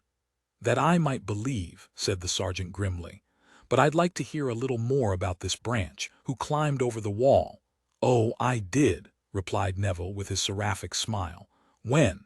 "The night my uncle was murdered." He observed the sergeant's expression and said, "I can see you think there's a catch coming, and of course, if your mind is running on the murder, there is. I climbed over the wall when everyone, including the policeman parked in the hall, thought I'd gone to bed. Oh, and I climbed out of my bedroom window as well. I'll show you." "Why?" demanded the sergeant. Neville blinked at him. "Policeman in the hall. I didn't want him to know I was going out. It would have put unsuitable ideas into his head, same sort of ideas that you're toying with now, which all goes to show that policemen have very dirty minds. Because I'm innocent. In fact, I had to go and confer with an accomplice." "You now look here, sir," Sally interrupted to say. "I hand it to you, you're as clever as stink, Neville. Don't be coarse, precious. The sergeant isn't mealy-mouthed, but he doesn't like to hear young women being vulgar." "What I'd like to hear," said the sergeant, "is the truth of this story you're trying to gammon me with." "Of course you would," said Neville sympathetically. "And just because I like you, I'll tell you. I went round by stealth to tell Mrs. North that my uncle had been murdered." The sergeant's jaw dropped. "You went round to tell, and why, may I ask?" Well, obviously it was important to her to know on account of her sordid financial transactions with Uncle Ernie, explained Neville. So you knew about that, did you, sir? Yes, didn't I make that clear? I was her accomplice. And a damned bad one, struck in Sally. She shouldn't have bullied me into it. I don't wonder you look surprised, Sergeant. You're perfectly right. It wasn't in my line at all. However, I did try to make my uncle disgorge the eyas. That's what Simmons meant when he told you that he heard my uncle telling me to go to hell before dinner. He paused, watching the sergeant through his long lashes. You know, you're awfully quick, he told him. I can see that you've hardly finished thinking that that gives me a motive for having committed the murder before your mind has grasped the flaw in that theory. Not, mind you, that I could have got hold of those eyes, even if I had murdered my uncle. I haven't actually tried, but I'm pretty sure I couldn't open a safe. Miss Drew could, at least she says she could, but I noticed that when it came to the point she went to pieces a bit. That's the worst of women. They can never carry anything in their heads. If she had had her criminal notes with her, she would have made some very violent stuff which she calls soup and blown the safe up. You mustn't think I encouraged her, because though I may look effeminate, I'm not really, and the sort of primeval crudity which characterizes the female mind nauseates me. The sergeant, who had listened to this remarkable speech with an air of alert interest, said, "And why, sir, did you think it was so important that Mrs. North should know that your uncle was dead?" "Well, naturally it was important," said Neville patiently. "You people were bound to discover the eyas, and if you don't think that their presence in my uncle's safe was extremely incriminating, why on earth did your superintendent go and grill the poor girl?" The sergeant stared at him, unable immediately to think of a suitable rejoinder. He was relieved of the niece's city of answering. "Why boasteth thou thyself in mischief, O mighty man?" demanded the condemnatory voice of P.C. Glass. The sergeant, who had not heard his subordinates approach across the lawn, jumped, but Neville proved himself to be Glass's equal by retorting without an instant's hesitation, "Am I a sea or a whale that thou settest a watch over me?" This question, delivered as it was in a tone of pained surprise, took Glass aback, and had also the effect of warming the sergeant's heart towards Neville. Miss Drew said dispassionately, "The devil can quote scripture for his own use. All the same, that's a jolly good bit." "Where did you find it?" "Job," responded Neville. "I found some other good bits too, but unfortunately they aren't quite drawing room." "Whoso despiseth the word," announced Glass, recave erring from the shock of having been answered in kind, "shall be destroyed." "That'll do," intervened the sergeant. "You go and wait for me in the drive, Glass." He waited until the constable had withdrawn and then said, "Well, sir, you've told me a very straightforward story, but what I'm asking myself is, why didn't you tell it before?" "You didn't notice the espalier before," said Neville.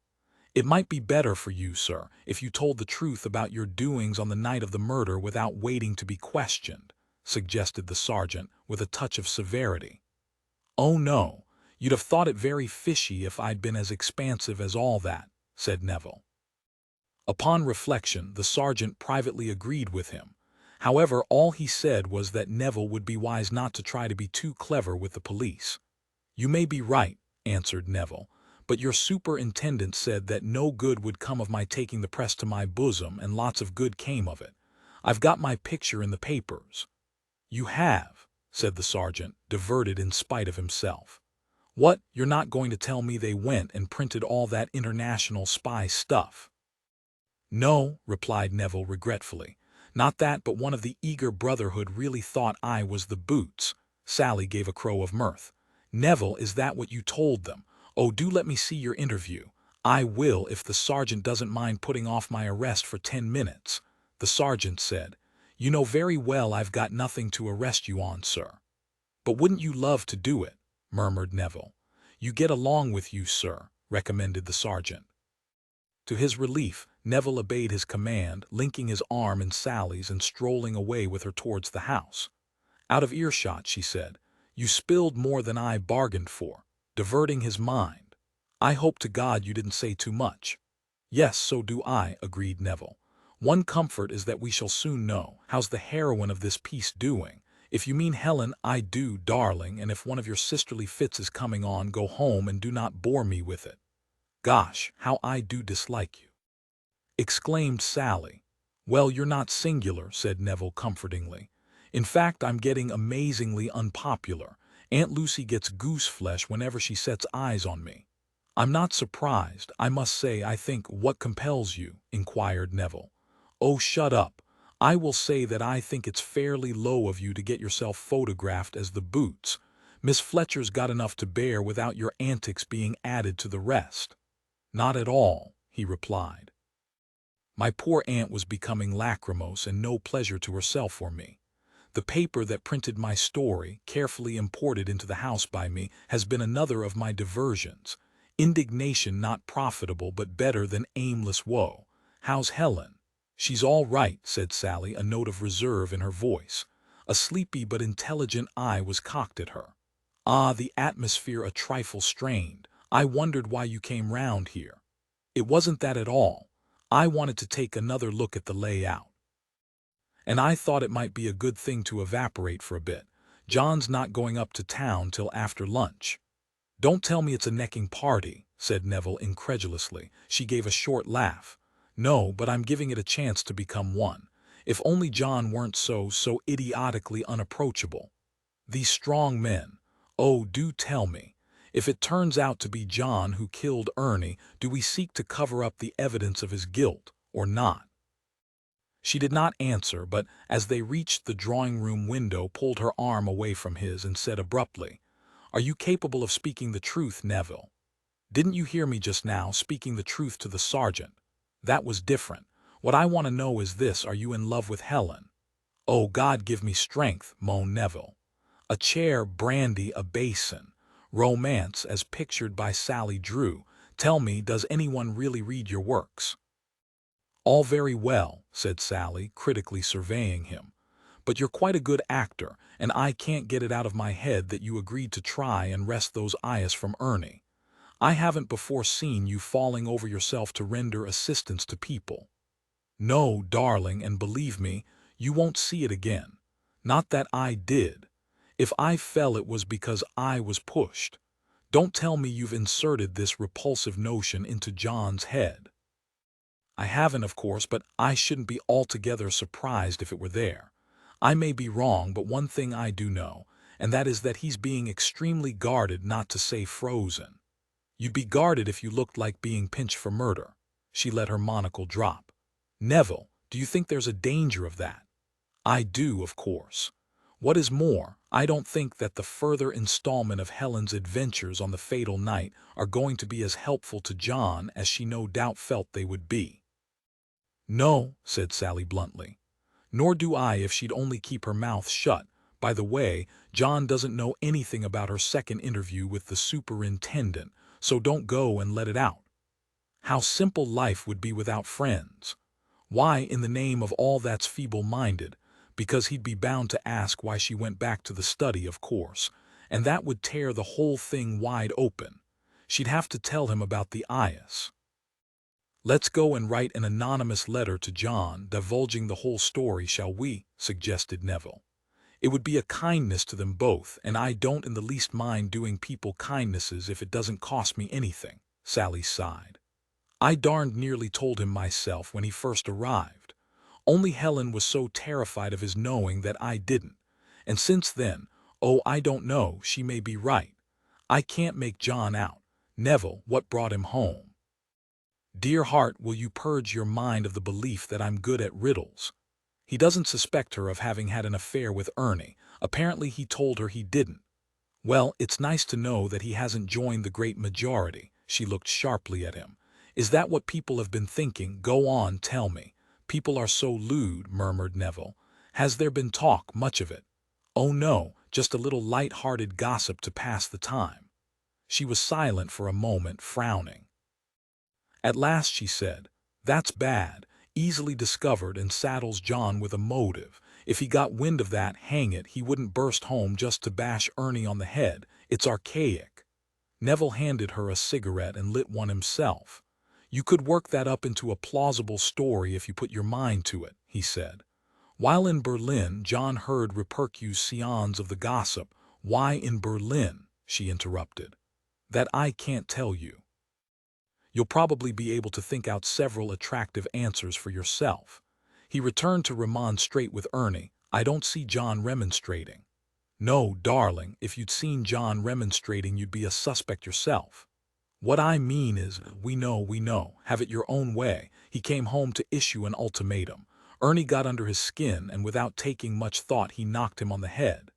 "Several flaws," said Sally. "Why did he enter by the side gate, if not with malice aforethought?" State entry heralded by butler leading to undesirable publicity. Gossip amongst servants, possibility of encountering Aunt Lucy. Lots of answers. All right. What did he do with the weapon? Not a fair question. Doesn't apply exclusively to John. Whoever killed Ernie disposed of the weapon with such skill as to provide this case with its most baffling feature. "Very nice," said Sally. "You've been reading my books. But let me tell you that I'm not a believer in these sudden flashes of brilliance on the part of murderers. When I think out a bit of dazzling ingenuity for my criminal to indulge in, it usually costs me several hours of brain-racking thought. The human mind sharpened by fear, bosh," said Sally, flicking the ash from the end of her cigarette. "In my experience, the human mind, when under the influence of fear, rushes round in frantic circles. No, thanks, that theory doesn't go big with me at all. As I see it, there was one person who had time, motive, and opportunity to kill Ernie and lashings of time in which to dispose of the weapon." He met her look with a flickering smile and lifted his hand. "Oh no, this hand of mine is yet a maiden and an innocent hand, not painted with the crimson spots of blood." Round of applause from the gallery, but quotations prove nothing. "You could have done it, Neville." "Oh, but why stop at me? Perhaps Auntie Lucy did it with one of her Indian clubs. I believe she wields them with considerable vigor." "Don't be silly, why should she? Heaven knows, if you don't fancy her. What about Simmons?" "Again why, and again heaven knows. Why leave all the brainwork to me, you think?" "Yes, well, I see very little point in thinking out fantastic motives for Miss Fletcher and Simmons while you're right under my nose, complete with a motive I don't have to hunt for." He looked bored. "Well, if you're going to make me the favorite, I shall lose all interest. The crime becomes at once pedestrian and commonplace. Oh, here's my poor aunt. Come and help us to solve the mystery, Aunt Lucy. My theory is that you did it." Miss Fletcher, who had entered the drawing-room, came over to the window, but said in a voice of shocked indignation, "I'm sure I don't know where you get your dreadful tongue from, Neville. It certainly wasn't from your dear father. I know it is only thoughtlessness, but the things you say are in the very worst of bad taste, and you haven't even bought an armband. I know. I thought it would look like the fall from the sublime to the ridiculous if I did," he explained, indicating with a wave of his hand her funereal attire. "One likes to show respect for the dead," she said. "Oh, Miss Drew, so kind of your sister to send such beautiful flowers." She pressed Sally's hand and added, "I expect you must find this all most interesting. I always think it's so clever of you to write books. So complicated, too. Not that I've read them, of course. I find I'm too stupid to understand detective stories, but I always put them down on my library list." "You wouldn't be so encouraging if you knew what she's up to," said Neville. "She's trying to prove that I murdered Ernie." "Oh no, dear," said Miss Fletcher distressfully. "I'm afraid Neville's often very thoughtless, but he wouldn't do a thing like that." "Why on earth you can't keep a still tongue in your head baffles conjecture," Sally told Neville wrathfully. "His poor father was very talkative," explained Miss Fletcher. "Dear Ernie, too, was always good company, but unfortunately Neville has got into a bad habit of mumbling which makes it very difficult to hear what he says. Neville, I have just discovered that there will have to be an inquest. Can nothing be done to stop it?" "No, do you mind?" he inquired. "Well, dear, it's not very nice, is it? We've never had such a thing in the family. So common. I wonder if Mr. Lawrence could do anything about it. I think I will go and ring him up." "But Miss Fletcher," began Sally, only to be silenced by having her foot trodden on by Neville. Miss Fletcher, recommending Neville to take care of his guest, drifted away. Neville said softly, "You know you're a menace. Leave my aunt to me, will you? But what's the use of letting her think there needn't be an inquest? It isn't very considerate of you too." "Of course it's not considerate. It wasn't considerate of me to discover that I hadn't a shirt fit to wear this morning, or a pair of socks without holes in them. And it won't be considerate of me when I think up a new annoyance, which I shall do as soon as this inquest business begins to wear thin. You've got a disgustingly sentimental idea that bereaved persons ought to be humored, cosseted, and given plenty of time in which to indulge their grief. I shouldn't be at all surprised to find that you're one of those paralyzing monsters of unselfishness, with a bias towards self-sacrifice and a strong yen for shouldering other people's burdens." Sally gave a gasp. "Go on. It's the rankest kind of baloney, but I should be interested to know how you defend it." "Shouldn't place people under obligation," said Neville briefly. "Nearly always intolerable. Effect on your own character probably disastrous." "Why?" "Spiritual conceit." Polished her monocle. "There's something in what you say," she admitted. "Not much, but a grain of truth. Sorry I tried to butt in on your plans for Miss Fletcher's consolation. I very nearly took a hand in Helen's differences with John, too. A small, inner voice bade me hold my peace." "A woman's instinct," said Neville, deeply moved. "Not but what I sympathize with your purely rational desire to disperse the fog they grope in. But one should never forget that some people fair revel in fog." "Helen isn't reveling in any of this," Sally replied. "Married couples who can't get on rather bore me in the ordinary way, but though I think she's been cavorting around like a prize ass, my withers are a trifle wrung by Helen's troubles. They really do seem to have gathered thick and fast upon her. The worst of it is, I can't be sure which way John will jump if he discovers the truth." "Baffling man, John," agreed Neville. "Well, he is. Just consider it. He arrives in England unexpectedly, the day Ernie is murdered, and turns up here the next morning, suspecting that the footprints discovered in the garden might be Helen's." "Oh no, did he really? That leads us to suppose that he knew something." "Yes, but what? Helen says he doesn't suspect her of having had any kind of liaison with Ernie.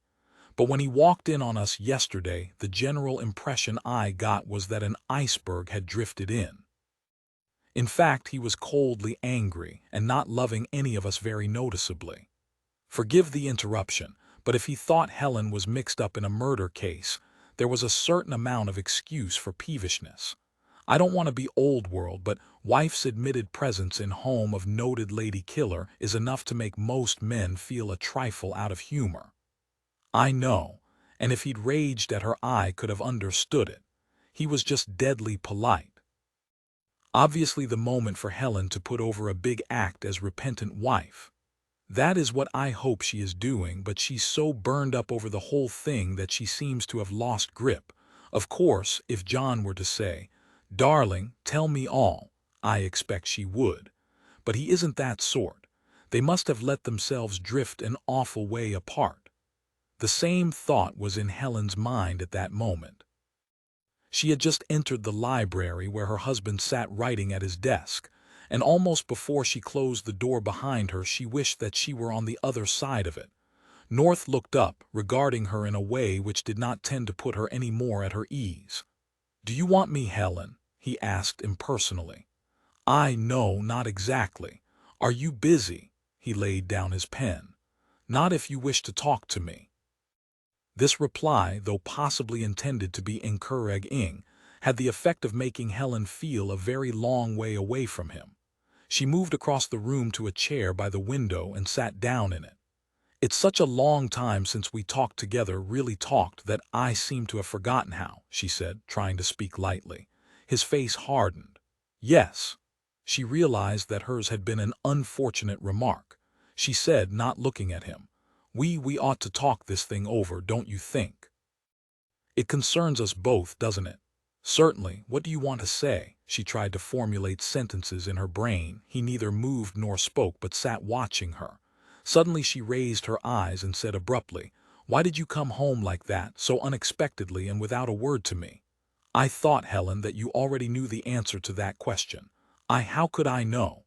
"You informed me that you did. You said that I had come home to spy on you." She flushed. "I didn't mean it. I was upset." "That you were upset by my arrival is not, my dear Helen, a very reassuring thought. Not that, Ernie's death, that policeman asking me such ghastly questions." "We should get on better," he remarked, "if you did not lie to me. I know you rather well. You were horrified to see me." She looked rather hopelessly across at him. "Oh, what's the use of talking like this? It only leads to misunderstandings and bitterness." After a moment's silence, he answered levelly, "Very well." "What did you want to talk to me about? Fletcher's murder?" She nodded. "Yes. It seems to be very much on your nerves. Wouldn't it be on yours?" "That would depend on whether I felt either grief or fear." "Grief? Oh no, but I was there that evening. I don't want to be dragged into it. You must see how awful my position is." "Had you not better tell me exactly what happened?" he suggested.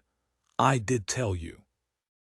I think I've made the superintendent realize that it would be no use asking me to identify the man I saw, but just a moment, Helen. It is time we understood one another. Did you, in fact, recognize that man?" "No," she said quickly. "I never saw his face." "But you have some idea, haven't you, who he was?" she said in a low voice. "If I had, I shouldn't tell a soul, you can be sure of that." "In that case, there does not seem to be much point in pursuing the matter further," he said. "The only advice I can possibly give you, as things are, is to keep calm, and to say as little as you can." He picked up his pen again, but after writing a couple of lines said, without looking up, "By the way, have you any objection to telling me why Neville Fletcher came to see you on the night of the murder?" She gave an uncontrollable start and faltered. "How do you know? Who told you?" "Baker saw him leave the premises and mentioned it to me this morning." "Do you encourage the servants to report to you who visits me?" "No," he replied imperturbably. "Neville came to tell me Ernie had been killed." He looked up at that. "Indeed, why?" "He knew I was a friend of Ernie's. I suppose he thought I'd want to know. He's always doing mad things. You simply can't account for anything he says or does." "What does he know about this business?" "Nothing. Only what we all know." "Then why did he think it necessary to visit you at midnight to tell you what you would certainly know a few hours later?" "He'd seen my footprints," she said desperately. "He thought they might be mine. He came to find out. If Neville leapt to the conclusion that the footprints were yours, he must enjoy a greater share of your confidence than I suspected. What is there between you?" She pressed her hands to her throbbing temples. "Oh my God, what do you take me for? Neville, it's almost laughable." "You misunderstand me. I wasn't suggesting that there was any love between you, but your explanation of his visit is altogether too lame to be believed. Did he by any chance know that you were at Greystones that evening?" "No, of course not. How could he? It was a guess, that's all." "Not even Neville Fletcher would make such a guess without having very good reason for doing so." "Am I to understand that you were so much in the habit of visiting Fletcher in that, you will have to forgive me if I call it clandestine manner, that it was a natural conclusion for Neville to arrive at?" "Oh no, Neville knew all the time that I didn't feel about Ernie except as a friend." He raised his brows. "Was your possible relationship with Fletcher of interest to Neville?" "No, no, of course not, but I've known Neville for years." Her voice tailed off uncertainly. "I am quite aware of that. I too have known Neville, or shall we say have been acquainted with him, for years. Are you asking me to believe that that extremely detached young man asked you to explain your dealings with his uncle?" She could not help smiling, but there was fright in her eyes. "No, actually I told him." "You told Neville Fletcher, I see. Why?" she muttered. "No reason, it sort of came out. I can't explain." "That at least is evident," he said harshly. "You don't believe anything I say. Do you find that surprising?" She was silent, staring down at her clasped hands. "Is Neville in love with you?" she said with genuine surprise. "Neville. Oh no, I'm sure he's not." "You must forgive me for being so ignorant," he said. "So little have I spied on you that I'm not at all up to date. Who, at the moment, is an enamored swain? Is Jerry Maitland still in the running? If I told you no one had ever been in the running, you'd believe that as little as you believe the rest of my story. As I have yet to hear the rest of your story, I can't answer that. Oh, don't insult my intelligence by telling me that I have heard it." Her lips were trembling. "If you think that is this the way to get me to tell you the whole truth, you treat me as though I were a criminal and not your wife." "My wife," he gave a short laugh. "Is not that a trifle farcical? If it is, it's your fault," she said in a choking voice. "Oh, undoubtedly. I failed to satisfy you, didn't I? You wanted more excitement than was to be found in marriage with me, and one man's love was not enough for you. Tell me this, Helen. Would you have married me if I had not been a rich man?" She made a gesture, as though thrusting his words away from her, and rose jerkily to her feet and stood with her back to him, staring out of the window. After a moment she said in a constricted tone, "If they don't arrest me for Ernie's murder, you had better divorce me." "They won't arrest you. You needn't let that bugbear ride you." "Things look very black against me," she said wearily. "I don't know that I care much." "If things look black, you've kept something from me which must be of vital importance. Are you going to tell me what it is?" She shook her head. "No, when the case is over, if we come out of it intact, I'll make it possible for you to divorce me." "I'm not going to divorce you, unless—" He stopped. "Well, unless there's someone else whom you've fallen in love with enough to, but I don't believe there is." "You don't fall in love, Helen. All you want is a series of flirtations. But if I am to help you now, why should you?" she interrupted. "Because you're my wife. The whole duty of a husband, in fact. Thank you, but I would prefer you to keep out of it." "I can't do that." "You were a fool to come down here," she said. "Possibly, but if you were to be dragged into the case, there was nothing to be done." She turned. "Save your own good name. Do you hate me, John?" "No. You're indifferent, in fact. We're both indifferent." She came away from the window. "I don't want to be divorced. I realize that all this mess, Ernie's death, the scandal, everything, has been my fault, and I'm sorry. In future I'll be more careful. There really isn't anything more to be said, is there? If you don't trust me enough to tell me the whole truth, nothing." "I trust you as much as you trust me," she said fiercely. "You know how much that is. Now, if you please, let's banish the whole subject. Do you mean to come home to dinner tonight?" He was looking rather narrowly at her and did not answer. She repeated the question. He replied in his usual cold way, "No, I shall dine in town. I may be late back. Expect me when you see me." 6-9 Sergeant Hemingway left Greystones in a thoughtful mood. An exhaustive search had failed to discover the hiding place of any weapon, but one fact had emerged with which he seemed to be rather pleased. "Though why I should be, I can't tell you," he said to Glass. "It makes the whole business look more screwy than ever. But in my experience, that's very often the way. You start on a case which looks as though it's going to be child's play, and you don't seem to get any further with it. By the time you've been at work on it a couple of days, you've collected enough evidence to prove that there couldn't have been a murder at all. Then something breaks, and there you are." "Do you say that the more difficult a case becomes, the easier it is to solve?" asked Glass painstakingly. "That's about the size of it," admitted the sergeant. "When it's got so gummed up that each new fact you pick up contradicts the last, I begin to feel cheerful. I do not understand. I see around me only folly and sin and vanity. Shall these things make a righteous man glad?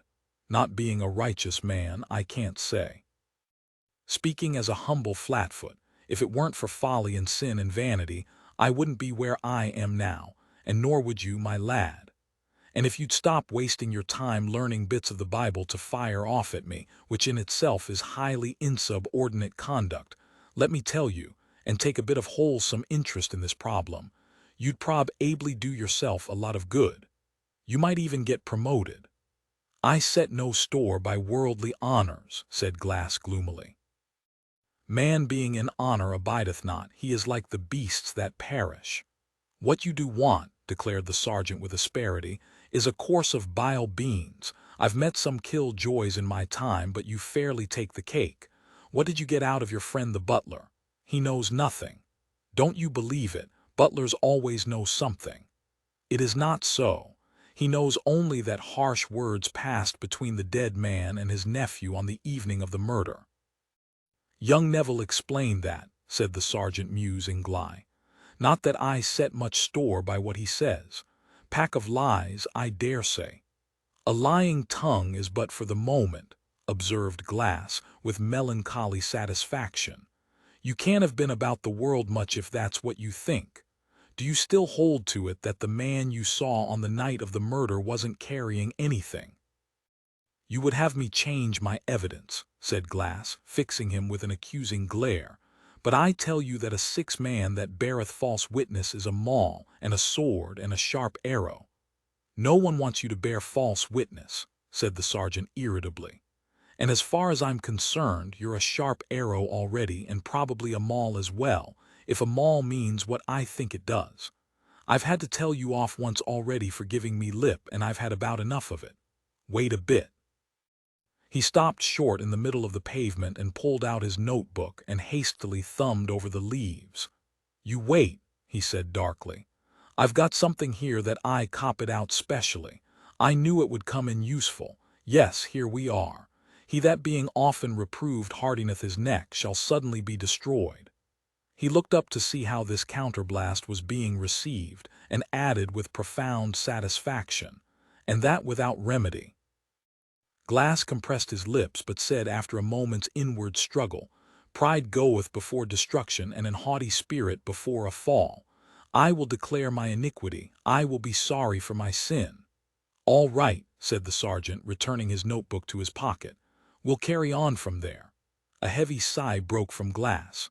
Mine iniquities have gone over my head, as an heavy burden they are too heavy for me, he said in a brooding tone. There's no need to take on about it, said the sergeant, mollified.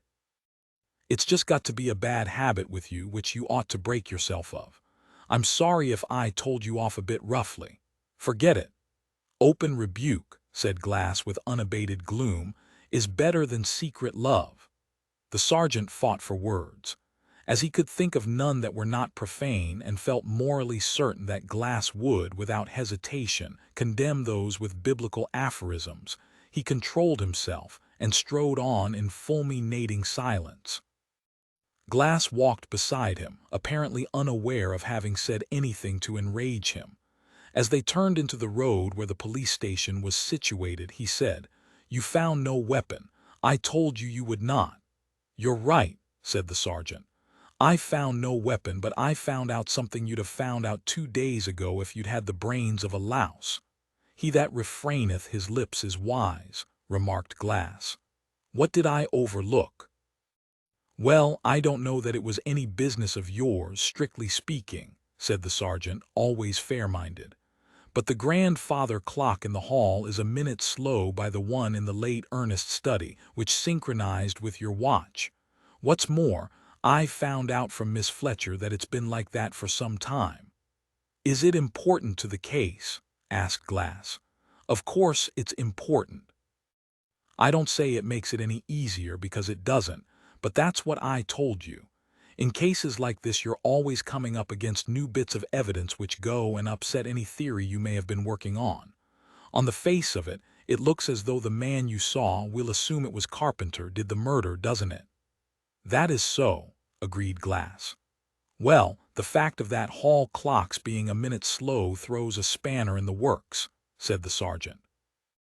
In the second act of her highly talented performance, Mrs. North stated that that clock struck the hour, which was 10 p.m., while she was in the hall on her way to the front door. You saw Carpenter making his getaway at 10:02. That gave him a couple of minutes in which to have killed the late Ernie, disposed of the weapon, and reached the gate. It's my opinion it couldn't have been done, but at least there was an outside chance. Now I discover that when Mrs. North left the study it wasn't 10, but 10:01, and that's properly upset things. It begins to look as though Carpenter wasn't in on the murder at all, but simply went down to try his luck at putting the black on the late Ernie, and was shown off the premises as described by Mrs. North. In fact, it wouldn't surprise me if Carpenter turns out to be one of those highly irrelevant things that seem to crop up just to make life harder. The real murderer must have been hiding in the garden, waiting for his opportunity, and while you were taking notice of Carpenter and deciding to go and investigate, he was doing the job. Glass considered this for a moment. It is possible, but how did he make his escape? I saw no one in the garden. I dare say you didn't see anyone, but you didn't go looking behind every bush, did you? You flashed your torch round and thought there was no one in the garden. There might have been, and what was to stop him making his getaway while you were in the study? They had reached the police station by this time. Glass paused on the steps and said slowly, "It does not seem to me that it can have happened like that. I do not say it was impossible, but you would have me believe that between 10:01, when Mrs. North left the house, and 10:05, when I discovered the body, a man had time to come forth from his hiding place, enter the study, slay Ernest Fletcher, and return to his hiding place. It is true that I myself did not enter the study until 10:05, but as I came up the path must I not have seen a man escaping thence? You know, when you keep your mind on the job you're not so dumb," said the sergeant encouragingly. "All the same, I've got an answer to that one. Who says the murderer escaped by way of the side gate? What was to stop him letting himself out the same way Mrs. North did, by the front door?" Glass looked incredulous. "He must be a madman who would do so. Would he run the risk of being seen by a member of the household, perhaps by Mrs. North, who had only a minute or two before passed through the study door into the hall, as he must have known, had he been lying in wait as you suggest? Heard you coming up the path and had to take a chance," said the sergeant. "Folly is joy to him that is destitute of wisdom," said Glass scornfully. "Well, for all you know he was destitute of wisdom," replied the sergeant. "You go and get your dinner and report here when you've had it." He went up the steps and into the building. It was not until he had passed out of Glass's sight that it occurred to him that the constable's last remark might not have been directed at the unknown murderer. A wrathful exclamation rose to his lips. He half turned, as though to go after Glass, but thought better of it. Encountering the station sergeant's eye, he said, "Somebody here must have had a grudge against me when they saddled me with that pain in the neck." "Glass?" inquired Sergeant Cross sympathetically. "Chronic, isn't he? Mind you, he isn't usually as bad as he's been over this case. Well, it stands to reason, doesn't it? His sort has to have a bit of sin in front of them to get properly wound up, as you might say. Do you want him taken off?" "Oh, no," said the sergeant with bitter irony. "I like being told off by constables, makes a nice change." "We'll take him off the job," offered Cross. "He's not used to murder cases, that's what it is. It's gone to his head." The sergeant relented. "No, I'll put up with him. At least he's a conscientious chap, and apart from this nasty habit he's got of reciting scripture, I haven't anything against him. I dare say he's got a fixation, poor fellow." An hour later, mellowed by food, he was propounding this theory to Superintendent Hannasyde, who arrived at the police station just as his subordinate came back from a leisurely dinner. "You never know," he said. "We shall quite likely find that he had some shocking experience when he was a child, which would account for it. As I have no intention of wasting my time, or letting you waste yours, in probing into Glass's past, I should think there is nothing more unlikely," replied Hannasyde somewhat shortly. The sergeant cast him a shrewd glance and said, "I told you this wasn't going to be such a whale of a case, Chief. Said so at the start. Bad morning." "No, merely inconclusive. Bud had been double-crossing Fletcher. Neville Fletcher seems to be up to his eyes in debt, and North did not spend the evening of the 17th at his flat." "Well, isn't that nice?" said the sergeant. "Stage all littered up with suspects, just like I said it would be. Tell me more about friend Bud." Hannasyde gave him a brief account of the broker's exploits. The sergeant scratched his chin, remarking at the end of the tale, "I don't like it, not a bit. You can say, of course, that if he had to hand over 9,000 shares which he hadn't got, and couldn't get without pretty well ruining himself, he had a motive for murdering the late Ernest. On the other hand, what he said to you about Ernest's not being able to come out into the open to prosecute him rings very true. Very true indeed. He's not my fancy at all. What about North? North, unless I'm much mistaken, is playing a deep game. He told me that after dinner at his club he returned to his flat and went early to bed. What actually happened was that he returned to his flat shortly after 8:3 p.m. and went out again just before 9. He came back finally at 11:45. Well, well, well, said the sergeant. No deception, all quite open and above board, apparently. He paused to exchange a word with the hall porter on his way in at 8:3. When he went out, the porter offered to call a taxi, and he refused, saying he would walk. Who saw him come in later, Chief? The night porter. He says that he caught sight of North stepping into the lift. Well, for a man who impressed you as having a head on his shoulders, he doesn't seem to me to be doing so very well, said the sergeant. What was the use of his telling you he'd spent the evening at his flat when he must have known you could bust the story wide open at the first blow? I don't know, Hannasyde replied. Had it been Bud, I should have thought that he had got into a panic and lost his head. But North wasn't in a panic, and I'm quite sure he didn't lose his head. What I do suspect is that, for some reason best known to himself, he was stalling me. The sergeant thought it over. Stalling you till he could have a word with his wife. I get it. I'd call it a risky game to play myself. I don't know that I think that would worry him much. Oh, that sort is he, said the sergeant. A little course of Ichabod wouldn't do him any harm by the sound of it. Hannasyde smiled, but rather absently. He wasn't at his office this morning, and as his secretary didn't seem to think he was going there today, I came down to see him here. But he's going to be difficult just because he doesn't say a word more than he need. So is young Neville going to be difficult, said the sergeant. But not, believe me, for the same reason. That bird talks so much you have a job to keep up with him. What do you make of him having the nerve to tell me he climbed out of his bedroom window and over the garden wall the night the late Ernest was murdered just to go and tell Mrs. North all about it? Said he was her accomplice over the Busey-ness of those eyes of hers. Hannasyde frowned. Cool hand. It might be true. Cool. I believe you. Brass isn't the word for what he's got. However, I'm bound to admit I've got a soft corner for him. He laid old Ichabod out with the neatest right counter you ever saw. What? Figure of speech, explained the sergeant. He landed a biblical text which Ichabod wasn't expecting and which pretty well crumpled him up. But that's nothing to go on. I wouldn't put it above him to bump his uncle off if it happened to suit his book.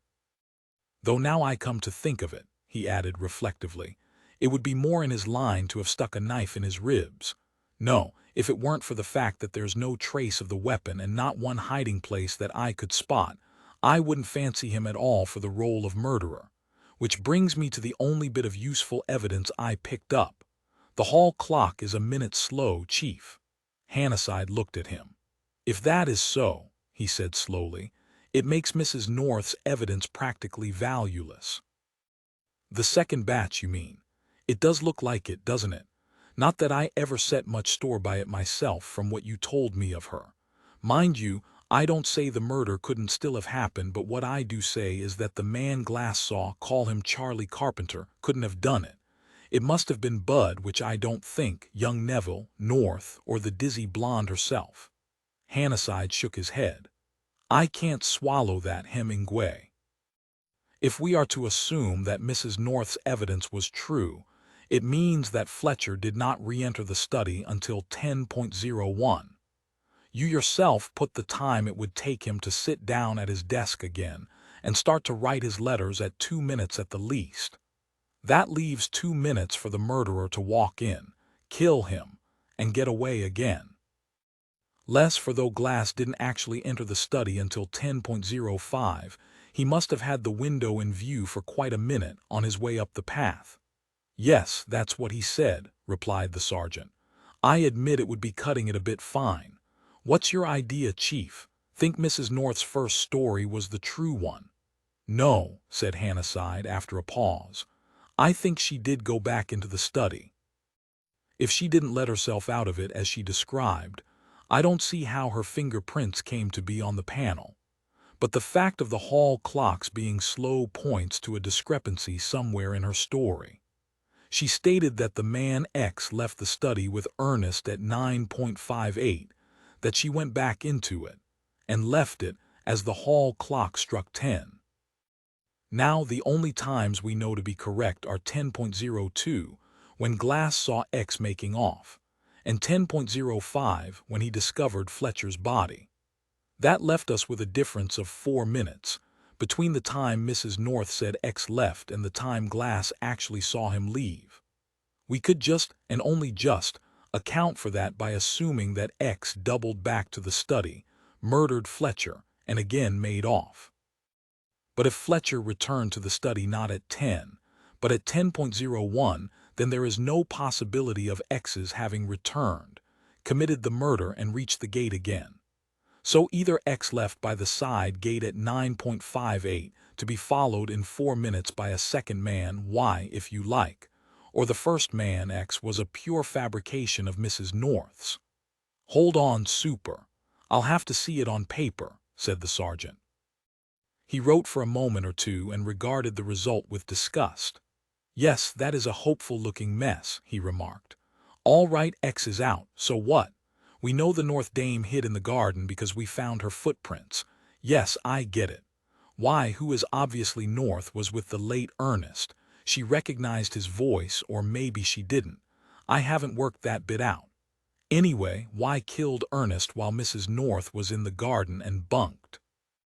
Mrs. North then entered the study to have a look-see, and for reasons which I won't attempt to fathom made off by way of the front door. You can make the times fit if you juggle with them. Someone may have passed down Maple Grove when Y reached the gate, which would mean that he'd have to wait till whoever it was had cleared off before making his getaway. Or, if you prefer it, Mrs. North didn't leave at 10:01 but later. Though why she should make that bit up, I don't quite see. That eliminates X and fits the only facts we know to be certain. You can eliminate X if you like, interposed Hannasyde, but you can't eliminate Charlie Carpenter. Where does he fit into this otherwise plausible story? The sergeant sighed. That's true. If we've got to have him in, then he's Y and North is X eliminated. Yes, that's all right. Mrs. North didn't recognize his voice, but she caught a glimpse of him and thought he might be her husband. Hence her erroneous evidence. How's that? Not bad, conceded Hannasyde. But if North is eliminated, will you tell me why he stated that he spent the evening in his flat when in actual fact he did nothing of the kind? I give it up, said the sergeant despairingly. There isn't an answer, Hannasyde smiled. There might be. It's just possible that North had nothing to do with the murder but suspects that his wife had. The sergeant stared at him. What, and deliberately chucked his own alibi, if any, overboard so as to be all set to leap in and take the rap for his wife. Go on, Super, you don't believe that. I don't know, he might, rather that type of man. Regular film star he sounds to me, said the sergeant, revolted. Red blood and hair on his chest, too, I should think.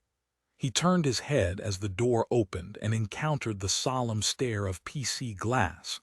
Oh, so you're back, are you? Well, if you're working on this case, I suppose you'd better come in.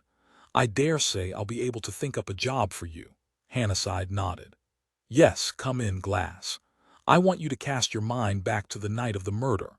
When you were walking along Vale Avenue on your beat, do you remember seeing anyone, beyond the man who came out of the side gate of Greystones? Anyone who might, at about 10 p.m., have been passing the front entrance to Greystones? Glass thought deeply for a moment and then pronounced, No, I remember no one. Why am I asked this question? Because I have reason to doubt the truth of Mrs. North's statement that she left Greystones by the front door at a minute after 10. What I want is a possible passerby who may or may not have seen her. If that is so, the matter is simple, said Glass. There is a pillar box at the corner of Vale Avenue and Glynn Road where she dwells, which is cleared at 10 p.m. each night. I do not doubt that the postman saw her if she was indeed upon her way home at that hour. Nice work, Ichabod, exclaimed the sergeant. You'll end up in the Cid yet. A cold eye was turned upon him. A man that flattereth his neighbor spreadeth a net for his feet, said Glass, adding, since the sergeant seemed unimpressed, even the eyes of his child shall fail. Well, don't sound so cocky about it, said the sergeant. And as it happens, I haven't got any children, so now where are you? We won't discuss the matter, interposed Hannasyde in a chilling tone. You will please remember, Glass, that you are talking to your superior officer. To have respect of persons is not good, said Glass seriously, for a piece of bread that man will transgress. Oh, will he? Said the indignant sergeant. Well, he won't, not for 50 pieces of bread. What next? That'll do, said Hannasyde, a tremor in his voice. Get hold of that postman, Glass, and discover at what time he cleared the box, whether he saw Mrs. North, and if so, whether she was carrying anything. Got that? Yes, sir. All right, that's all. Report here to me. Glass withdrew. As the door closed behind him, Hannasyde said, Why do you encourage him, Skipper? Me encourage him. Yes, you, the sergeant said. Well, if you call it encouraging him to tell him where he gets off, I believe you enjoy him, said Hannasyde accusingly. The sergeant grinned. Well, I've got to admit it adds a bit of interest to the case, waiting for him to run dry. You'd think he must have got pretty well all he's learned off his chest by now, wouldn't you? He hasn't, though. I certainly have to hand it to him. He hasn't repeated himself once so far. Where do we go from here? To North's house, replied Hannasyde. I must see if I can get out of him what he was doing on the night of the murder. You, I think, might put in a little good work in the servants' hall. But when he arrived at the Chestnuts, Hannasyde was met by the intelligence that North had left the house immediately after lunch. The butler was unable to state his master's destination, but did not think, since he was driving himself in his touring car, that he was bound for his city office. After a moment's consideration, Hannasyde asked to have his card taken to Mrs. North. The butler accepted it, remarking repressively that he would see whether it were convenient for his mistress to receive him, and ushered him into the library. Here he was presently joined by Miss Drew, who came in with her monocle screwed firmly into her eye and a cigarette stuck into a long amber holder. My sister's resting, but she'll be down in a moment, she informed him. What do you want to see her about? I'll tell her when she comes, he replied politely. She grinned. All right, I can take a snub, but if it's about that epic story Neville Fletcher burbled into your sergeant's ears, I can tell you now you're wasting your time. It leads nowhere. Epic story? Oh, you mean his adventures on the night of his uncle's death? No, I haven't come about that. I quite thought you might have. I shouldn't have been altogether surprised had you asked to see me. No, are you concerned in those adventures? Actually, I'm not, but Neville, who, you may have noticed, is rather reptilian, told the sergeant in his artless way that I had plans for opening Ernie Fletcher's safe. And had you? Well, yes and no, said Sally guardedly. If I'd had my criminal notebook with me and time to think it out, I believe I could have had a stab at it. But one very valuable thing this case has taught me is that in real life one just doesn't have time. Of course, if I'd been writing this story, I should have thought up a perfectly plausible reason for the fictitious me to have had the means at hand of concocting the stuff you call soup. I should have turned myself into a scientist's assistant, with the run of his laboratory or something like that. However, I'm nothing of the sort, so that wasn't much good. Hannasyde looked at her with a good deal of interest. Mr. Fletcher's story was true, then, and not an attempt to keep the police amused. You seem to have weighed him up pretty accurately, commented Sally. But as it happens, he really did come here to tell Helen A. that his uncle had been murdered and B. that he hadn't managed to get hold of her eyes. That naturally looked very bad to me. Of course, it was idiotic of my sister to co-opt Neville in the first place. She'd have done better to have put me on to it. You won't misunderstand me when I tell you that I was all for abstracting those eyes from the safe before you could get your hands on them. Unfortunately, there was a policeman mounting guard over the study, which completely cramped my style. I quite see your point, said Hannasyde. But if you've made a study of crime, you must know that it would have been quite culpable of you to have abstracted anything at all from the murdered man's safe. Theoretically, yes. In practice, no, responded Sally coolly. I knew that the eyes had nothing whatsoever to do with the case. Naturally, you can't be expected to know that and just look at the trouble they're causing you, not to mention the waste of time. I appreciate your point of view, Miss Drew, but as you have already realized, I don't share it. It seems to me that the IS may have a very direct bearing on the case. She gave a chuckle. Yes, wouldn't you love me to pour my girlish confidences into your ears? It's all right. I'm going to. If you're toying with the notion that my sister may have been the murderess, I can put you right straight away. Setting aside the fairly evident fact that she simply hasn't got it in her to smash anyone's head in, there wasn't a trace of blood on her frock or her cloak when she came home that night. If you want me to believe that she could have done the deed and not got one drop of blood on her, you'll have to hypnotize me. Of course, I don't expect you to pay much heed to what I say, because I'm bound to stand by my sister, but you can interrogate her personal maid, can't you? She'll tell you that none of my sister's clothes have disappeared or have been sent to the cleaners during the past week. She paused, extracted the end of her cigarette from the holder and stubbed it out. But as I see it, you don't really think she did it. The man you suspect is my brother-in-law, and I'm sure I don't blame you. Only there again, I may be able to help you. You can take it from me that he doesn't know of the existence of those ayahs. I've no doubt that sounds a trifle fatuous to you, but it happens to be true. And just in case you haven't grasped this one, he doesn't suspect my sister of having had any what you might call improper dealings with Ernest Fletcher. She stopped and looked critically at him. I'm not making a hit with you at all. Why not? Don't you believe me? Yes, I believe you're telling me what you believe to be the truth, he answered. But it is just possible that you don't know the whole truth. If for the sake of argument your brother-in-law is the man I'm looking for, it must be obvious to you that he wouldn't give anything away, even to you. That's perfectly true, conceded Sally fair-mindedly. But there's one other point. My brother-in-law's no fool. If he'd done it, he'd have taken darned good care to have covered up his tracks. She frowned suddenly and began to fit another cigarette into her holder.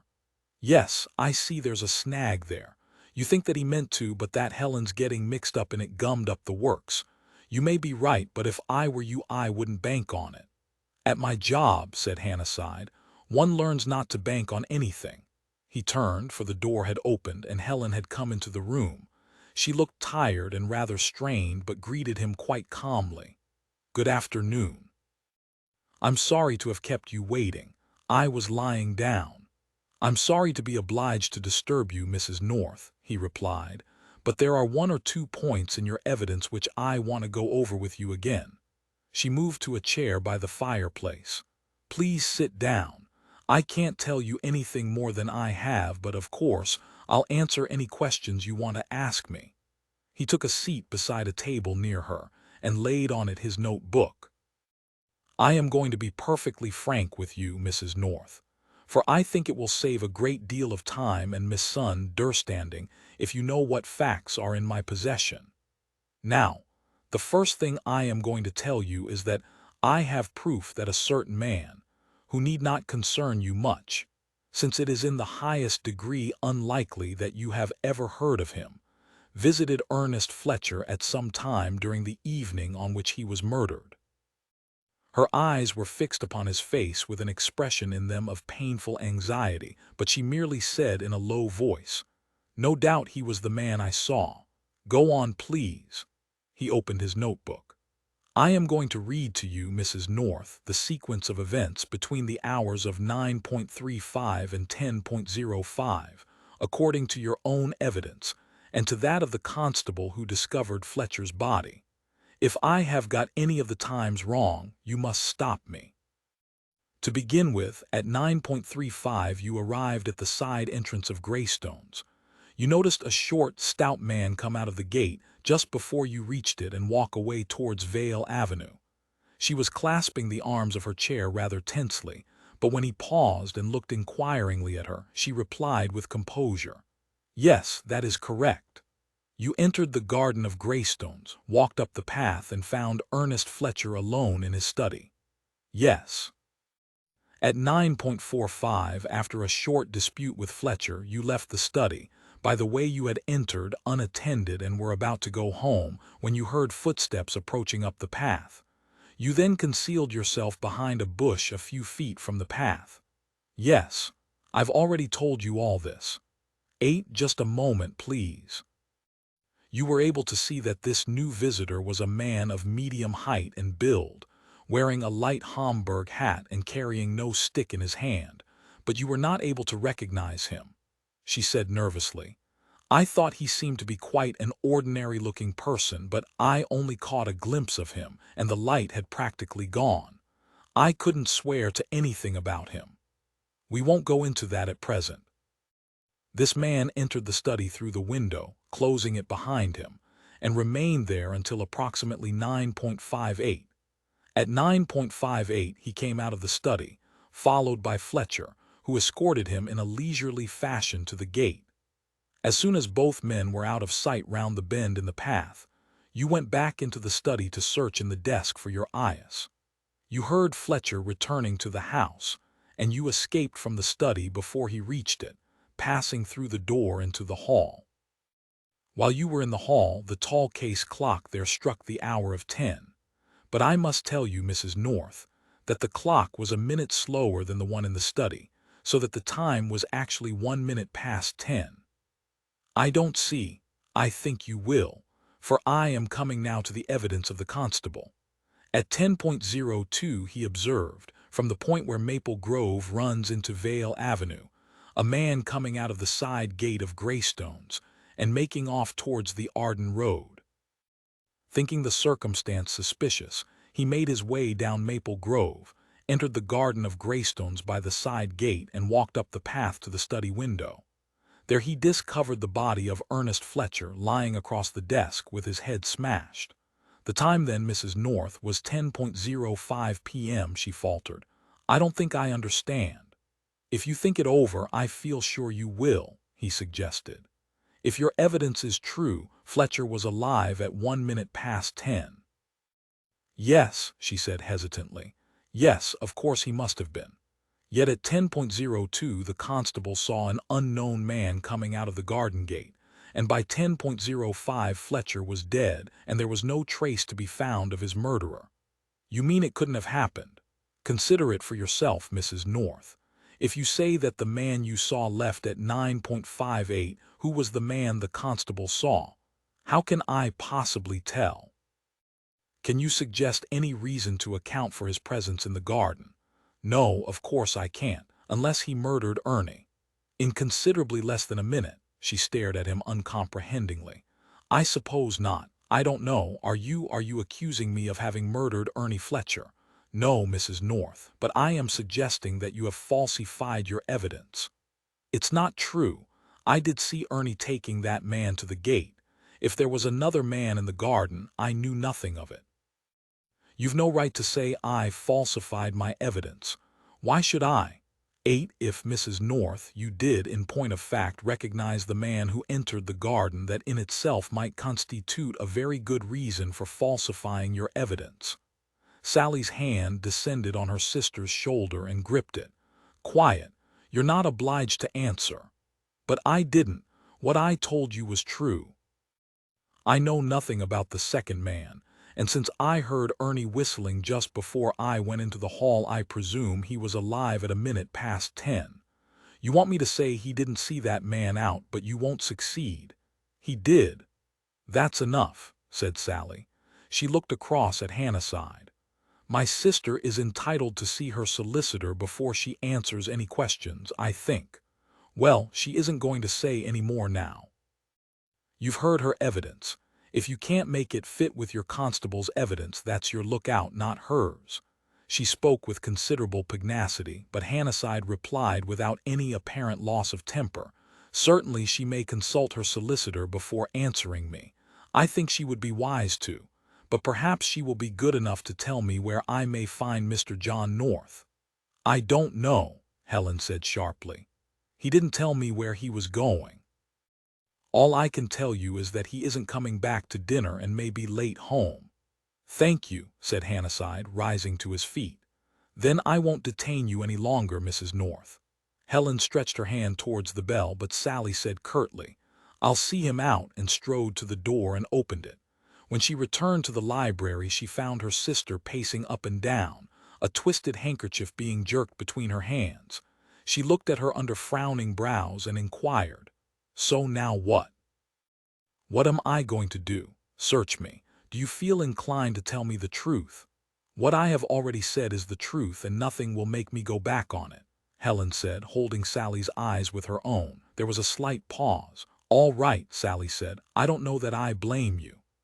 Joining his superior outside the gate, Sergeant Hemingway said, Nothing much to be made of at my end. Did you shake the fair Helen? No, she's sticking to it that her story's true. She's bound to, of course. I didn't expect her to go back on it. What I did want to do, and what I rather fancy I succeeded in doing, was to frighten her. Did you get anything out of the servants? Precious little. The butler saw young Neville walking off down the drive at about 12:3 that night, which makes it look as though what he told me was true. Otherwise, I wasted my time. Old-fashioned sort of servants, been employed there several years, seem to be fond of both master and mistress, and aren't talking. Come to think of it, it's a pity there aren't more like them, though not from our point of view. Did you get the impression Mrs. North was working in cahoots with her husband, or what? I don't know. Her sister warned her not to answer me until she'd seen her solicitor, so I didn't press the matter. Just about what that dame with the eyeglass would do, remarked the sergeant disapprovingly. In my young days, women didn't know anything about such things. I don't believe in all this emancipation. It isn't natural. What are we going to do now? Get after young Neville? No, I'm going back to the police station. It's no use my tackling Neville. I haven't anything against him except the state of his bank overdraft, and he knows it. I'm hoping Glass may have managed to make contact with that postman. As far as I can see, the two people we've got to get hold of are North and Carpenter.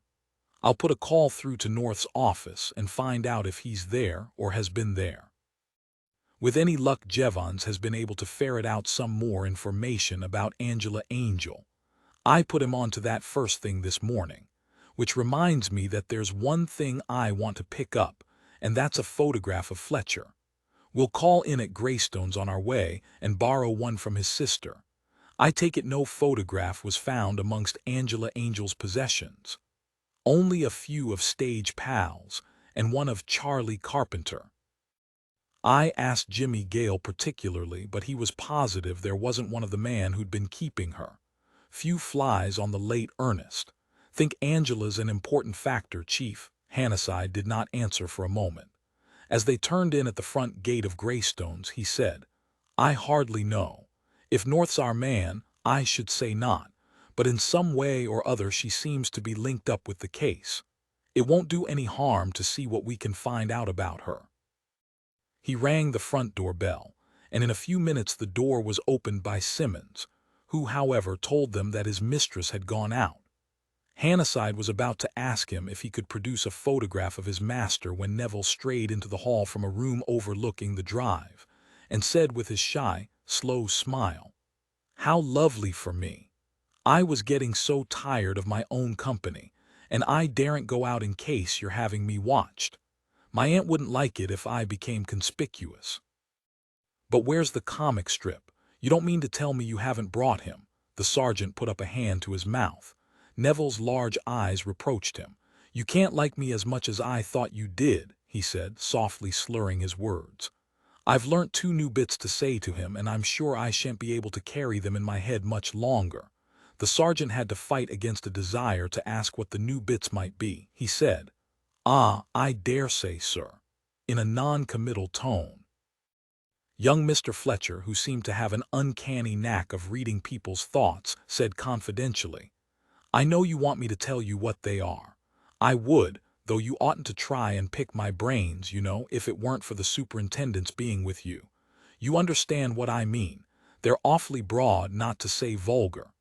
The sergeant cast an imploring glance at his superior, who said with an unmoved countenance, "You can tell the sergeant some other time, Mr. Fletcher. I called in the hope of seeing your aunt, but perhaps you can help me in her stead. Have you a photograph of your uncle which you could let me borrow for a few days?" "Oh no," said Neville. "I mean I haven't, but if I had I wouldn't lend it to you, I'd give it to you." "Extremely kind of you, but, well, it isn't really," Neville explained, "because I hate photographs.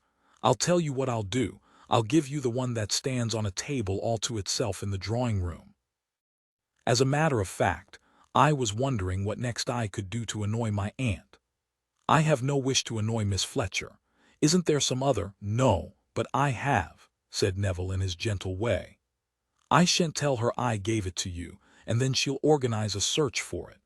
That will be uncomfortable, of course, but since I started to do good turns I've found that they invariably entail a certain amount of self-immolation, which has a very degrading effect on the character." Talking all the time, he had led the way into the drawing-room, where, as he had described, a large studio portrait of his uncle stood in solitary state upon an incidental table.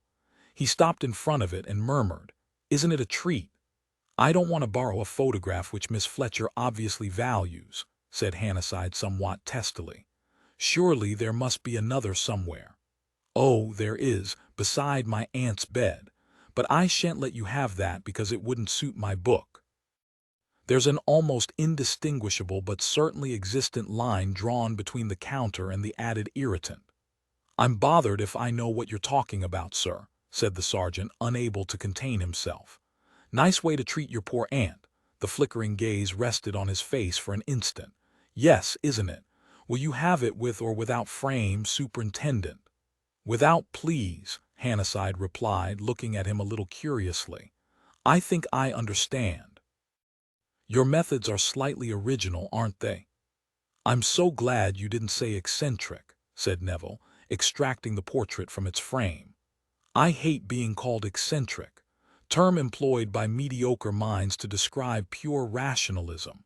Now I will hide the frame, and bribe Simmons to keep his mouth shut. Practically the only advantage I have yet discovered in inheriting a fortune is the ability it confers on one to exercise the unholy power of bribery." "And then I suppose you'll join in the search for it," said the sergeant, torn between disapproval and amusement. "No, that would savor strongly of hypocrisy," answered Neville serenely. "There you are, Superintendent. I shan't invite you to stay and have tea because my aunt might come back." Once outside the house, the sergeant said, "Came over me in a flash. Do you know what that silly smile of his makes me think of, Super?" "No, what?" "That picture people make such a fuss about, though why I've never been able to make out. Pie-faced creature with a nasty, sly smile." "The Mona Lisa," Hannasyde laughed suddenly. "Yes, I see what you mean. Odd young man. I can't make up my mind about him at all." "There are times," said the sergeant, "when I'd ask nothing better than to be able to pin this murder on to him.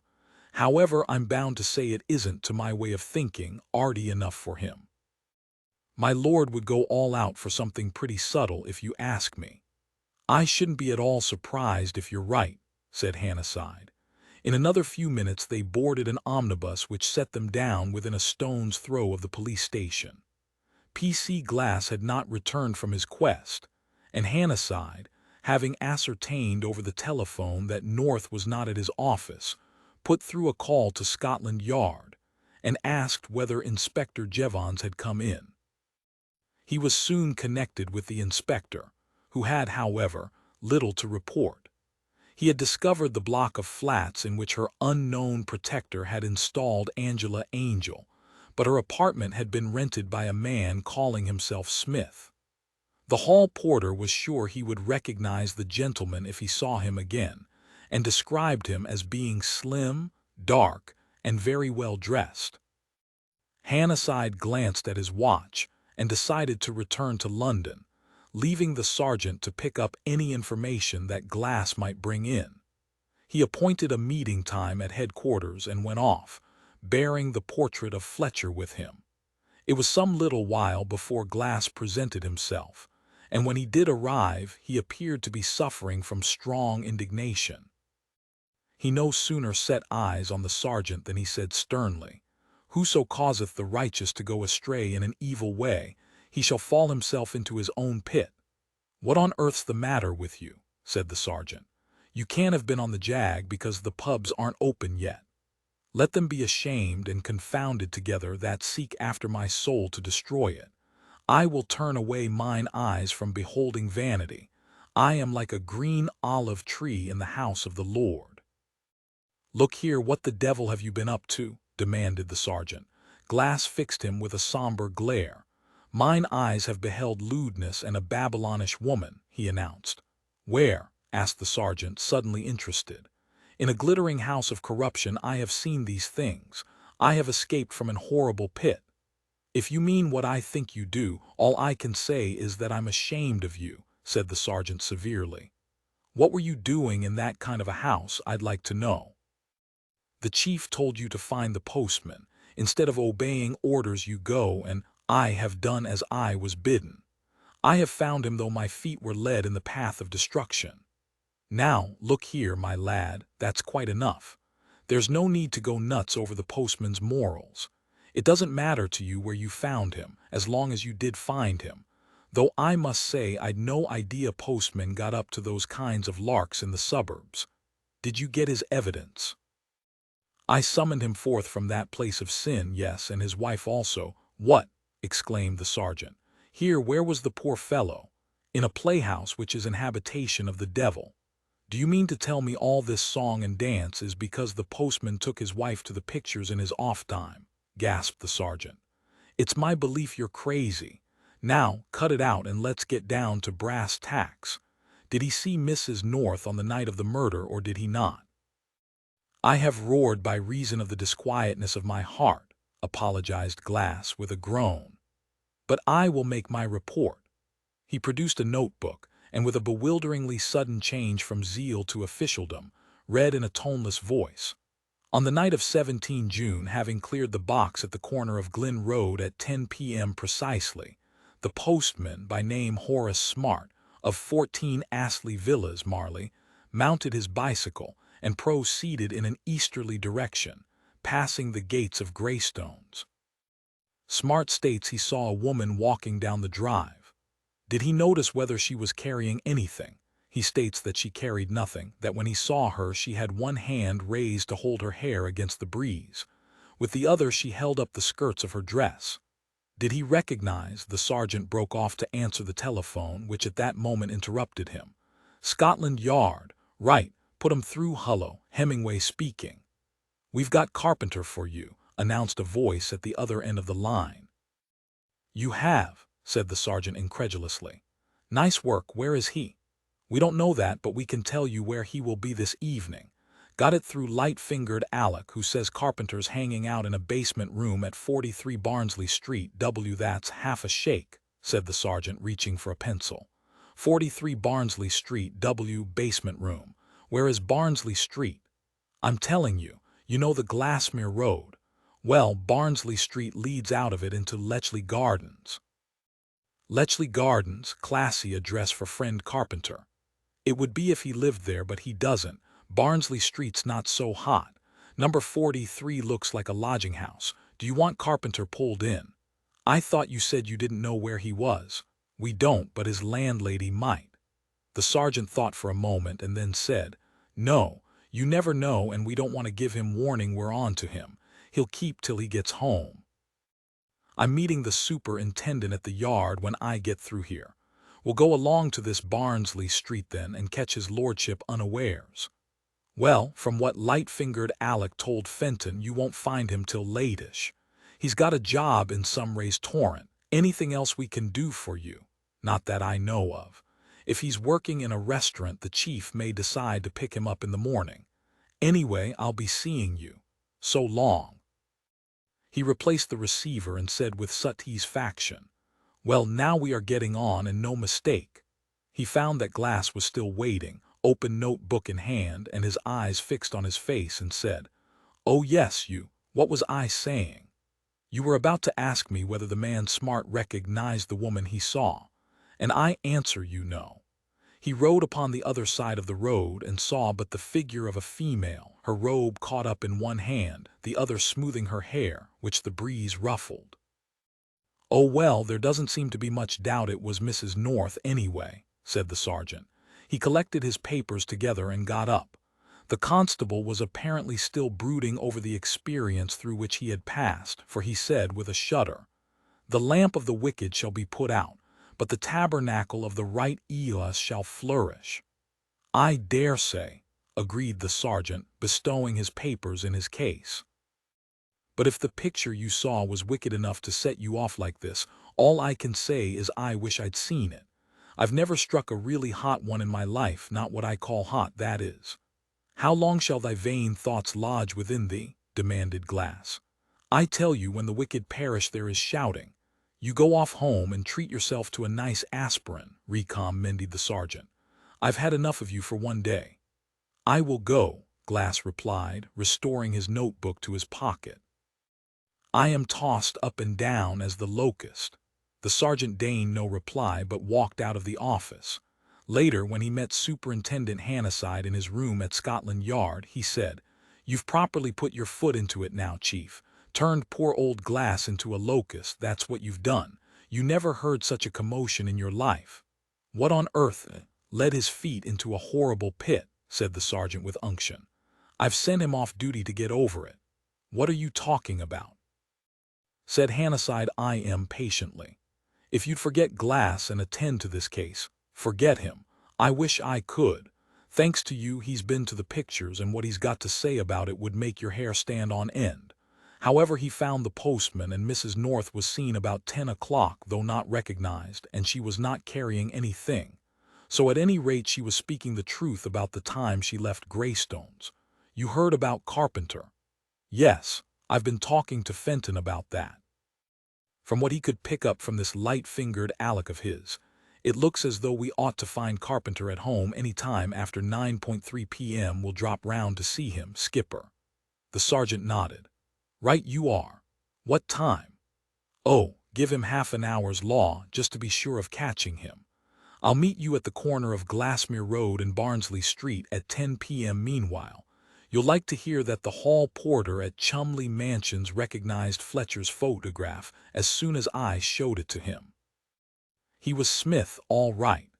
"Well, we never had much doubt, did we?" said the sergeant. "Was he able to tell you anything more?" "Nothing of much use to us. Like everyone else who came into contact with Fletcher, he seems to have found him invariably pleasant. He knows nothing more about the girl than he told Gale at the time of her death." "I must say it looks as though Angela Angel's suicide and the late Ernest's murder do hang together," pondered the sergeant.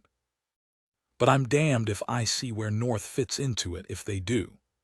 "We shall probably know more when we've heard what Carpenter has to say," replied Hannasyde. "What you might call the key to the whole mystery," agreed the sergeant. He arrived a little before 10 o'clock at the appointed rendezvous that evening, and found Barnsley Street to be a drab road connecting the main thoroughfare of Glassmere Road with the prim respectability of Letchley Gardens. Glassmere Road, which the sergeant knew well, was a busy street, and at the corner of Barnsley Street, close to an omnibus stopping place, was a coffee stall. The sergeant bought himself a cup of coffee and entered into idle chat with the proprietor.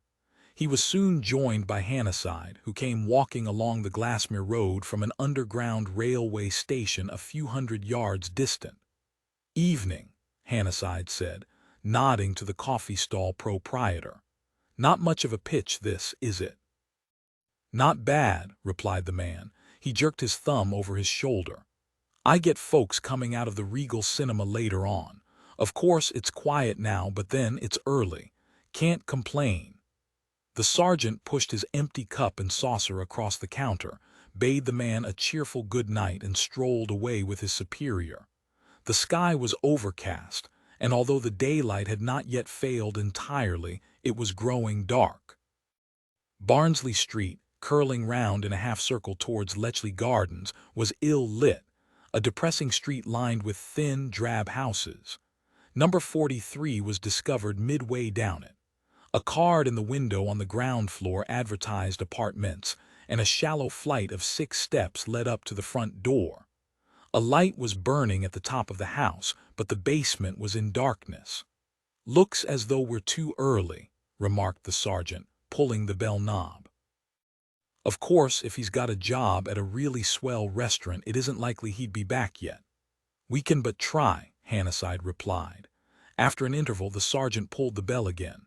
He was about to pull it a third time when a light appeared in the fanlight over the door, and slipshod feet were heard approaching inside the house. The door was opened by a stout lady of disagreeable aspect, who held it slightly ajar and said pugnaciously, "Well, what do you want? If you've come about lodgings, I'm full up." "If I had, that would break my heart," said the sergeant instantly. "I don't know when I've taken such a fancy to anyone as I have to you. Came over me the instant I laid eyes on you." "I don't want none of your sauce," responded the lady, eyeing him with acute dislike. "Well, tell me this, is Mr. Carpenter in? If it's him you want, why don't you go down the area steps?" Pealing the bell and having me down from the top of the house as though I'd nothing better to do than run up and down stairs the whole evening. "Run," said the sergeant. "Go on, you couldn't. Now put a sock in it and let's have a real heart-to-heart. Is Charlie Carpenter in?" she said grudgingly. "Yes, he's in. If you want him, you can go down and knock on his door." "Thank you for nothing," said the sergeant. "You let me see this running act of yours. You and me will trip downstairs and you'll do the knocking, after which you'll tell Mr. Charlie Carpenter to shut his eyes and open the door and see what the fairies have brought him." "Oh, I will I?" said the lady, bristling. "And who says so?" The sergeant produced his card and showed it to her. "That's the name, Clara, but if you like you can call me Willie, seeing that you're so stuck on me. Come on now, get a move on." She read the card painstakingly and seemed to feel an increased aversion from him. "I'm a respectable woman, and I don't want any busies nosing round my house, nor there's no reason why I should have them. What's more, if that young fellow's been up to any tricks, it's no business of mine, and so I'll have you know." "Well, now that I know it, let's get going," said the sergeant.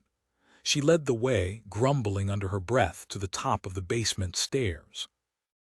Hannasyde nodded to the sergeant and himself remained on the doorstep, keeping a strategic eye on the area. No reply was made to the landlady's imperative knock on the door of the basement room, nor was any sound audible. "Funny, he don't generally go to bed early," remarked the landlady, renewing her assault upon the door. "I dare say he's gone out again. Well, I hope you're satisfied, that's all." "Just a moment, sister," said the sergeant, pushing her aside. "No objection to my having a look round, have you?" He turned the handle as he spoke. The door opened and he groped for the light switch. "Looks as though you're right," he remarked, stepping into the room. But the landlady was not right. Charlie Carpenter had not gone out.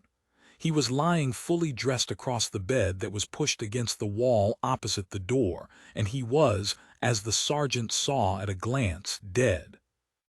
The landlady, peeping over the sergeant's shoulder, gave a piercing shriek and cowered away from the door into the gloom of the passage. "Shut up," said the sergeant curtly. He walked across the room and bent over the tumbled body, feeling its hands.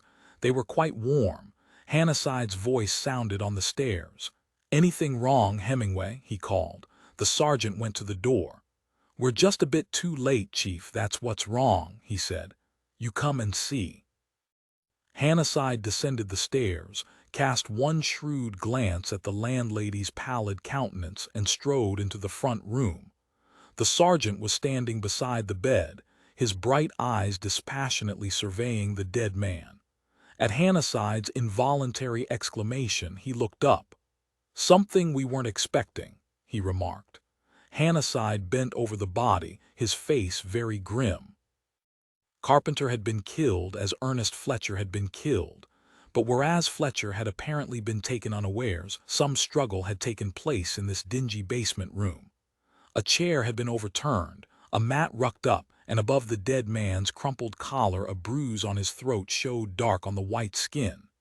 Same method, probably the same weapon. But this man knew what to expect, Hannasyde muttered. He glanced over his shoulder. "Get on to the department, Hemingway, and get rid of that woman. Tell her she'll have to answer questions, not that she's likely to know anything." The sergeant nodded and went out. Left alone in the room, Hannasyde turned his attention from the body to his surroundings. These told him little enough. The room was sparsely furnished, but had been embellished by a number of photographs and colored pictures, some framed, some pinned on the wall or stuck into the frame of the spotted mirror over the fireplace. A curtain drawn across one corner of the room concealed from view several cheap suits and a few pairs of shoes.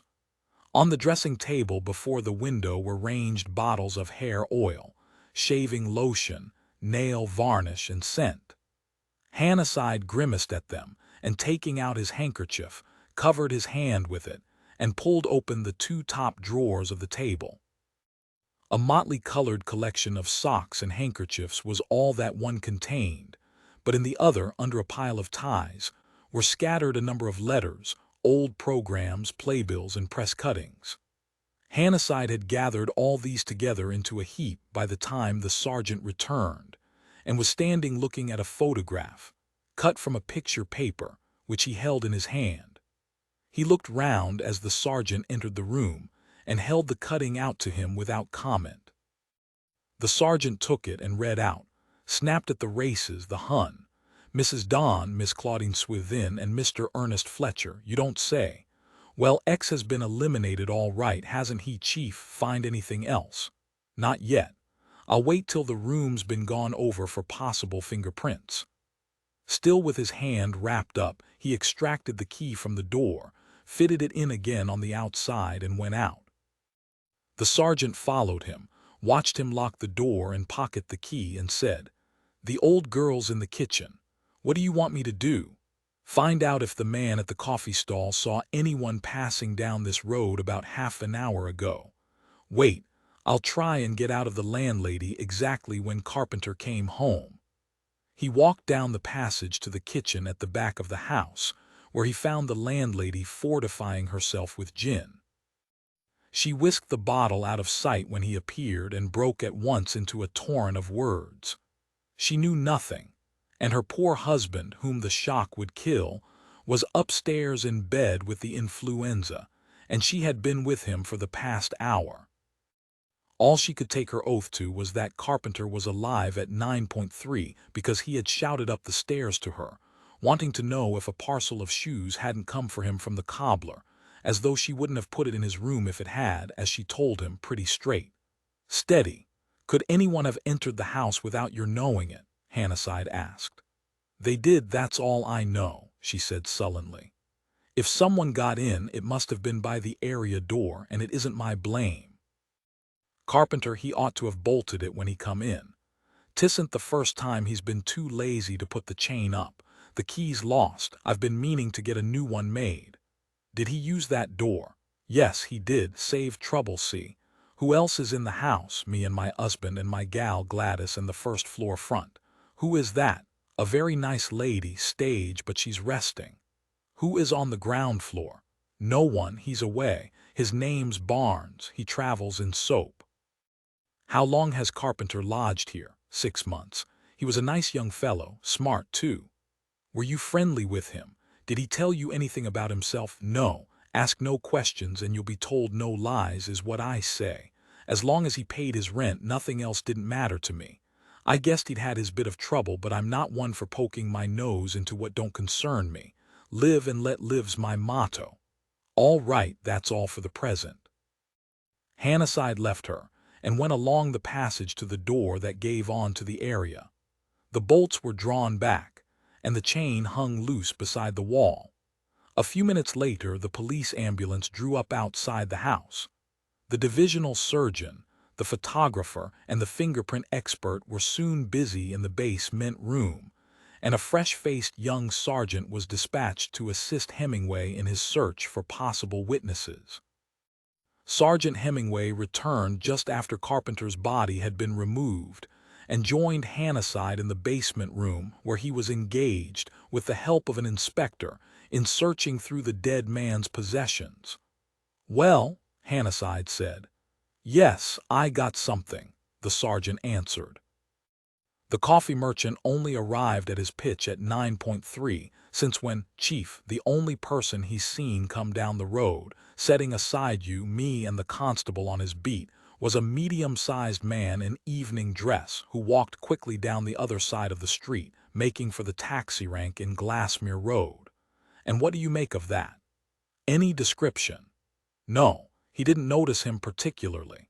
Says it was too dark to see his face. But what he does say, Super, is that he wasn't wearing an overcoat and he wasn't carrying anything in his hands. Talk about history repeating itself. I don't need to ask if you found the weapon here. I wouldn't believe you if you said you had. I haven't. Did you find anyone to corroborate the coffee stall owner's evidence? If you can call it corroboration, said the sergeant with a sniff. There's a couple propping the wall up at the other end of the street. You know the style, kissing and canoodling for the past hour. I wouldn't set much store by what they say, but for what it's worth, the girl seems to think she saw a gentleman in evening dress and an opera hat pass by about half an hour ago. Not what you'd call a lot of traffic on this road. I've put line on to the houses opposite, on the chance someone may have been looking out of a window. Did the couple at the other end of the street notice whether the man in evening dress was carrying a stick? Not they. First thing they said was they hadn't noticed anyone at all. I had to press them a bit before they came out of the ether, so to speak.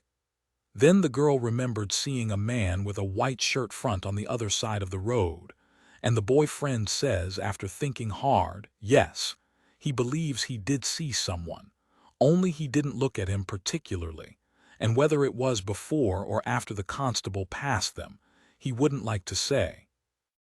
Actually, it was just before, if the coffee merchant is to be believed, which I think he is. What's more, they were going opposite ways, and there's an outside chance they may have passed each other. Shall I get hold of the chap who has this beat? Yes, as soon as possible. Obviously he saw nothing suspicious, but if he did meet the man in evening dress, he may be able to describe him. Not much doubt who he was, if you ask me, said the sergeant. It's North all right, but what he does with his weapon has me fairly beat. Sleight of hand isn't in it with that chap. You got any ideas, Chief? No, nor have I any idea why, if it was he had to kill Carpenter. The sergeant stared at him. Well, but it's plain enough, isn't it, Chief? Carpenter must have seen the murder of the late Ernest. My own hunch is that he was trying his hand at blackmailing North for a change. Look here, Hemingway. If Carpenter was shown off the premises at 9:58 by Fletcher, how can he have seen the murder? Perhaps he wasn't shown off the premises, said the sergeant slowly. Perhaps Mrs. North made that up. He paused and scratched his chin. Yes, I see what you mean. Getting what you might call involved, isn't it? It looks to me as though Charlie Carpenter knew a sight more about this business than we gave him credit for.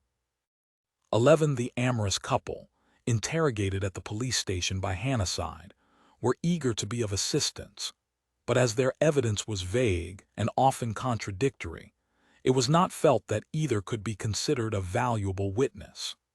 The girl, who was an under-housemaid enjoying her evening out, no sooner discovered that the fact of her having seen a man in evening dress was considered important by the police than she at once began to imagine that she had noticed more than she had at first admitted. I thought he looked queer, she informed Hannasyde. Ooh, I thought you do look queer, you know, funny. In what way funny? Asked Hannasyde. Oh, I don't know, I mean, I can't say exactly, but there was something about him, the way he was walking awfully fast, you know, he looked like a gangster to me. At this point her swain intervened. "Go on," he said. "You never—" "Oh, I did, Sid, honest I did. You never said nothing to me about it." "No, but I got a feeling," said Miss Jenkins mysteriously. "You and your feelings. Tell me this," interposed Hannasyde. "Was the man dark or fair?" But Miss Jenkins refused to commit herself on this point. Pressed, she said that it was too dark to see. Mr. Sidney Potter said indulgently, "You never saw a thing. It was this way, sir. Me and my young lady were having what you might call a chat. We didn't notice no one particularly. What I mean is not to be sure of them. Did you see the man in evening dress?" Mr. Potter said cautiously, "Not to remember, I didn't. There was 2 or 3 people passed, but I didn't take no notice. It's like this. I do seem to think there was a toff walking down the other side of the road, but I wouldn't like to swear to it." "Yes, and he must have met the policeman, what's more," put in Miss Jenkins. "It was just a minute after he went by that I saw the policeman. Fancy if he done it under the policeman's nose, as you might say. Ooh, some people haven't half got a nerve. I sort of know it was a gangster." "You're barmy. The policeman came by ages before," said Mr. Potter fondly.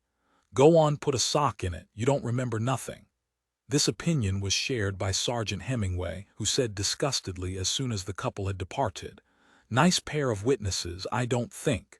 If they were carrying on the whole evening like they were when I found them, it's a wonder to me they saw anyone. Proper necking party. I'm bothered if I know how people keep it up for the hours they do. The girl wants to see her picture in the papers. I've met her sort before. Potter's not much better either. In fact, they're neither of them any good. Except that the girl did see a man in evening dress, which corroborates the coffee stall proprietor's story. We'll see what the policeman has to say. If the girl was speaking the truth about his having passed just after she saw the man in evening dress, we may get somewhere." But when Constable Mather, a freckle-faced and serious young man, came in, he said regretfully that when he passed up Barnsley Street he had seen nothing of any man in evening dress. "There you are," said Hemingway, exasperated. "What did I tell you? Just making up a good tale, that's all the silly little fool was doing." Hannasyde addressed the young policeman. "When you passed, did you happen to notice whether the light was on in the basement of number 43? "That's Mrs. Prim's," said Mather.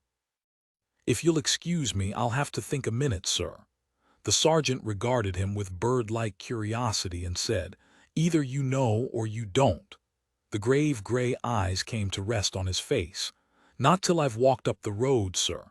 I'm doing that now if you wouldn't mind waiting a minute. I find I can think back if I do that." "Carry on," said Hannasyde, quelling the skeptical sergeant with a frown. There was a pause, during which P.C. Mather apparently projected his spirit back to Barnsley Street. At last he said with decision, "Yes, sir, it was. Number 39, that's Mrs. Dugdale's, had a window open, but she's got bars up, so it didn't matter. Then the next house, which is number 41, was all dark, and after that there was one with the basement light on. That was number 43. "I see," Hannasyde said. "You feel sure of that?" "Yes, sir."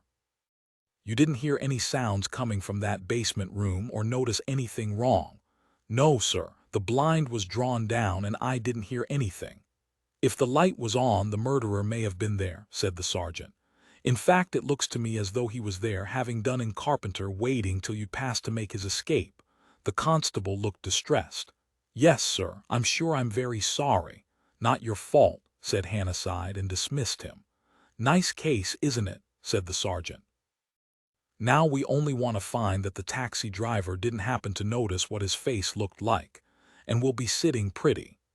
He was not destined to be disappointed.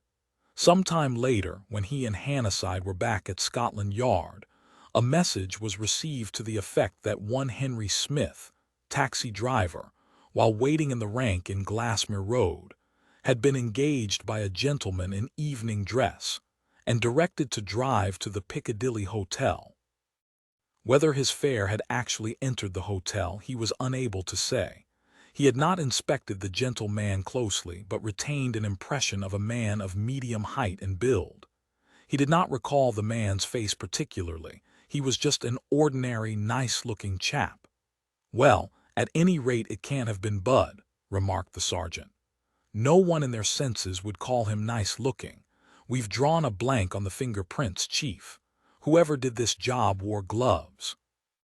"And no trace of the weapon," Hannasyde said, frowning. "A heavy, blunt instrument wielded with considerable strength. In fact, exactly the same instrument that was used to kill Fletcher." "It's nice to think we didn't overlook it at Greystones, at all events," said the sergeant cheerfully. "The murderer must have walked off with it under his hat. Have you got anything out of Carpenter's papers?" "Nothing that looks like being of much assistance. There's this."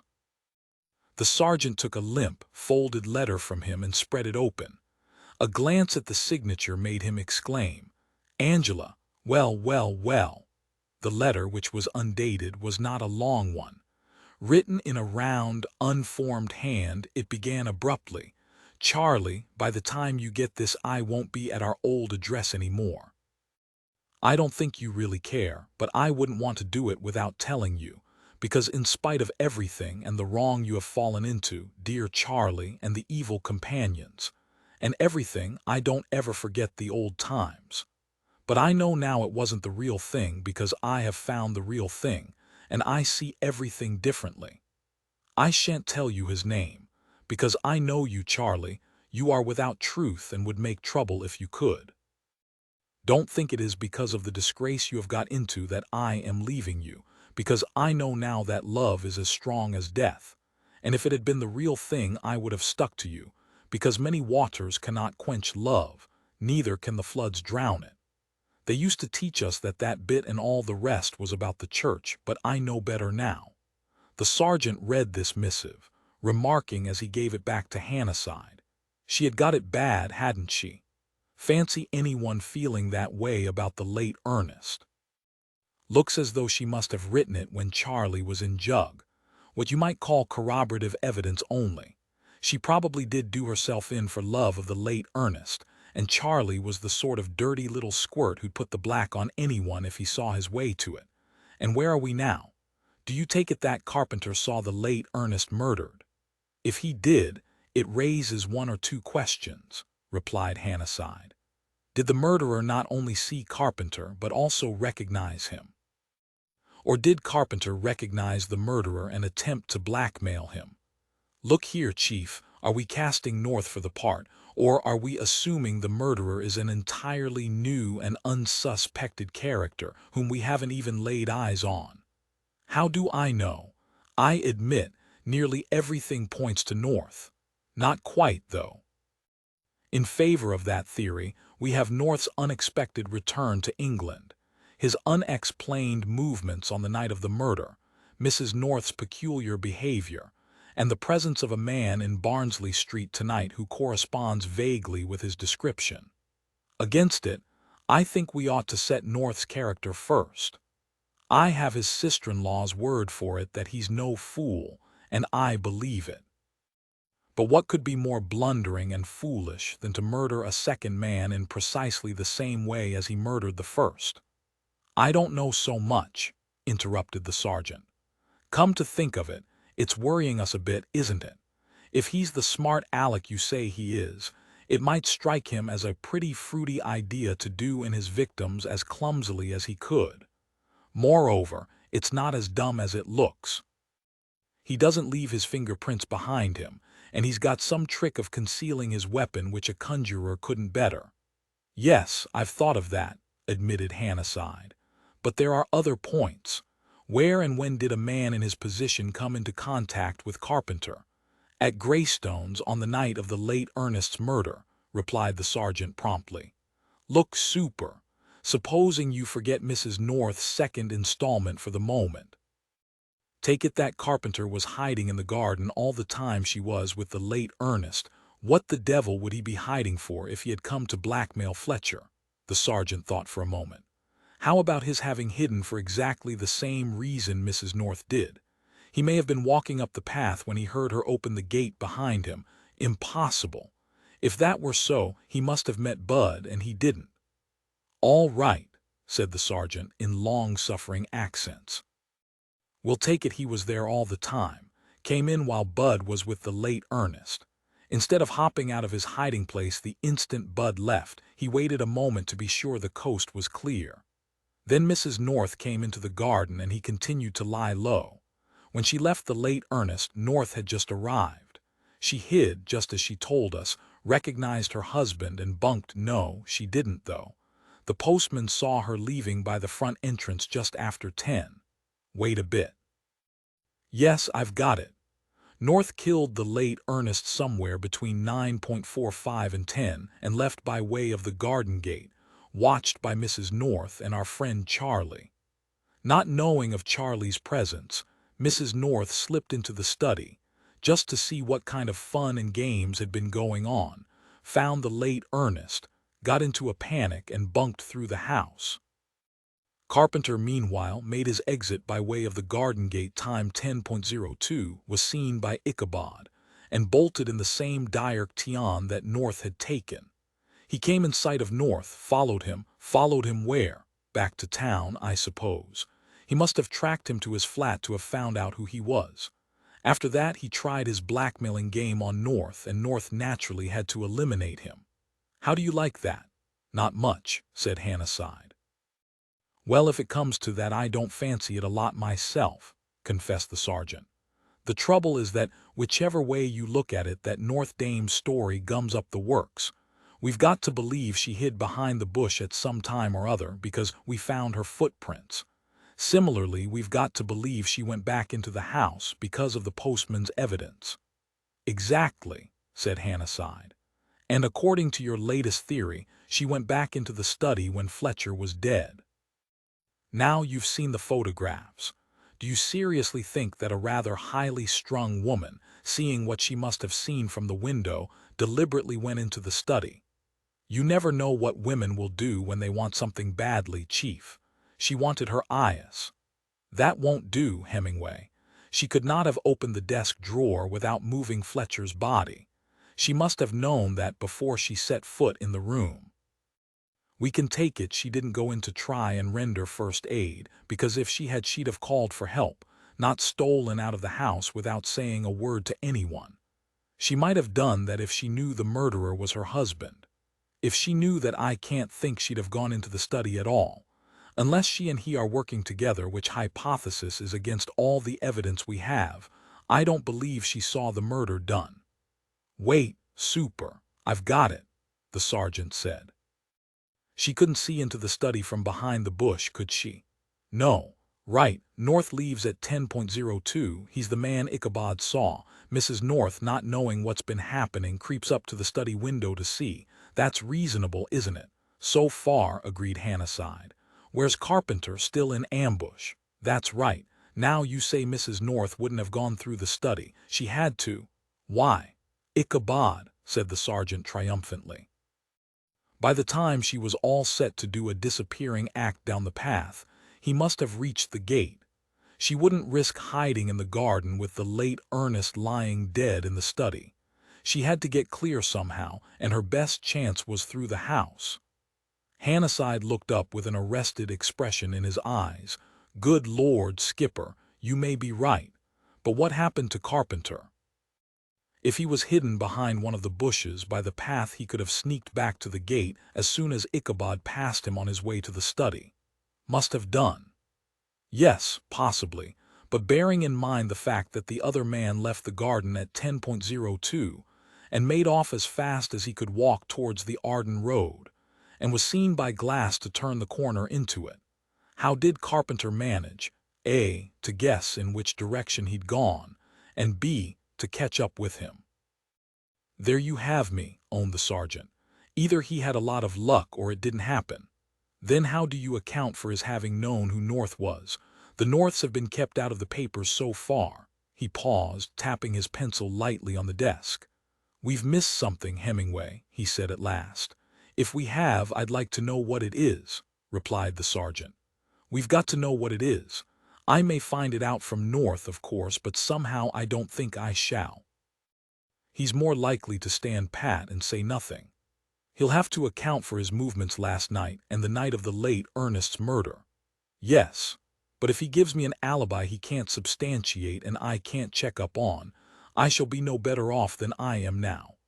Unless I can trace the connection between him and Carpenter, or prove he was in Barnsley Street last night, I haven't any sort of case against him. Unless I can rattle his wife into talking, or him through her," he added.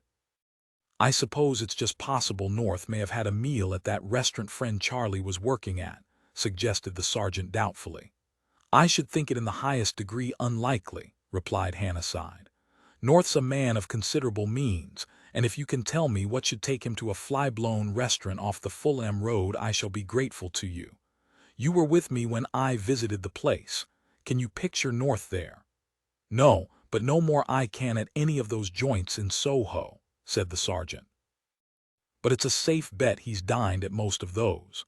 Soho's different." Hannasyde collected the scattered documents before him and put them away in his desk. "Time we both went home, Skipper. There's nothing more to be done till we've seen North. I propose to pay him a visit first thing in the morning, before he's had time to leave the house. In fact, I'll leave you to look after this end of the business. No need for you to attend the inquest. See what you can dig out of Carpenter's past history. I'll take Glass along with me to the Norths, just in case I need a man. He'll brighten things up for you anyway," remarked the sergeant. "I'm sorry I shan't be there to hear him give his evidence at the inquest. I bet it's a good turn." Superintendent Hannasyde reached Marley at 8:30 on the following morning, but he was not the first visitor to the Chestnuts. At 20 minutes to 9, as Miss Drew sat down to a solitary breakfast, a slender figure in disreputable gray flannel trousers, a leather-patched tweed coat and a flowing tie was ushered into the room by the slightly affronted butler. "Hullo," said Sally. "What do you want?" "Breakfast. At least I've come to see if you've got anything better than we have. If you have, I shall stay. If not, Kedgeree at home, on this morning of all mornings. Are you going to the inquest?" asked Sally, watching Neville inspect the contents of the dishes on the hot plate. "No, darling, but I'm sure you are. Herrings and kidneys and bacon and a ham as well. You do yourselves proud. I shall start at the beginning and go on to the end. Do you mind? Something rather nauseating in the sight of persons eating hearty breakfasts, don't you think?" "I am what is known as a good trencherwoman," replied Sally. "Roll or toast?" "And do you want tea or coffee, or would you like a nice cup of chocolate to go with all that food?" "How idly rich," sighed Neville, drifting back to the table. "Just coffee, darling." "You're one of the idle rich yourself now," Sally reminded him. "Rich enough to buy yourself a decent suit and to have your hair cut as well." "I think I shall get married," said Neville meditatively. "Get married!" exclaimed Sally. "Why?" "Aunt says I need someone to look after me." "You need someone to furbish you up," replied Sally. "But as for looking after you, I've a shrewd notion that in your backboneless way, Mr. Neville Fletcher, you have the whole art of managing your own life weighed up." He looked up from his plate with his shy, slow smile. "Art of living. No management. Is Helen a witness?" She was momentarily at a loss. "Oh, the inquest. No, she hasn't been subpoenaed so far. Which means, of course, that the police are going to ask for an adjournment." "I expect she's glad," said Neville. "But it's a great disappointment to me. One of life's mysteries still unsolved. Which story would she have told? I don't know, but I wish to God she'd tell the true story to John and be done with it. You've no idea of the atmosphere of cabal and mystery we live in. I have to think before I speak every time I wish to make an observation." "That must come hard on you," said Neville. "Where are they, by the way?" "In bed, I should think. John didn't get in till very late last night, and Helen hardly ever appears till after breakfast. I suppose Miss Fletcher's going to the inquest." "Then you suppose wrong, sweetheart. Really, very sensible of her, but I made sure she'd insist on going." "I expect she would if she happened to know it was being held today," he agreed. She regarded him curiously. "Do you mean you've managed to keep it from her?" "No difficulty," he answered. "Entrancingly womanly woman, my aunt. Believes what the mail tells her.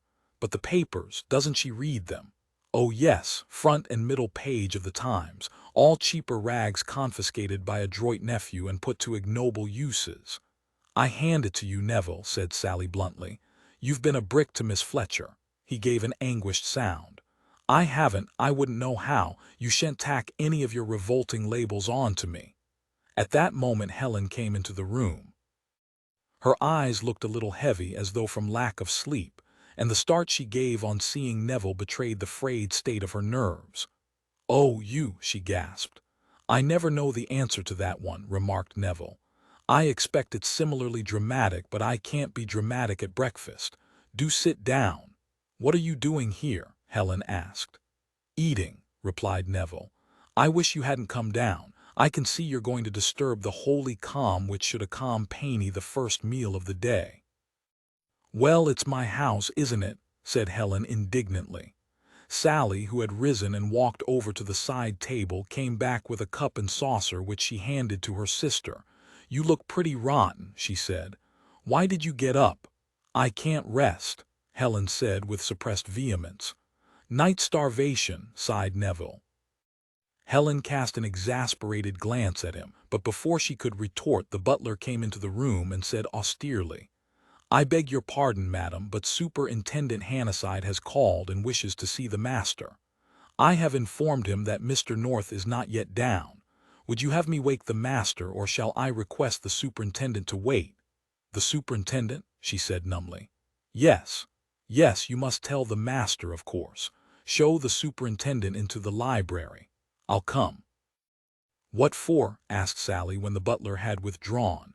"He didn't ask for you." "It doesn't matter. I must see him. I must find out what he wants. Oh dear, if only I could think." "Can't you?" asked Neville solicitously. "Not at all. For the Lord's sake, drink your tea and don't agitate," said Sally. "If I were you, I'd let John play his own hand." Helen set her cup and saucer down with a jar.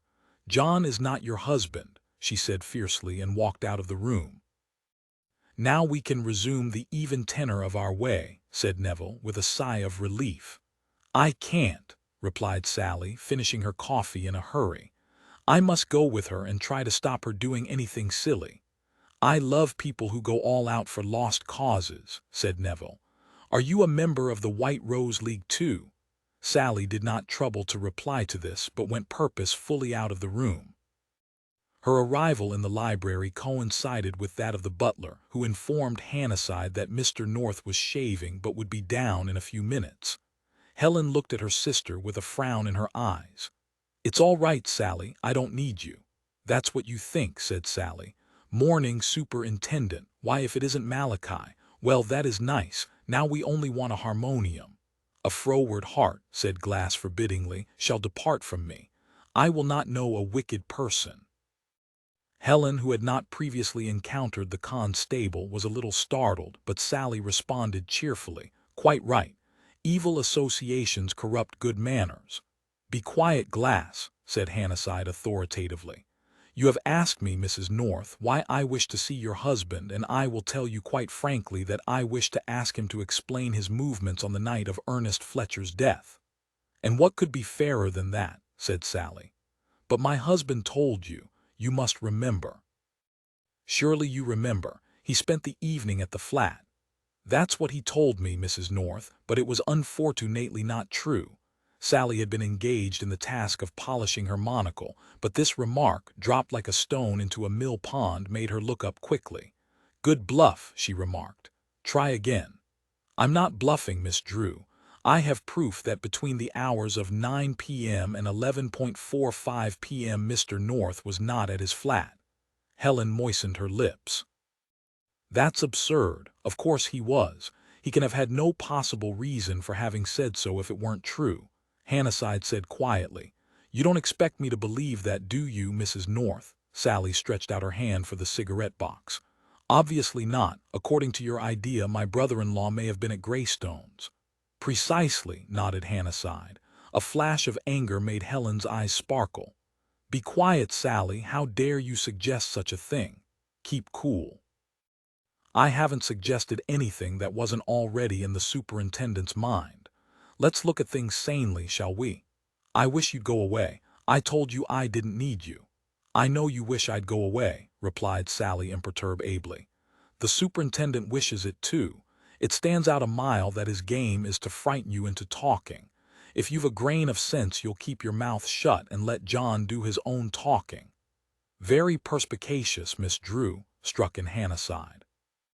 "But your words imply that there would be danger in your sister's being frank with me."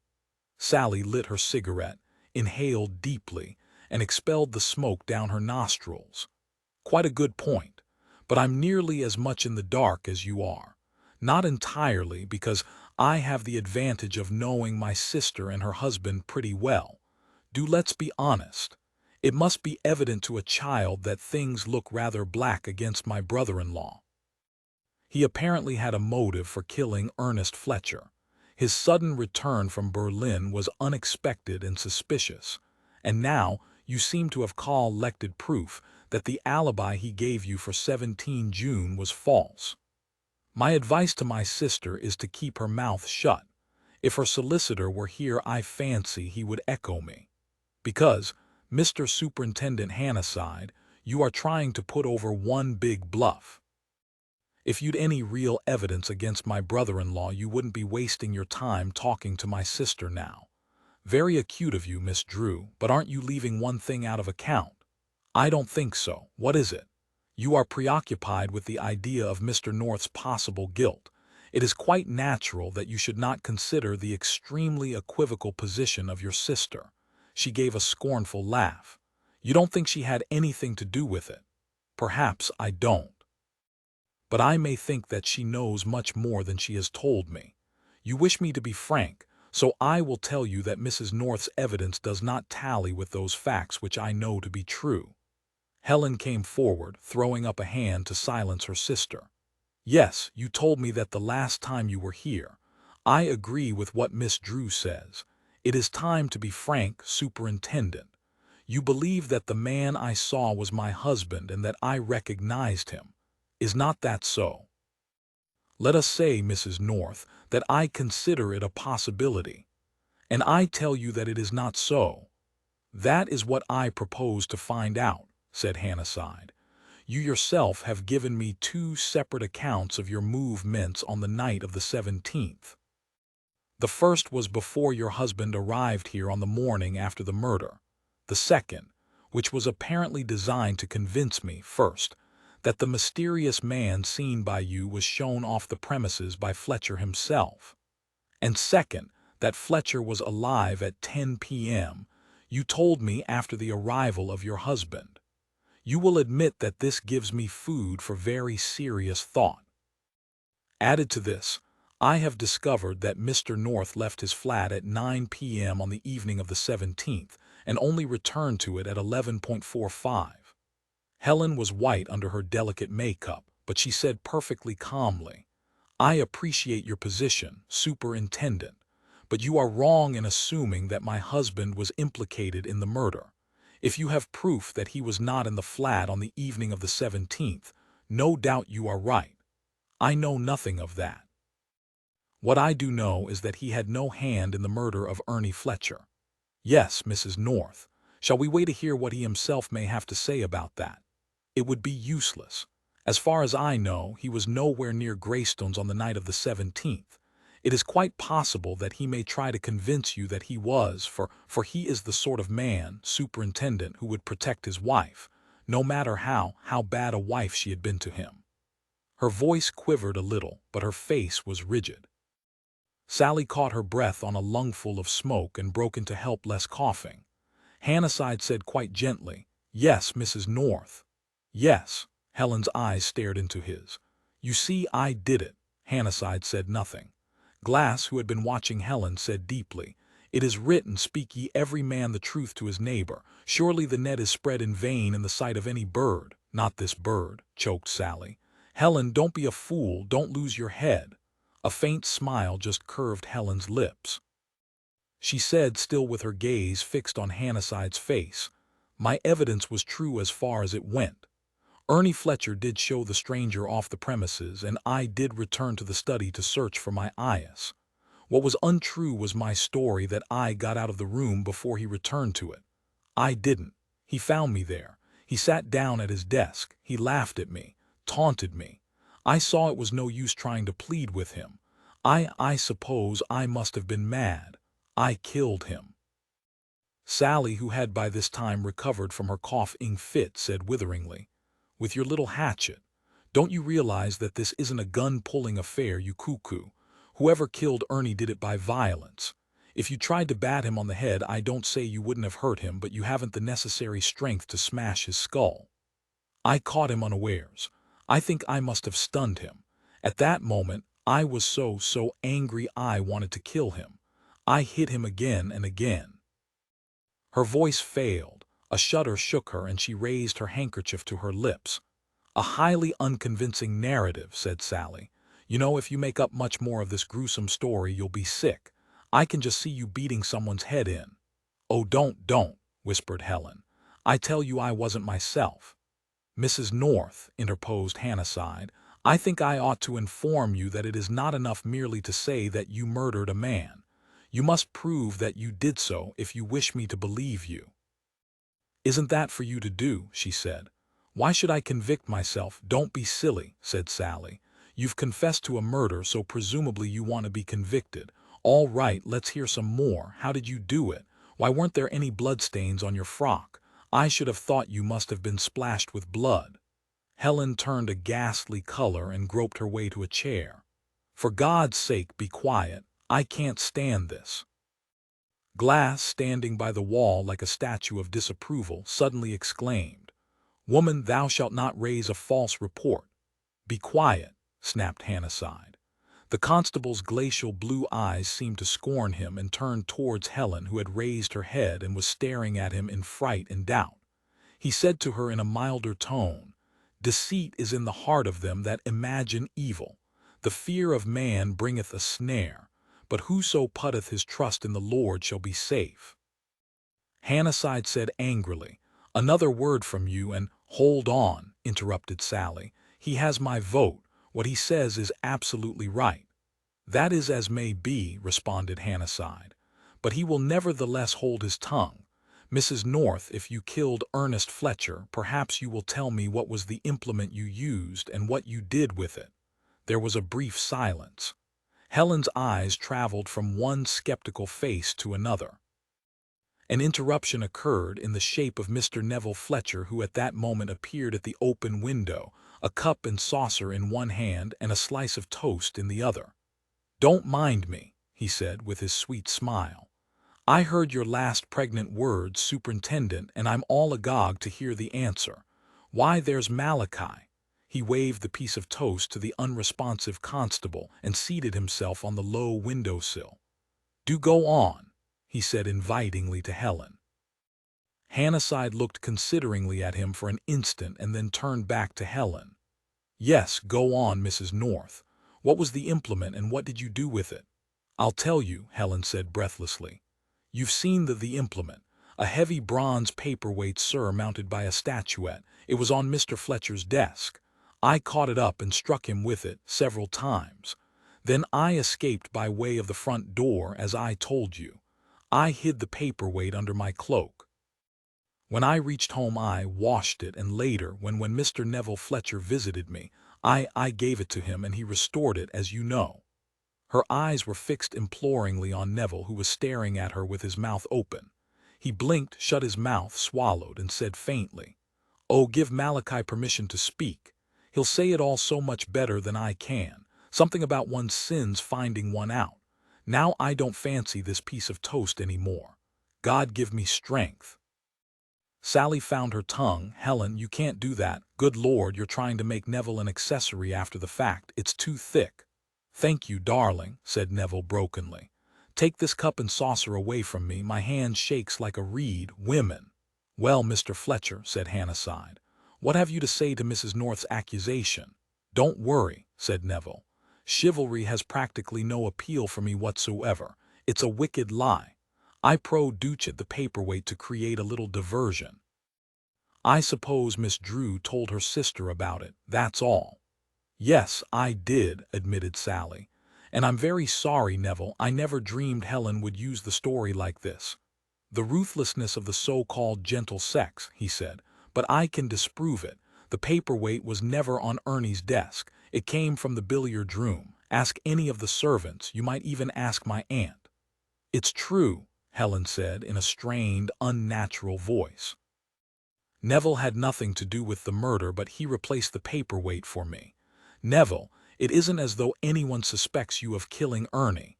Just to have put a paperweight back isn't such an awful thing to admit to." "Nothing doing," said Neville firmly. "I've no doubt you think I should look noble as a sacrifice, but I've never wanted to look noble, and I won't be made to."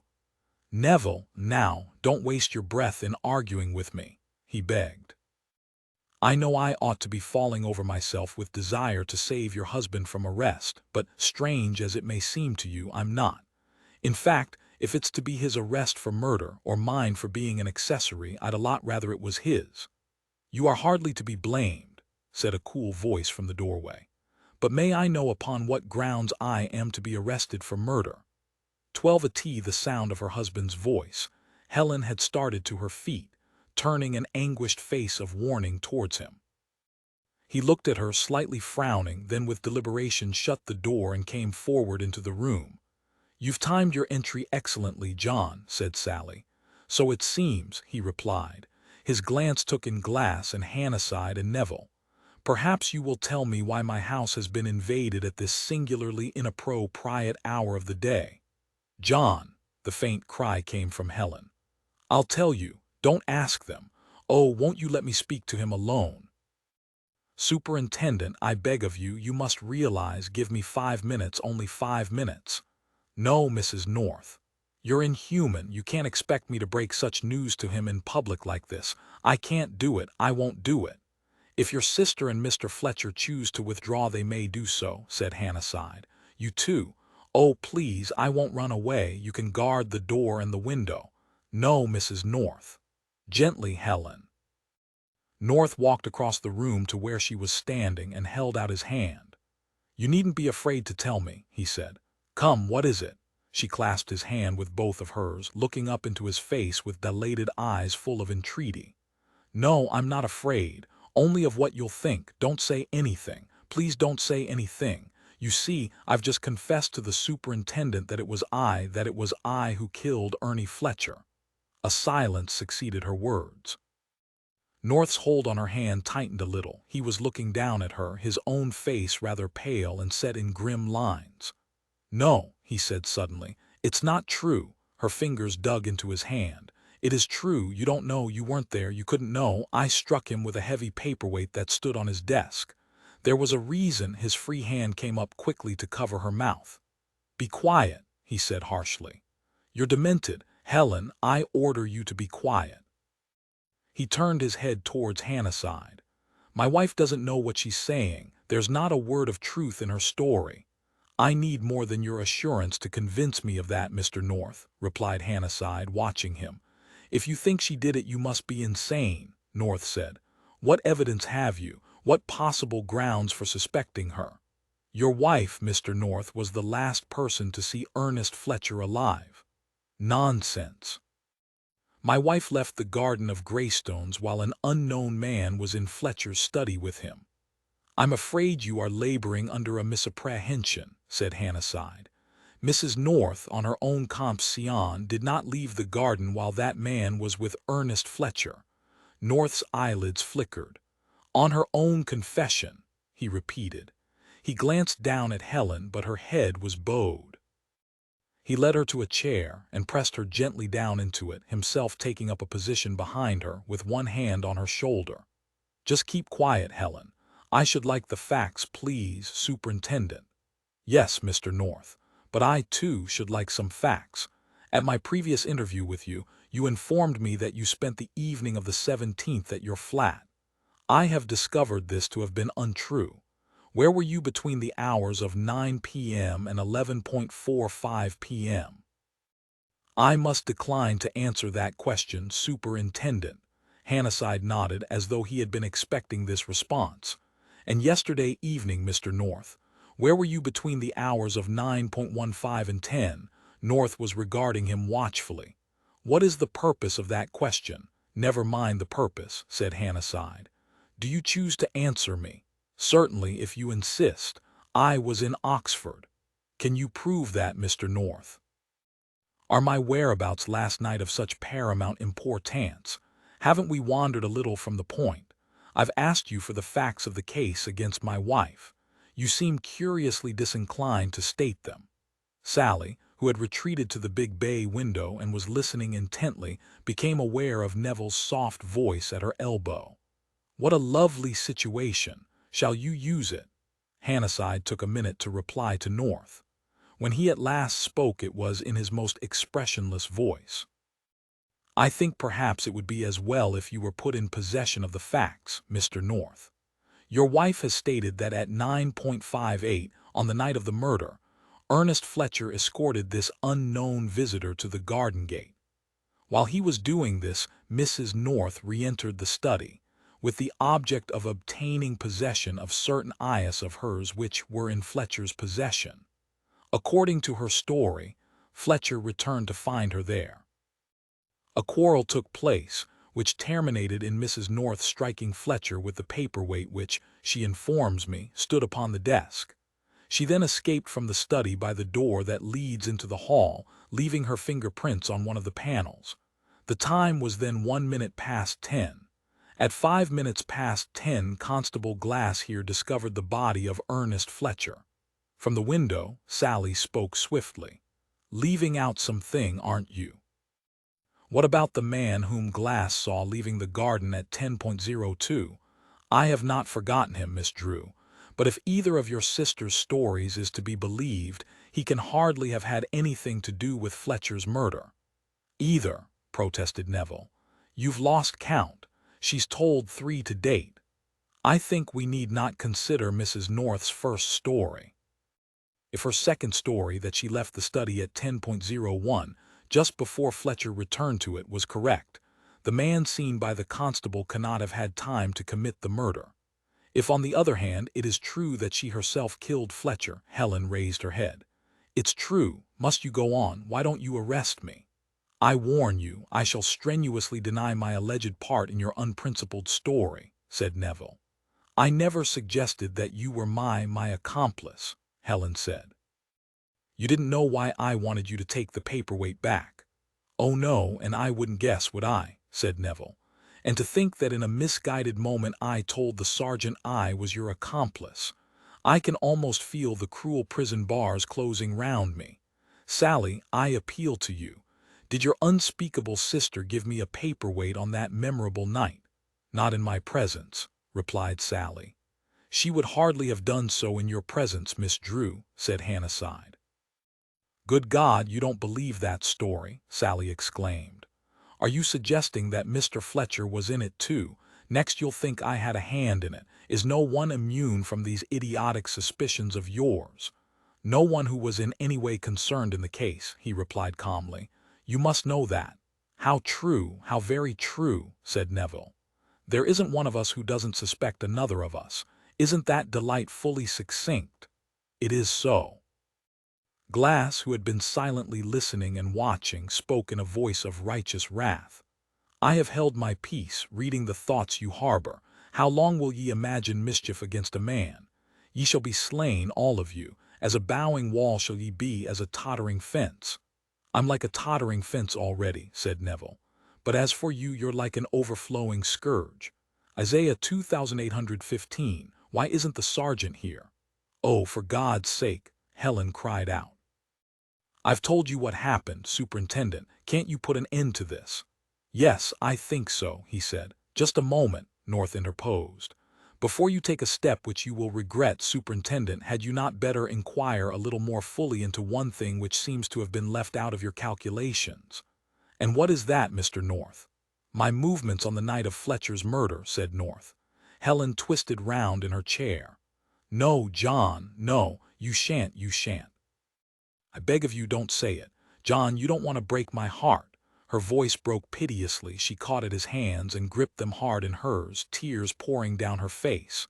Now look what you've done, said Neville. You know, this will have to go down in the annals of my life as a truly memorable morning. Helen, North said in a curious voice. Helen, my dear, What were your movements on the night of the 17th, Mr. North? Does it matter? I killed Fletcher. That's all you want to know, isn't it? No, panted Helen. He's only saying it to save me. You can see for yourself he is. Don't listen to him, Hannasyde said. It is by no means all I want to know, Mr. North. At what hour did you arrive at Greystones? I can't tell you. I didn't consult my watch. Will you tell me just what you did? I walked up the path to the study, entered it, told Fletcher why I had come. Why had you come, Mr. North? That I do not propose to tell you. I then killed Fletcher. With what? With the poker, said North. Indeed, yet no fingerprints or bloodstains were discovered upon the poker. I wiped it, of course. And then I left the premises. How? By the way I came. Did you see anyone in the garden or the road? No. What took you to Oxford yesterday? A business conference. A business conference of which your secretary knew nothing. Certainly, a very confidential conference. Did anyone besides yourself know that you were going to Oxford? Both my partners. What proof can you give me that you actually were in Oxford last night? What the devil has my visit to Oxford got to do with Fletcher's murder? North demanded.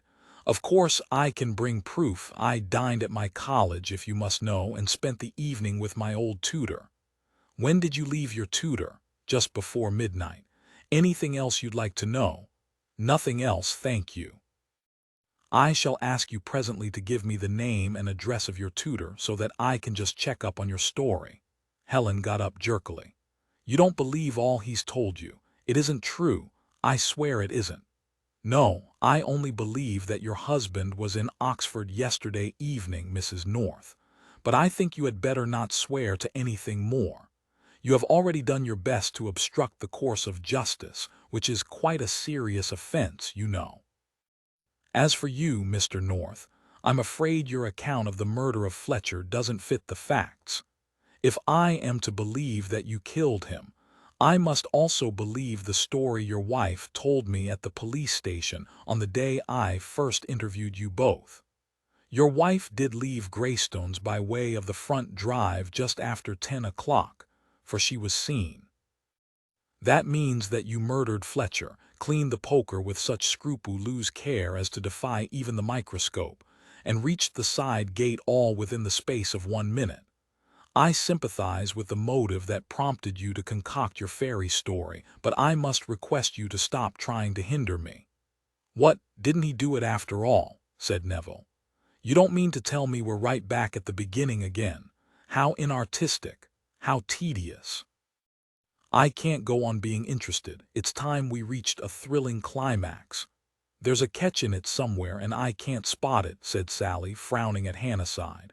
What makes you so sure my brother-in-law's innocent? The fact that he was not in London last night, Miss Drew. Helen put out a wavering hand and grasped a chair back. He didn't do it, she said, as though she hardly understood. Are you trying to trick me into saying something? No, Hannasyde replied. Mr. North has told me just where he really was on the evening of the 17th. I shall be satisfied that neither of you murdered Ernest Fletcher. You, at least, could never have done so. She gave a queer little sigh and crumpled up in a dead faint. Oh, damn you, Superintendent, exclaimed Sally and went quickly forward. She was thrust somewhat unceremoniously out of the way. North went down on his knee, gathered Helen into his arms, and rose with her. Open the door, he ordered curtly. Over his shoulder he said, I went to see a friend of mine on the evening of the 17th. You can verify that. Peter Mallard, 17 Crombie Street. Thanks, Sally. I shan't need your assistance. The next instant he was gone, leaving his sister-in-law meekly to shut the door behind him. Neville covered his eyes with his hand. Drama in the home. Oh my God, can you beat it? He thought she did it, and she thought he did it in the best Lyceum tradition. And they performed their excruciating antics on empty stomachs. Trouble and anguish have taken hold on me, suddenly announced Glass. They will deceive everyone his neighbor and will not speak the truth. They have taught their tongue to speak lies. You know, I won't say that I don't appreciate Malachi, remarked Neville critically, but you must admit that he has a paralyzing effect on conversation. Hannasyde said briefly, You can wait in the hall, Glass." "Rebellion," said Glass, "is as the sin of witchcraft, and stubbornness is an iniquity and idolatry. Therefore I will depart as I am bidden." Hannasyde refused to be drawn into any sort of retort, merely waiting in cold silence until Glass had left the room. Neville said, "I wish you'd brought the sergeant. You don't understand how to play up to Malachi a bit." "I have no wish to play up to him," replied Hannasyde. "Miss Drew, when your sister feels well enough to see me, I want to have a short talk with her." "All right," said Sally, lighting another cigarette. He looked at her. "I wonder if you would perhaps go and find out when I may see her." "Don't leave me, Sally, don't leave me," begged Neville. "My hand must be held. Suspicion has veered in my direction. Oh, I do wish John had done it." "I'm not going," replied Sally. "For one thing, I wouldn't be so tactless. For another, this problem is just beginning to get interesting. You needn't mind me, Superintendent, carry on." "I know what's coming," said Neville. "Who were you with last night?" "Precisely, Mr. Fletcher." "But it's very awkward. You've no idea how awkward," said Neville earnestly. "I can see that you're asking a very pregnant question, of course. But it would make things much easier for me if you tell me what the secret of last night is." "Why?" said Hannasyde. "All I wish you to do is to tell me where you were yesterday evening. Either you know why I'm asking this, or you don't, in which case you can have no possible objection to answering the question." "You know, that sounds very specious to me," said Neville. "I can see myself falling headlong into a trap. How terribly right Malachi always is. He warned me against deceit repeatedly." "Am I to understand that you have been practicing deceit?" "Oh, yes. I lied to my aunt," said Neville. "That's what makes it all so awkward. I told her I was coming here last night to see Miss Drew. I can't but see that that is going to cast an extremely bilious hue over my whole story." "You didn't come here, in fact." "No," said Neville unhappily. "Where did you go?" "I'd better tell the truth, hadn't I?" Neville asked Sally. "One is at such a disadvantage with the police. They always know more than they say. On the other hand, if I tell the truth now, I may find it awfully hard to lie afterwards." "Mr. Fletcher, this sort of thing no doubt amuses you, but it fails entirely to amuse me," said Hannasyde. "You must think I've got a perverted sense of humor," said Neville. "I haven't. I'm not in the least abnormal. It's only other people's troubles that amuse me. I'm wriggling in the toils." "I am still waiting for an answer to my question, Mr. Fletcher." "If I had my way, you'd wait forever," said Neville frankly. "Oh God, why didn't I go to Oxford and call on my tutor? He'd have been very glad to see me too. You mightn't think it, but they all hoped for great things of me at Oxford. You know, fellowships and what-nots. I was thought to have an intellect." "That doesn't surprise me at all," said Hannasyde drearily. "Yes, but doesn't it all go to show that a classical education is so much dross? Double firsts, yes, I did really, are of no practical use whatsoever. Oh, let us end this ghastly suspense. I was in London last night." "Intrigue," said Sally, her eyes dancing. "He lied to his aunt and went to the great wicked city. Spill it, Neville. What haunt of vice did you visit?"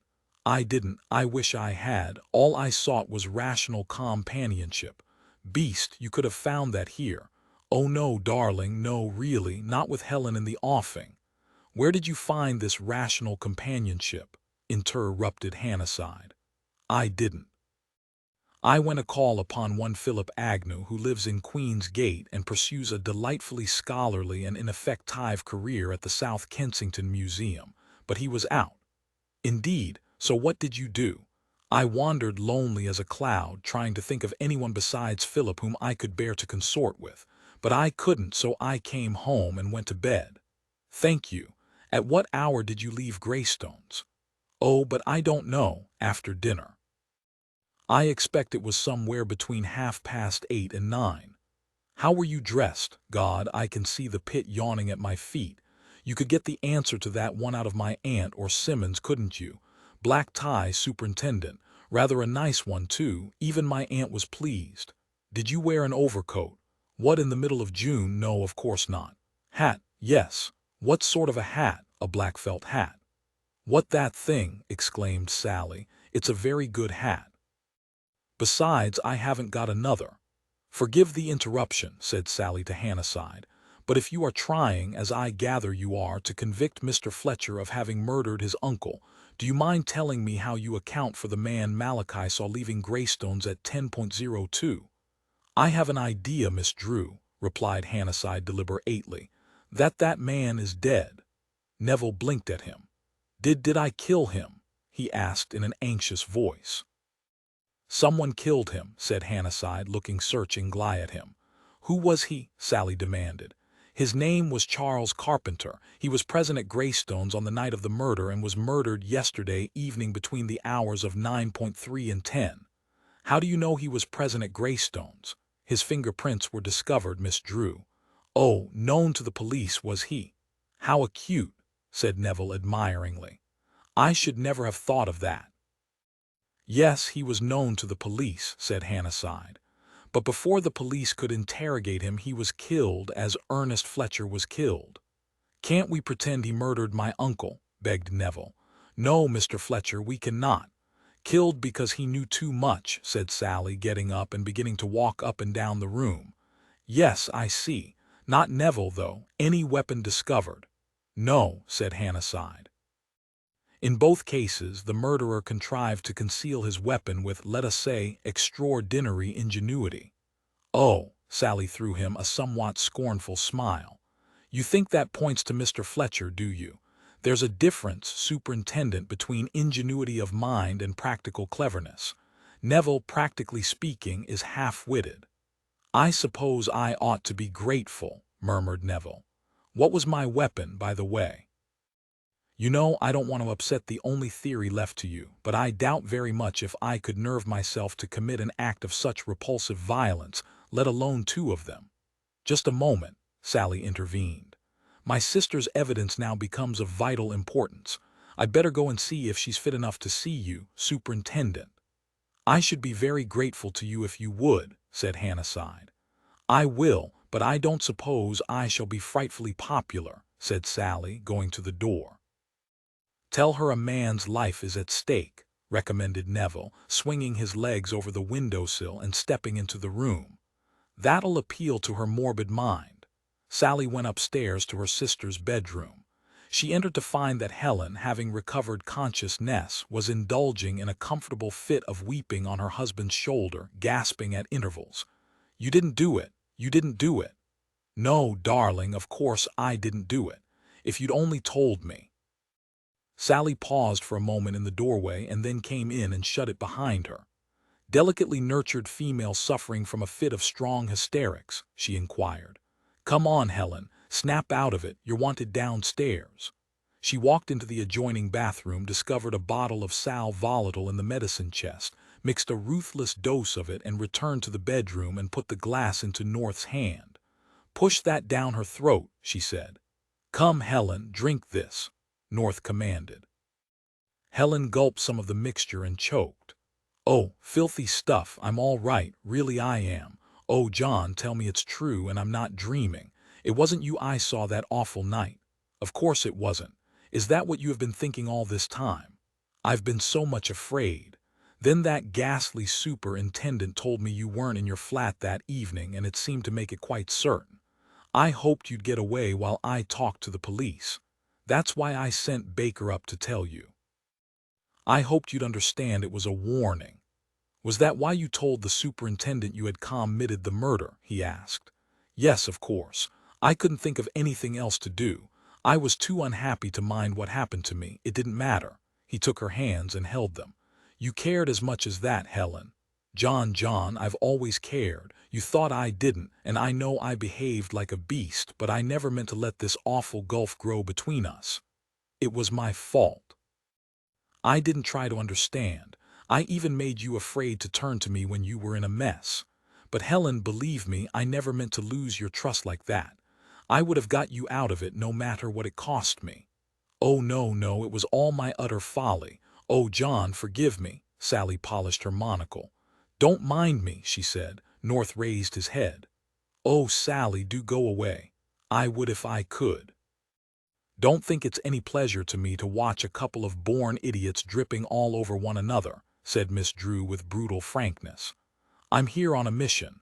The superintendent wants to see Helen. Do you think you could pull yourself together, sister?" Helen sighed, still clinging to North's hand. "I never want to set eyes on the superintendent again." "I dare say, but you happen to be an important witness. Now that you aren't laboring under the delusion that John's a murderer, the police would like to hear your evidence all over again. Take another swig of sal volatile. Tell me, John, why did you come back from Berlin in such a hurry?" "It doesn't matter any longer," he said. Sally opened her eyes at that. "What a lurid thrill. Did you get an anonymous letter about Helen's goings-on?" "No, not anonymous." Helen swallowed some more sal volatile. "Who?" she asked, flushing. "Never mind. It wasn't what your somewhat vulgar sister thinks. In fact, it was a metaphorical kick in the pants for me. So I came home." "And very helpful you were," said Sally. "You spread such a blight all over everywhere that even I began to think Helen might be wise not to tell you all." "It was a little difficult," he replied. "Helen was so obviously dismayed at seeing me, and so obviously afraid of my finding out the nature of her dealings with Fletcher. That," said Sally, "was your cue and you missed it. If you'd gone the right way to work she would have told you the whole story." "Yes," said North, "but I wasn't sure that I wanted to hear it." "An ostrich act, you." "Well, I wouldn't have thought it of you," said Sally. Helen pulled his hand to her cheek. "And thinking that you tried to get yourself arrested to save me. Oh, John." "I'm sorry, Helen. We seem to have lost one another." Sally took the empty glass away from her sister. "Look here, do you mind postponing all this? You've got to come down and tell the superintendent exactly what did happen on the fatal evening. At the moment he looks like pinching Neville for the murder, which I'm not at all in favor of. I don't know whether your evidence will be any good to him, but it might be. Shove some powder on your nose and come downstairs." Helen got up and went rather wearily to her dressing table. "All right, if I must. Though why you should care, I don't know. I thought you had no use for Neville." "I have never," said Miss Drew, inaccurately but with dignity, "allowed vulgar prejudice to influence my judgment. Moreover, I don't share your conviction that as long as John isn't pinched for the murder it doesn't matter who is. Are you ready?" Helen passed a comb through her hair, patted the waves into place, critically surveyed her profile with the aid of a hand mirror, and admitted that she was ready. Hannasyde was awaiting them in the library still with Neville. North said to him with a slight, rueful smile, "We owe you an apology, Superintendent. I rather think we've rendered ourselves liable to criminal prosecution." "Yes, you've been thoroughly obstructive," replied Hannasyde, but with a twinkle. "Now, Mrs. North, will you please tell me exactly what did happen while you were at Greystones on the 17th? "I did tell you," she said, raising her eyes to his face. "It was quite true, my story. Really it was." "Which one?" inquired Neville. "The one I told the superintendent at the police station that day. I did hide behind the bush, and I did go back into the study to look for my eyes." "And the man you saw enter the study? You're quite sure that Fletcher saw him off the premises before 10 p.m. "Yes, absolutely." "And you heard Fletcher returning towards the house just before you left the study?" She nodded. "Yes, and he was whistling. I heard his step on the gravel path. He was strolling, I think, not hurrying at all." "I see, thank you." Sally saw that he was frowning a little and said shrewdly, "You don't like my sister's evidence, Superintendent." "I wouldn't say that," he answered evasively. "Just a moment," said Neville, who had been jotting some notes down on the back of an envelope. "Do you think I could have done this? 10.01 My uncle alive and kicking. 10.02 Man seen making off down Maple Grove. 10.05 My uncle discovered dead. Who was the mysterious second man? Did he do it? Was I he? And if so, why? Action strange and apparently senseless. I shall resist arrest." "No question of arrest," announced Sally. "There's no case against you." "If you did it, what was your weapon?" Neville pointed a long finger at Hannasyde. "The answer is in the superintendent's face, loved one. The paperweight which I myself introduced into the plot." Hannasyde remained silent. Sally replied, "Yes, I see that, but if you had murdered Ernie, it would have taken some nerve to make the police a present of your weapon." "Yes, wouldn't it?" he agreed. "I should have stuttered with fright. Besides, I don't see the point. What would I do it for?" "Oh, the overweening conceit of the murderer," said Sally. "That's a well-known feature of the homicidal mind, isn't it, Superintendent?" "You have made a study of the subject, Miss Drew," he answered noncommittally. "Of course I have, but my own opinion is that Neville doesn't suffer from that kind of conceit. You can say it was a piece of diabolical cunning if you like, but there again there's an objection. There was no reason why you should suspect the paperweight more than any other of the weapons there must be at Greystone's, so why should he have brought it to your notice?" "Perverted sense of humor," supplied Neville. "The murderer's freakish turn of mind. I shall soon begin to believe I'm guilty. Oh, but just think of me murdering a man for his millions. No, I won't subscribe to it. It's a repulsive solution to an otherwise recherché crime. Yet it is, I believe, a fact that your financial condition at the time of your uncle's death was extremely precarious," said Hannasyde. North, who had been standing behind his wife's chair in silence, intervened at this, saying in his even way, "That question, Superintendent, should surely not be put to Mr. Fletcher in public." Neville blinked.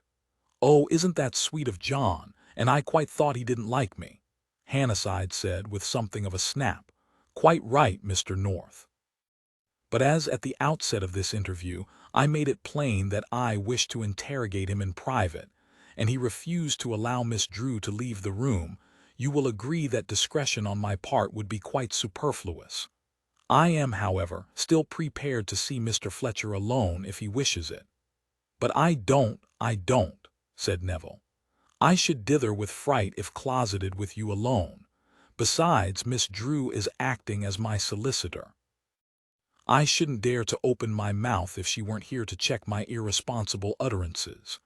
Then perhaps you will tell me whether I am correct in saying that you were very awkwardly placed as regards finance at the time of your uncle's death." "Well, no," answered Neville diffidently. "I didn't find anything awkward about it." "Indeed? Are you prepared to state that you had a credit balance at your bank?" "Oh, I shouldn't think so," said Neville. "I never have at the end of the quarter." "Were you not, in fact, very much overdrawn?" "I don't know, was I? Isn't this a little unworthy of you, Mr. Fletcher? Did you not receive a communication from your bank on the 14th of the month informing you of the state of your overdraft?" "Ah, I thought that was what it was about," said Neville. "It generally is, though not always, mind you. The bank once wrote to me about some securities or something of mine, and it led to quite a lot of trouble on account of their stamping the name of the bank on the envelope. Because, of course, when I saw that, I put the letter into the waste paper basket. I mean, wouldn't you? Are you asking me to believe that you did not open the bank's letter? Well, it'll make things much easier for you if you do believe it," said Neville engagingly. Hannasyde looked a little nonplussed, but said, "You did not, then, apply to your uncle for funds to meet your liabilities?" "Oh, no. Did you perhaps know that it would be useless?" "But it wouldn't have been," objected Neville. "Your uncle had not warned you that he would not be responsible for your debts," Neville reflected. "I don't think so, but I do remember that he was most annoyed about an episode in my career that happened in Budapest. It was all about a Russian woman, and I didn't really want Ernie to interfere. But he had a lot of hidebound ideas about the honor of the name and prison being the final disgrace, and he would insist on buying me out. He didn't like me being county courted either. I've always thought it would probably save a lot of bother to be declared bankrupt, but Ernie couldn't see it in that light at all. However, I don't want to speak ill of the dead, and I expect he meant well. Unpaid bills do not worry you, Mr. Fletcher." "Oh, no, one can always fly the country," said Neville with one of his sleepy smiles. Hannasyde looked rather searchingly at him. "I see, a novel point of view. Is it?" "I wouldn't know," said Neville innocently. Helen, who had been leaning back in her chair as though exhausted, suddenly said, But I don't see how it could have been Neville. It isn't a bit like him, and anyway, how could he have done it in the time? He wasn't anywhere in sight when I left the house. Peeping at you over the banisters, darling, explained Neville. When you think that Helen was in the study at 10 p.m. and my dear friend Malachi at 10:05, I had a lot of luck, hadn't I? What do you think, Superintendent? I think, said Hannasyde, that you had better consider your position very carefully, Mr. Fletcher. 13W hat do you suppose he meant by that? Asked Neville as the door closed behind Baker, ushering Superintendent Hannasyde out. Trying to rattle you, replied Sally briefly. Well, he succeeded, said Neville. I'm glad I ate that handsome breakfast before he came, for I certainly couldn't face up to it now. Talking of breakfast, began North. How insensate of you if you are, said Neville. Helen, darling, you have such a fertile imagination. Are you quite sure you really saw Ernie showing his strange visitor out? Of course I'm sure. What would be the point of making up such a tale? If it comes to that, what was the point of deceiving John all this time? Said Neville reasonably. Irrational lunacy, that's tautology, but let it stand, peculiar to females. She smiled, but replied defensively. It wasn't irrational. I know now it was silly, but I had a definite reason. It would be nice to know what that was, he remarked. Or no, on second thoughts, it would probably tax my belief too far. Only inference left to John was that you had committed what the legal profession so coyly calls misconduct with Ernie.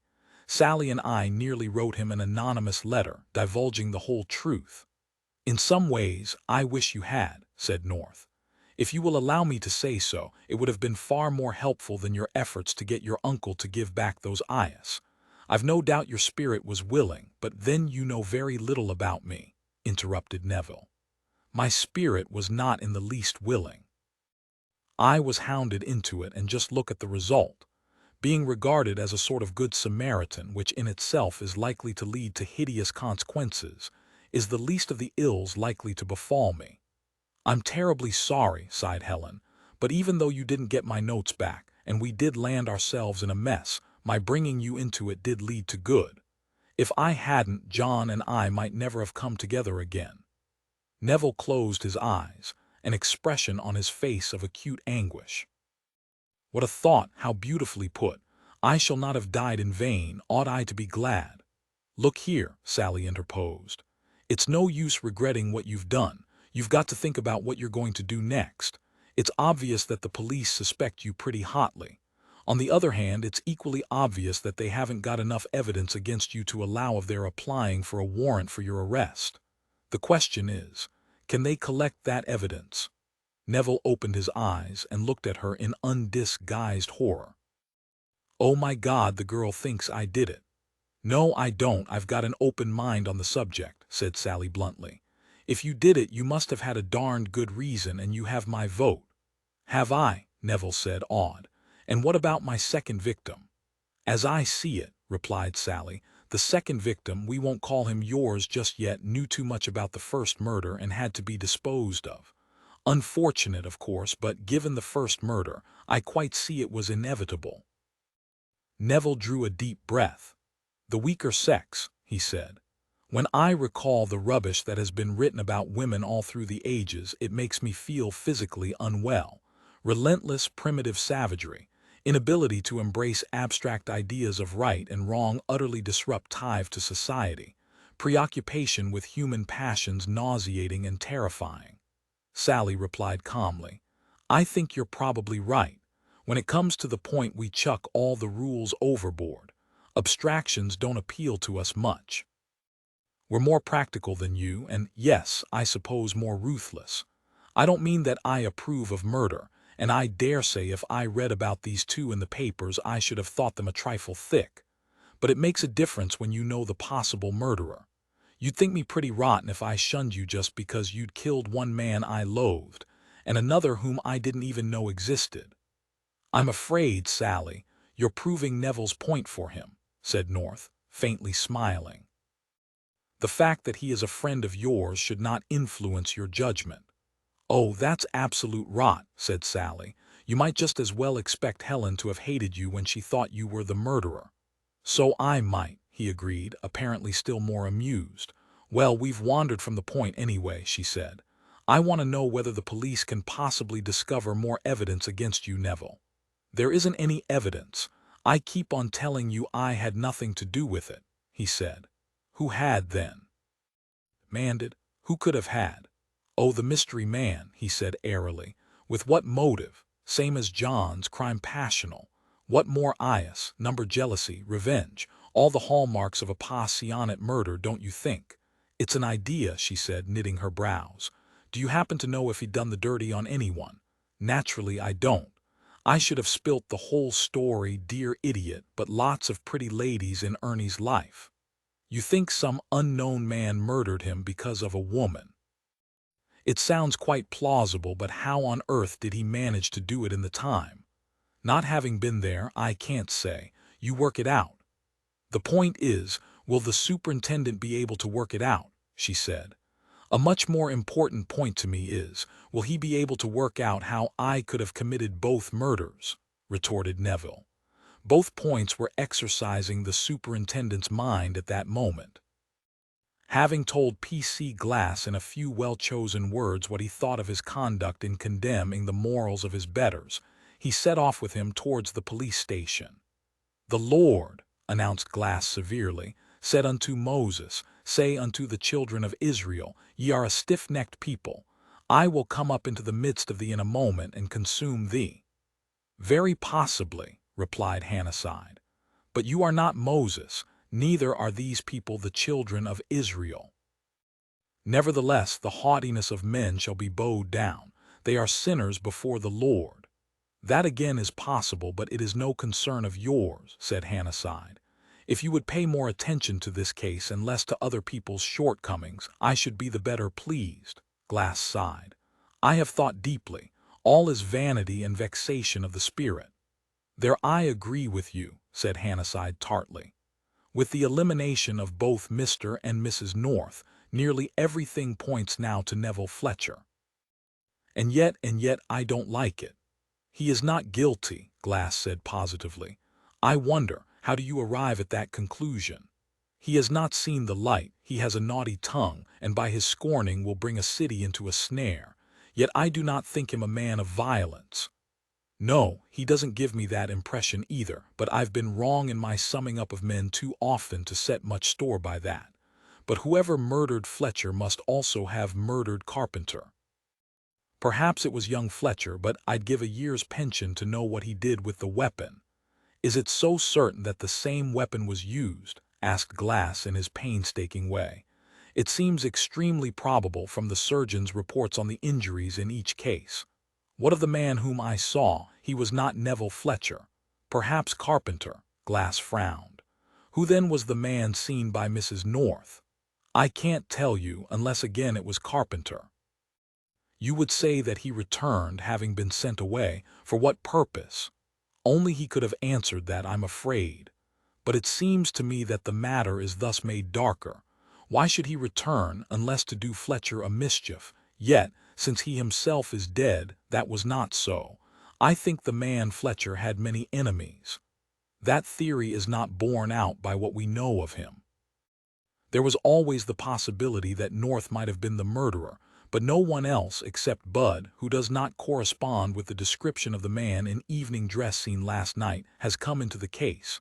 And we've been into Fletcher's past fairly thoroughly. A nasty case. The sergeant said so at the start." "The unholy," said Glass, his eye kindling, "are like the chaff which the wind driveth away." 6. "That'll do," said Hannasyde coldly, terminating the conversation. When the sergeant heard, later, that North's innocence was established, he spoke bitterly of resigning from the force. "The hottest suspect we had, and he must needs go and clear himself," he said. "I suppose there's no chance his alibis were faked?" "I'm afraid not, Skipper. They're sound enough. I've been into them. We seem to be left with Neville Fletcher only. He has no alibi for last night. He admits, in fact, that he was in London." "Well," said the sergeant judicially, "if it weren't for his work on Ichabod, I'd as soon pinch him as anybody." I know you would, but unfortunately there's a snag, two snags. He stated quite frankly that he was wearing a dinner jacket suit last night, but he also said that his hat was a black felt. The man we want wore an opera hat. That's nothing, said the sergeant. He probably made that up. I don't think so. No flies on that young man. He said it was the only hat he possessed. I could so easily disprove that if it weren't true that I haven't even tried to. What is more, he is either a magnificent actor or he really didn't know what I was driving at when I questioned him on his movements last night. All the same, said the sergeant, if North's out, young Neville's the only one who could have done it in the time. What time? The sergeant answered with a touch of impatience. Why, between Mrs. North's leaving and Ichabod's arrival, Chief. Less time than that, corrected Hannasyde. The murder must have been committed after 10.01 and before 10.02. Well, if that's so, there hasn't been a murder, said the sergeant despairingly. It isn't possible. But there has been a murder, two of them. The sergeant scratched his chin. It's my belief Carpenter didn't see it done. If he left at 10.02, he couldn't have. Stands to reason. Then why was he killed too? That's what I haven't worked out yet, admitted the sergeant. But it seems to me as though he knew something which would have told him who must have committed Ted the murder. Wonder if Angela Angel had any other boyfriends. He paused, his intelligent eyes more bird-like than ever. Suppose he was shown out at 9.58, and suppose when he was walking off he caught sight of a chap he knew sneaking in at that side gate. Think that might put ideas into his head. Seems to me he'd add 2 and 2 together and make 'em 4 when he read about the late Ernie's being found with his head bashed in. Yes, quite reasonable except for one detail you've forgotten. You're assuming that the man Glass saw at 10.02 was not Carpenter, but the murderer, and we're agreed that whenever that man may have entered the garden he cannot have murdered Fletcher until after 10.01. And that won't do. Nor it will, said the sergeant, discomfited. After a moment's thought he perked up again. All right, say Carpenter went back to see what this other chap was up to. 6. He saw the murder done and he legged it for the gate as hard as he could. And the other man, like I said before, he heard Ichabod's fairy footfall and hid himself in the garden and slipped out as soon as Ichabod reached the study. The more I think of it, Chief, the more I see it must have been like that. It does sound plausible, Hannasyde conceded. What was the unknown man's motive? Angela. Yes, I think we'll have to say it was Angela, on account of Charlie's being linked up with him. Yet her friend, what was her name? Lily, whom you questioned, didn't mention any man but Carpenter and Fletcher in connection with Angela, did she? Not what you might call specifically. She said there were plenty hanging round the poor girl. Doesn't seem likely that an apparently unsuccessful admirer would go to the lengths of killing Fletcher, does it? If it comes to that, nothing seems likely about this case except that we'll never get to the bottom of it, said the sergeant crossly. Hannasyde smiled. Cheer up, we've not done with it yet. What did you manage to find out today? Nothing that looks like being of any use, the sergeant replied. We've got hold of one of Carpenter's relations, but he couldn't tell us much. Wait a bit, I've got it all here for what it's worth. He picked up a folder and opened it. Carpenter Alfred, occupation clerk. Age 34 years, brother to the deceased, has not set eyes on deceased since 1935. Did he know anything about Angela Angel? No, only hearsay. According to him, Charlie was never what you'd call the hope of the family. Sort of kid who pinched the other kids' belongings at school. He started life in the drapery business and got the sack for putting the petty cash in the wrong place. No prosecution. Old Carpenter, he's dead now, paid up. After that, our hero joined a concert party. Seems he could sing a bit as well as look pansy. He stuck to that for a bit, and then he got a job on the stage proper, male chorus. By that time, what with one thing and another, his family had got a bit tired of him, and they gave him order of the boot from home, and no mistake. Then he went and got married to an actress. Name of Peggy Robinson. The next thing the family knew was that he'd waltzed off into the blue, and his wife was on their doorstep, calling out for his blood. Alfred didn't take to her. Said that was one thing he didn't blame brother Charlie for, leaving a wife that was more like a raging tigress than a decent woman. They managed to get rid of her, but not for long. Oh no. She went off on tour, and though Alfred says they had news that she was properly off with another fellow, that didn't stop her coming back to tell Charlie's people how she'd heard that he was in town again, and living with a girl he'd picked up somewhere in the Midlands. Seems he'd been on tour likewise. What the rights of it was I don't know, and nor does Alfred, but there doesn't seem to be much doubt about it that the girl was none other than Angela Angel. "Where is the wife now?" interrupted Hannasyde. "Pushing up daisies," replied the sergeant. "Died of pneumonia following influenza a couple of years ago. Alfred knew Charlie had been to jail, but he hadn't had word of him since he came out and didn't want to. He never saw Angela, but he says he was pretty sure she wasn't on the stage when Charlie picked her up. From what the wife told him, he gathered it was a regular village maiden story. You know the sort of thing. Romantic girl, brought up very strict, falls for wavy-haired tenor and elopes with him. Well, poor soul, she paid for it in the end, didn't she?" Did Alfred Carpenter remember what her real name was? No, because he never knew it. But taking one thing with another, it looks to me as though one mystery's solved at least, which is why no one ever turned up to claim Angela when she did herself in. If she came from a straight-laced sort of home, you may bet your life she was cast off, same as Charlie was. I've known people like that. Hannasyde nodded. "Yes, but it doesn't help us much. Did you dig anything out of Carpenter's landlady or the proprietor of the restaurant he worked at?" "What I dug out of Giuseppe," replied the sergeant acidly, "was a highly talented performance, but no good to me. How these foreigners can keep it up and not get tired out beats me. He put on a one-man show all for my benefit, hair tearing, Dio mios, corpo tobaccos, and the rest of it.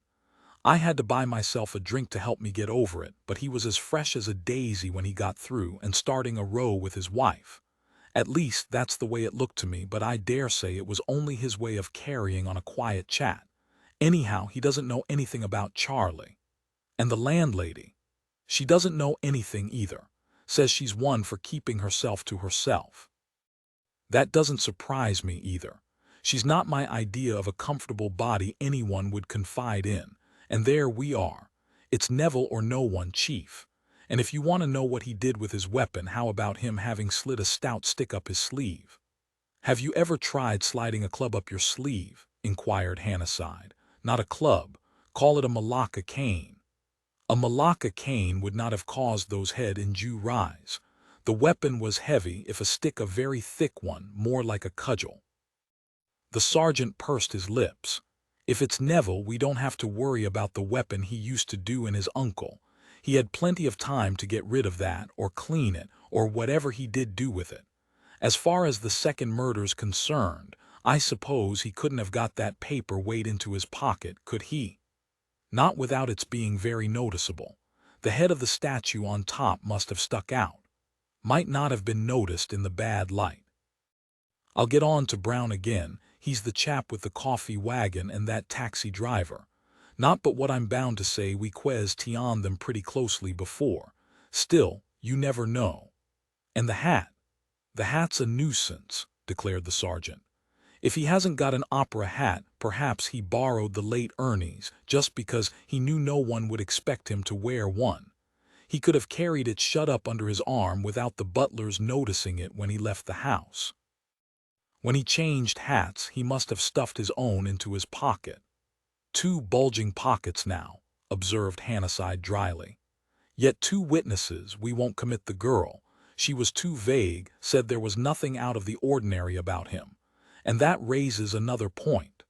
The taxi driver, who seemed to me quite an intelligent chap, described his fare's appearance as that of an ordinary, nice-looking man. He didn't think he would know him again if confronted with him. When pressed, he could only repeat that he looked like dozens of other men of between 30 and 40. Now, if you met Neville Fletcher, do you think you'd recognize him again?" "Yes," said the sergeant reluctantly. "I would. No me's taking him. For one thing, he's darker than most and not what I'd call a usual type. He's got those silly long eyelashes too, and that smile which gets my goat. No, no one in their senses would say he's like dozens of others. Besides, he's younger than 30 and looks it. Well, what do we do now? Hannasyde drummed his fingers lightly on the desk, considering. The sergeant watched him sympathetically. Presently he said in his decided way, "Angela Angel, it comes back to her. It may sound far-fetched to you, Skipper, but I have an odd conviction that if only we knew more about her we should see what is so obstinately hidden now." The sergeant nodded. "Sort of a hunch. I'm a great believer in hunches myself. What'll we do? Advertise?" Hannasyde thought it over. "Number better not. I must say I'm not keen on that method. What's more, if her people didn't come forward at the time of her death, it isn't likely they will now. I don't want to precipitate another tragedy," Hannasyde said grimly. The sergeant sat up with a jerk. "What more head bashings? You don't think that, do you?" "I don't know. Someone is pretty determined that we shan't penetrate this fog we're groping in. Everything about the two murders suggests a very ruthless brain at work." "Maniacal, I call it," said the sergeant. "I mean, just think of it. You can understand a chap cracking open another chap's head if he was worked up into a white-hot rage. At the same time, you'd expect him to feel a bit jolted by what he'd done, wouldn't you? I don't reckon to be squeamish, but I wouldn't like to have done the job myself, no, nor to have seen it done. Nasty, messy murder, I call it. But our bird isn't upset. Not he. He waltzes off and repeats the act in cold blood, mind you. Think that's sane? I'm damned if I do. All the more reason for being careful not to hand him a motive for killing someone else." "That's true enough. But if we are dealing with a lunatic, Super, it's worse than I thought. You can catch up on a sane man. His mind works reasonably, same as your own. And what's more important, he always has a motive for having committed his murder, which again is helpful. But when you come to a madman's brain, you're properly in the soup, because you can't follow the way it works. And 10 to 1, he hasn't got a motive for murder. Not what a sane person would consider a motive, that is. Yes, there's a lot in what you say, but I don't think our man's as mad as that. We've a shrewd idea of what his motive was for killing Carpenter, and presumably he had one for killing Fletcher." The sergeant hunted amongst the papers before him on the desk, and selected one covered with his own handwriting. "Well, Super, I don't mind telling you that I've had a shot at working the thing out for myself, and the only conclusion I've come to is that the whole thing's impossible from start to finish. Once you start putting all the evidence down on paper, you can't help but see that the late Ernest wasn't murdered at all. Couldn't have been." "Oh, don't be absurd," said Hannasyde rather impatiently. "I'm not being absurd, Chief. If you could chuck Mrs. North's evidence overboard, all well and good. But setting aside the fact that she's got no reason to tell lies now she knows that precious husband of hers isn't implicated in the crime, we have the postman's word for it that a woman dressed like her came out of Greystones at just after 10 p.m. on the 17th. So that fixes her. If it weren't for his having compared his watch with the clock in the late Ernest's study, I'd say old Ichabod was mistaken in the time he saw a chap coming out of the side gate.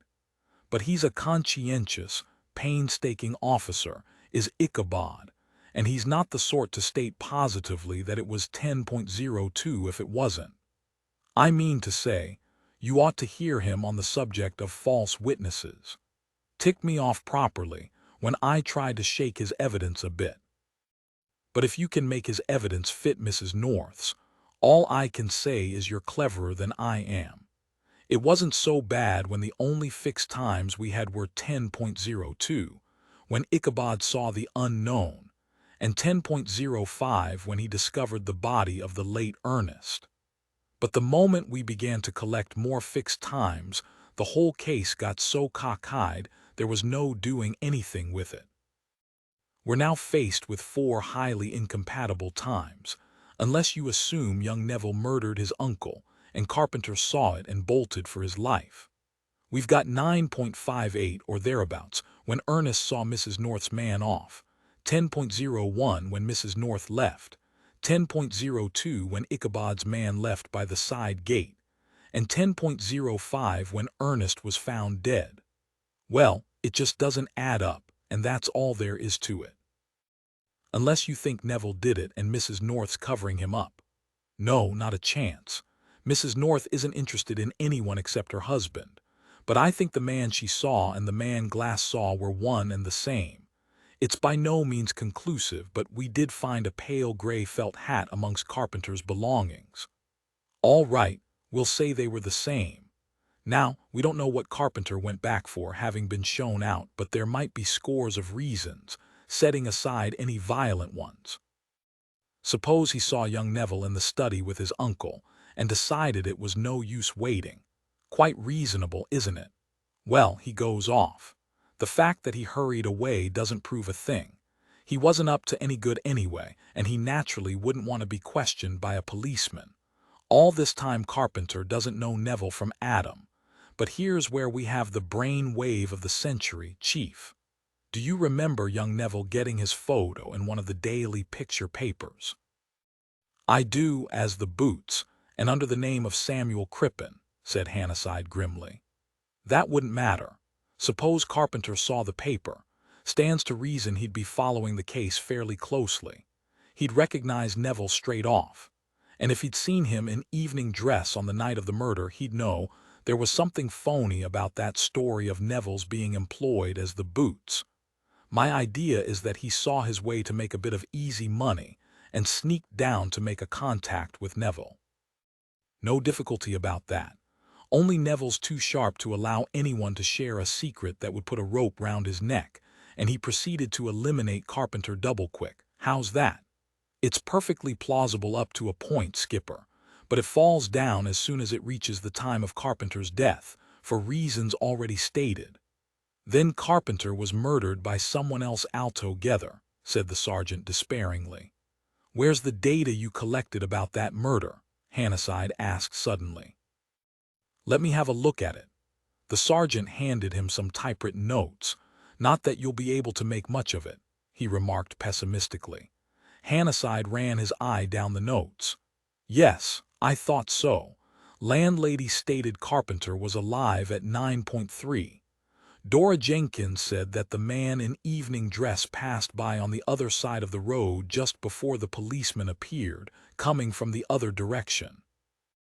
Yes, and if you read on a bit further you'll see that her boyfriend said the policeman came by ages before the man in evening dress. Of the two, I'd sooner believe him. She was simply trying to spin a good tale. She was, but surely, yes, I thought so. Brown put the time he saw the policeman at about 9.4 and stated that as far as he could remember the man in evening dress passed a minute or two later. That seems to tally more or less with the girl's story. Did we ascertain from the constable what time it was when he entered Barnsley Street? No, admitted the sergeant. As he didn't see any man in evening dress or notice anything wrong at number 43, I didn't think that it was important. I wonder, Hannasyde was frowning at the opposite wall. Got an idea, Chief? The sergeant asked, his interest reviving. Hannasyde glanced at him. No, but I think we'll find out just when the constable did pass up the street. The sergeant said briefly, Sorry, Chief, and picked up the telephone receiver. My own fault. I didn't see that it might be important either. It may not be. Can but try. While the sergeant waited to be connected with the Glassmere Road police station, Hannasyde sat reading the notes on both cases, his brows knit. The sergeant, having exchanged a few words with the official on duty at the police station, lowered the receiver and said, Just come on duty, Super, will you speak to him? Yes, tell them to bring him to the phone, said Hannasyde absently.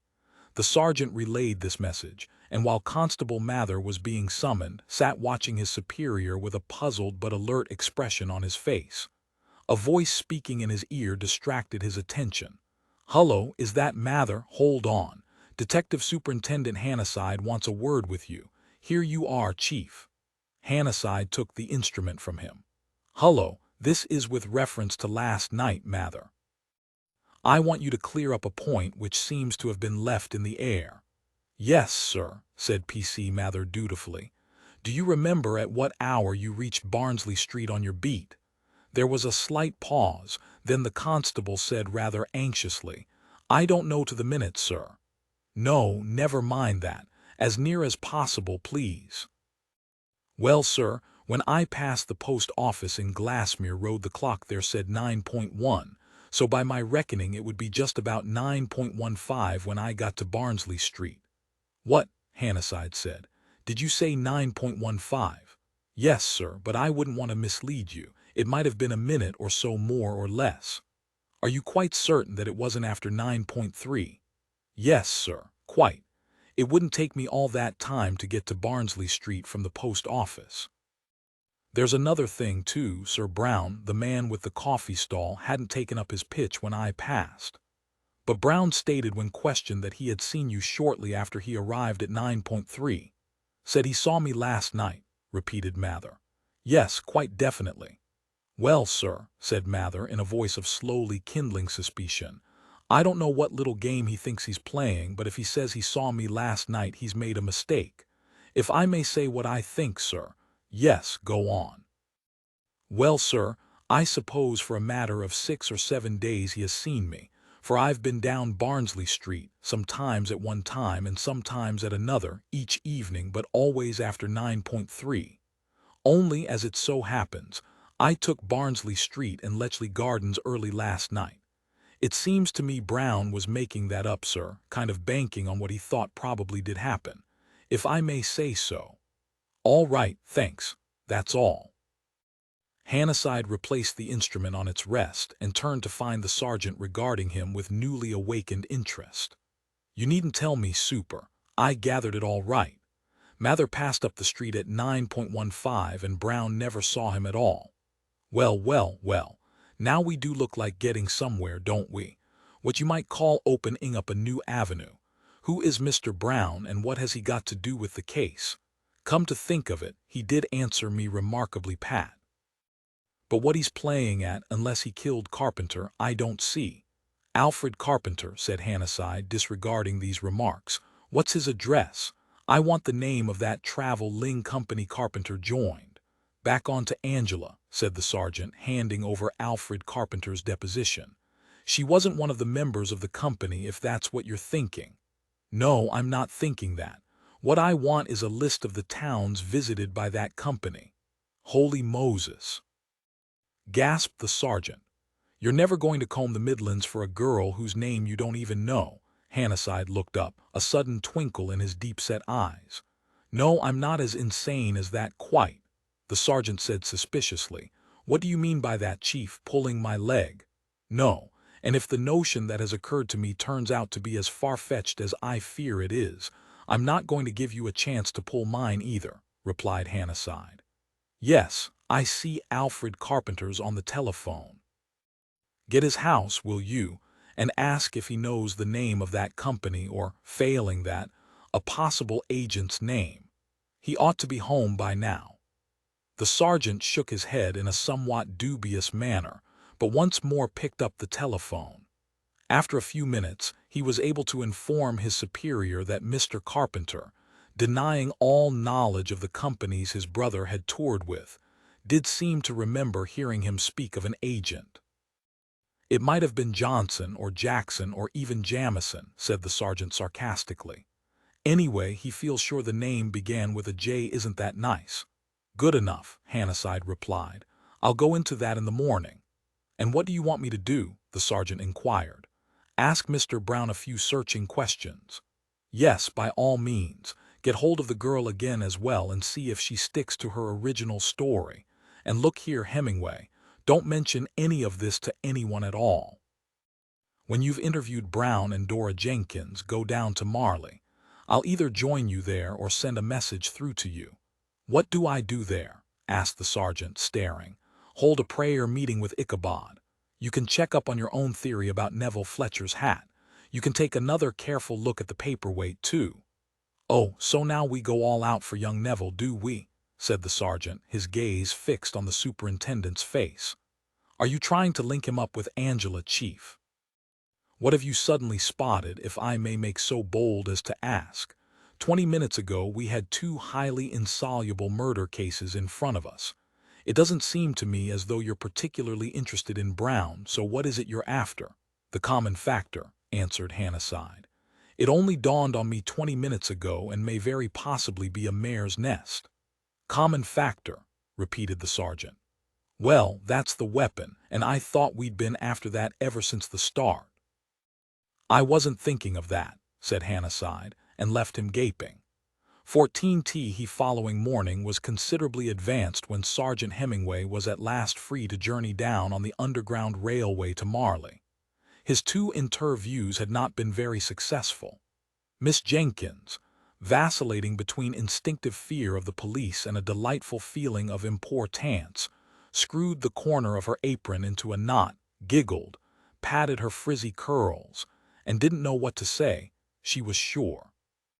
She hoped no one thought she had had anything to do with the murder, because you could have knocked her down with a feather when she read about it in the paper, and realized why she had been questioned. Under the sergeant's expert handling, she gradually abandoned her ejaculatory and evasive method of conversation, and reiterated her conviction that the gentleman in evening dress had passed only a minute or two before the policeman, and had certainly been wearing an opera hat, ever so smart. From what he had seen of the erratic young man, Sargent could not believe that this rider could be applied with any degree of appositeness to Neville Fletcher. He left Miss Jenkins and went in search of Mr. Brown. This quest led him to Balham, where Brown lived and was peacefully sleeping after his night's work. His wife, alarmed like Miss Jenkins by the sight of the sergeant's official card, volunteered to go and waken him at once, and in due course Mr. Brown came downstairs, bleary-eyed and morose. He looked the sergeant over with acute dislike, and demanded to know why a man was never allowed to have his sleep out in peace. The sergeant, who felt a certain amount of sympathy for him, disregarded this question and propounded a counter one. But Mr. Brown replied testily that if the police thought they could wake a working man up just to ask him what he'd already told them, they were wrong. What he had said he was prepared to stand by. Confronted with P.C. Mather's own statement, he stared, yawned, shrugged, and said, "All right, have it your own way, it's all the same to me." "So you didn't see the constable, eh?" said the sergeant. "No," retorted Mr. Brown. "The street's haunted. What I saw was a ghost." "Don't try and get funny with me, my lad," the sergeant warned him. "What were you doing at 9.4? Cutting sandwiches. What else would I be doing?" "That's for you to say. Ever met a chap called Charlie Carpenter?" Mr. Brown, recognizing the name, turned a dark beetroot color, and invited the sergeant to get out before he was put out. Rebuked, he defied the whole of Scotland Yard to prove he had ever laid eyes on Carpenter, or had left his coffee stall for as much as a minute the whole evening. There was little more to be elicited from him. The sergeant presently departed and made his way down to Marley. Finding Glass awaiting his orders at the police station, he said somewhat snappishly that he wondered he could find nothing better to do than hang about looking like something out of a bad dream. Glass replied stiffly, "He that uttereth slander is a fool. I have held myself in readiness to do the bidding of those set over me, wherein I have erred." "Oh, all right, let it go," said the exasperated sergeant. "You haven't erred. I thank you. I see that your spirit is troubled and ill at ease. Are you no nearer the end of your labor on this case?" "No, I'm not. It's a mess," said the sergeant. "When I've had my lunch, I'm going up to make a few inquiries about Master Neville's doings. He's about the only candidate for the central role we've got left. I don't say it was easy when North was a hot favorite, but what I do say is that it's a lot worse now he's out of it. When I think of the way he and that silly wife of his have been playing us up, I'd as soon arrest him for the murders as not. They have told lies, and it is true that lying lips are an abomination to the Lord, but it is also written that love covereth all sins." The sergeant was quite surprised. "Whatever's come over you?" he demanded. "You'd better be careful. If you go on like that, you'll find yourself growing into a human being." I, too, am troubled and sore broken. But if you go to seek out that froward young man, Neville Fletcher, you will waste your time. He is a scorner, caring for nothing, neither persons nor worldly goods. Why then should he slay a man? There's a lot in what you say, agreed the sergeant. But all the same, his latest story will bear sifting. You go and get your dinner. I shan't be wanting you up at Greystones. An hour later he presented himself at the back door of Greystones, and after an exchange of compliments with Mrs. Simmons, a plump lady who begged him to get along, retired with her somewhat disapproving husband into the butler's pantry. "Tell me this now," he said. "How many hats has young Fletcher got?" "I beg pardon," said Simmons blankly. The sergeant repeated his question. "I regret to say, Sergeant, that Mr. Neville possesses only one hat." "Is that so? And not much of a hat either, from the look on your face." "It is shabbier than one cares to see upon a gentleman's head," replied Simmons, but added rather hastily, "For man looketh on the outward appearance, but the Lord looketh on the heart." "Here," said the sergeant dangerously, "you can drop that right away. I hear quite enough of that sort of talk from your friend Glass. Let's stick to hats. I suppose your late master had any number of them." "Mr. Fletcher was always very well dressed." "What's been done with his hats? Packed up or given away or something?" "Ain't no," replied Simmons, staring. "They are in his dressing-room." "Under lock and key?" "No, indeed. There is no need to lock things up in this house, Sergeant." "All right," said the sergeant. "Just take me along to the billiard-room, will you?" The butler looked a little mystified, but raised no objection, merely opening the pantry door for the sergeant to pass through into the passage. A writing table set in one of the windows in the billiard-room bore upon it a leather blotter, a cut-glass inkstand, and a bronze paperweight, surmounted by the nude figure of a woman. The sergeant had seen the paperweight before, but he picked it up now, and inspected it with more interest than he had displayed when Neville Fletcher had first handed it to him. The butler coughed. "Mr. Neville will have his joke, Sergeant." "Oh, so you heard about that joke, did you?" "Yes, Sergeant." "Very remiss of Mr. Neville. He is a light-hearted gentleman, I am afraid." The sergeant grunted, and began to coax the paper-weight into his pocket. He was interrupted in his somewhat difficult task by a soft, slurred voice from the window, which said, "But you mustn't play with that, you know. Now they'll find nothing but your fingerprints on it, and that might turn out to be very awkward for you." The sergeant jumped and turned to find Neville Fletcher lounging outside one of the open windows and regarding him with the smile he so much disliked. "Oh," said the sergeant, "so it's you, is it, sir?" Neville stepped over the low windowsill into the room. "Oh, didn't you want it to be? Are you looking for incriminating evidence?"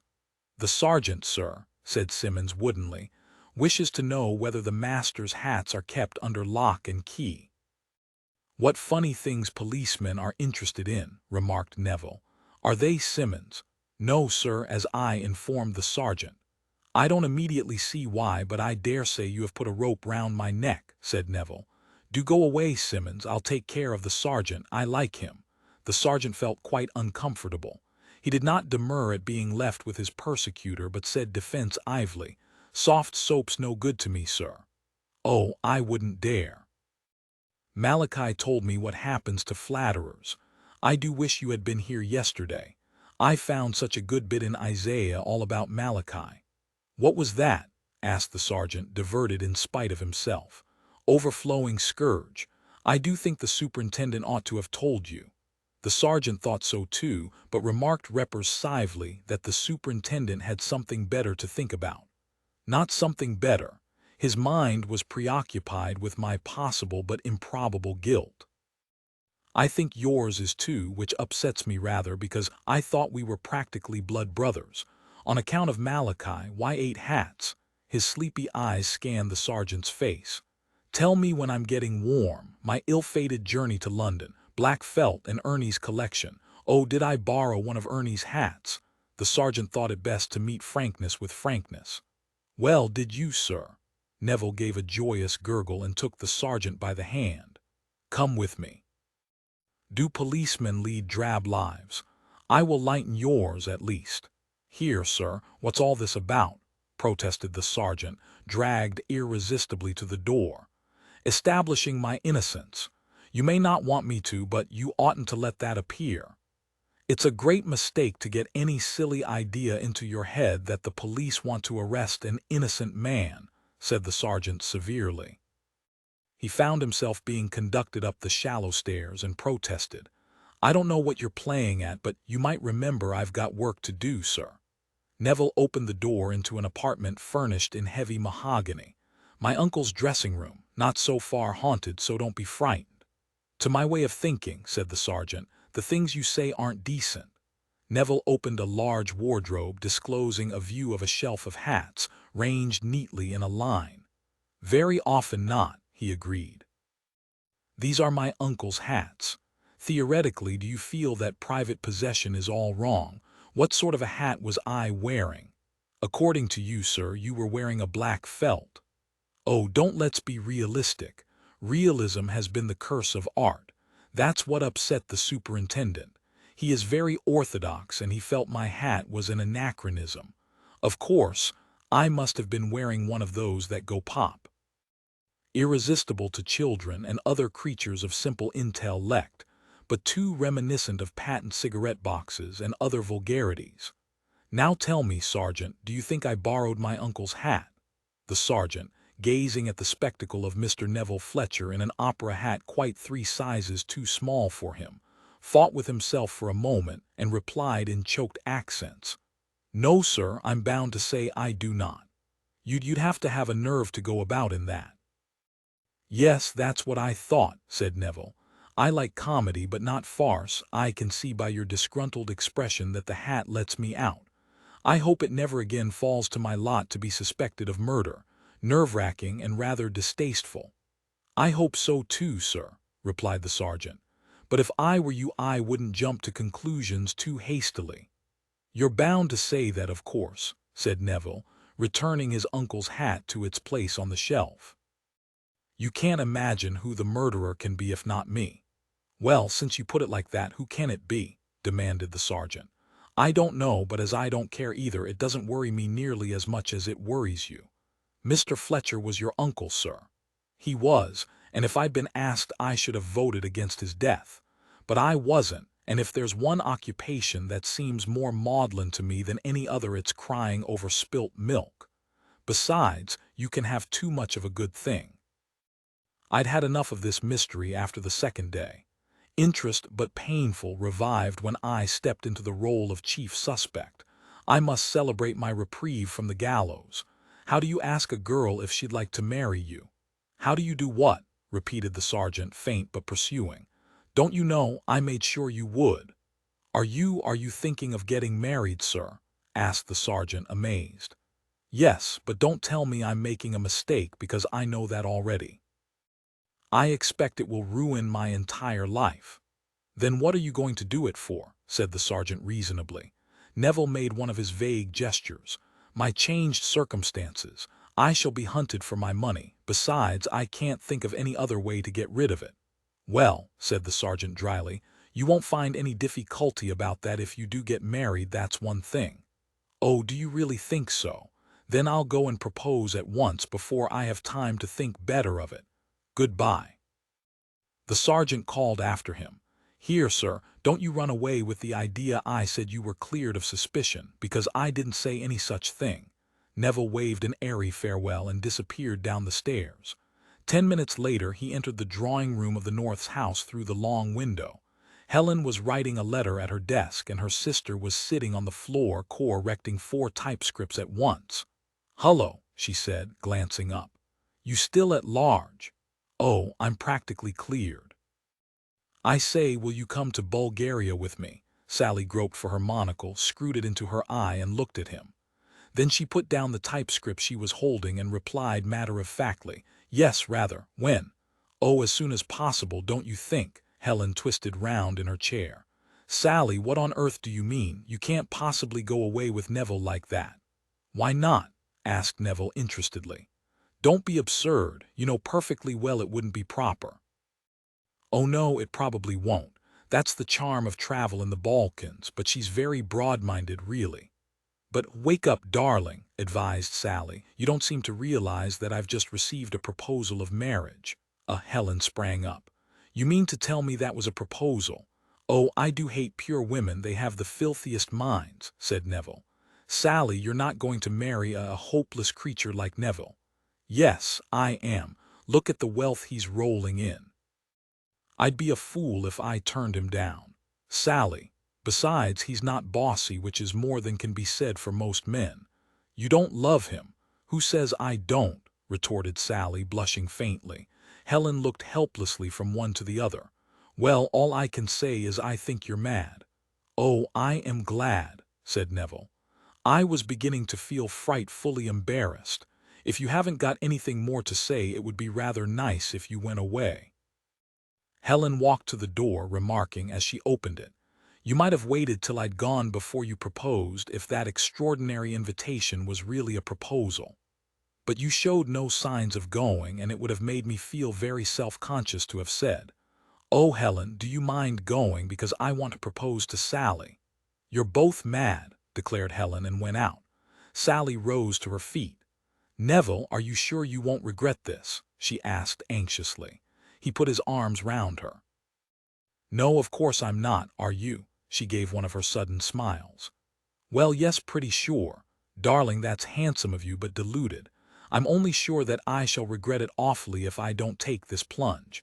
I think it must be your nose. Are your eyes blue or gray? She looked up. He kissed her promptly. She felt his arms harden round her and emerged from this unexpectedly rough embrace gasping for breath and consider ably shaken. Ruse, said Neville. Gray with yellow flecks. I knew it all along.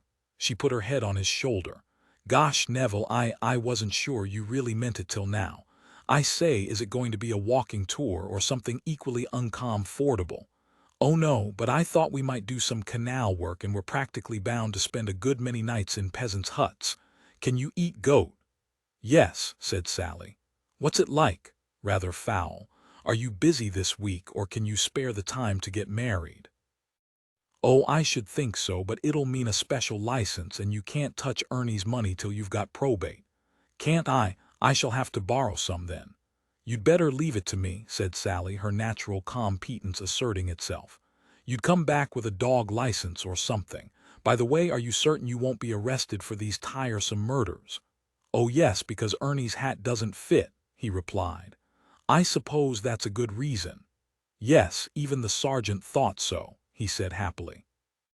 The sergeant did think so, but being unwilling to let his last suspect go, he kept his conviction to himself. On his way downstairs from Ernest Fletcher's dressing room, he encountered Miss Fletcher, who looked surprised to see him, but accepted quite placidly his explanation that Neville had invited him. She said vaguely, Dear boy, so thoughtless, but men very often are, aren't they? I hope you don't think he had anything to do with this dreadful tragedy, because I'm sure he would never do anything really wicked. One always knows, doesn't one? The sergeant made a non-committal sound. Yes, exactly, said Miss Fletcher. Now what can have become of Neville? He ought not to have left you alone upstairs. Not that I mean, because of course that would be absurd. Well, madam, said the sergeant. I don't know whether I'm supposed to mention it, but I fancy Mr. Fletcher has gone off to get engaged to be married. Oh, I'm so glad, she said, a beaming smile sweeping over her face. I feel he ought to be married, don't you? Well, I'm bound to say it looks to me as though he needs someone to keep him in order, replied the sergeant. You're so sensible, she told him. But how remiss of me. Would you care for some tea? Such a dusty walk from the police station. He declined the offer and succeeded bit by bit in escaping from her. He walked back to the police station in a mood of profound gloom, which was not alleviated on his arrival there by the sight of Constable Glass, still awaiting his pleasure. He went into a small private office and once more spread his notes on the case before him and cudgeled his brain over them. Glass, following him, closed the door and regarded him in a melancholy fashion, saying presently, Fret not thyself because of evil-doers. They shall soon be cut down like the grass and wither as the green herb. A fat lot of withering they'll do if I don't fret over them, said the sergeant crossly. Thou shalt grope at noonday as the blind gropeth in the darkness. I wish you'd shut up, snapped the sergeant, exasperated by the truth of this observation. The cold blue eyes flashed. I am full of the fury of the Lord, announced Glass. I am weary of holding in. I haven't noticed you doing much holding in so far, my lad. You go and spout your recitation somewhere else. If I have to see much more of you, I'll end up a downright atheist. I will not go. I have communed with my own soul. There is a way which seemeth right to a man, but the end thereof are the ways of death. The sergeant turned over a page of his typescript. Well, there's no need to get worked up about it, he said. If you take sin as hard as all that, you'll never do for a policeman. And if you're going to stay here, for goodness sake sit down and don't stand there staring at me. Glass moved to a chair, but still kept his stern gaze upon the sergeant's face.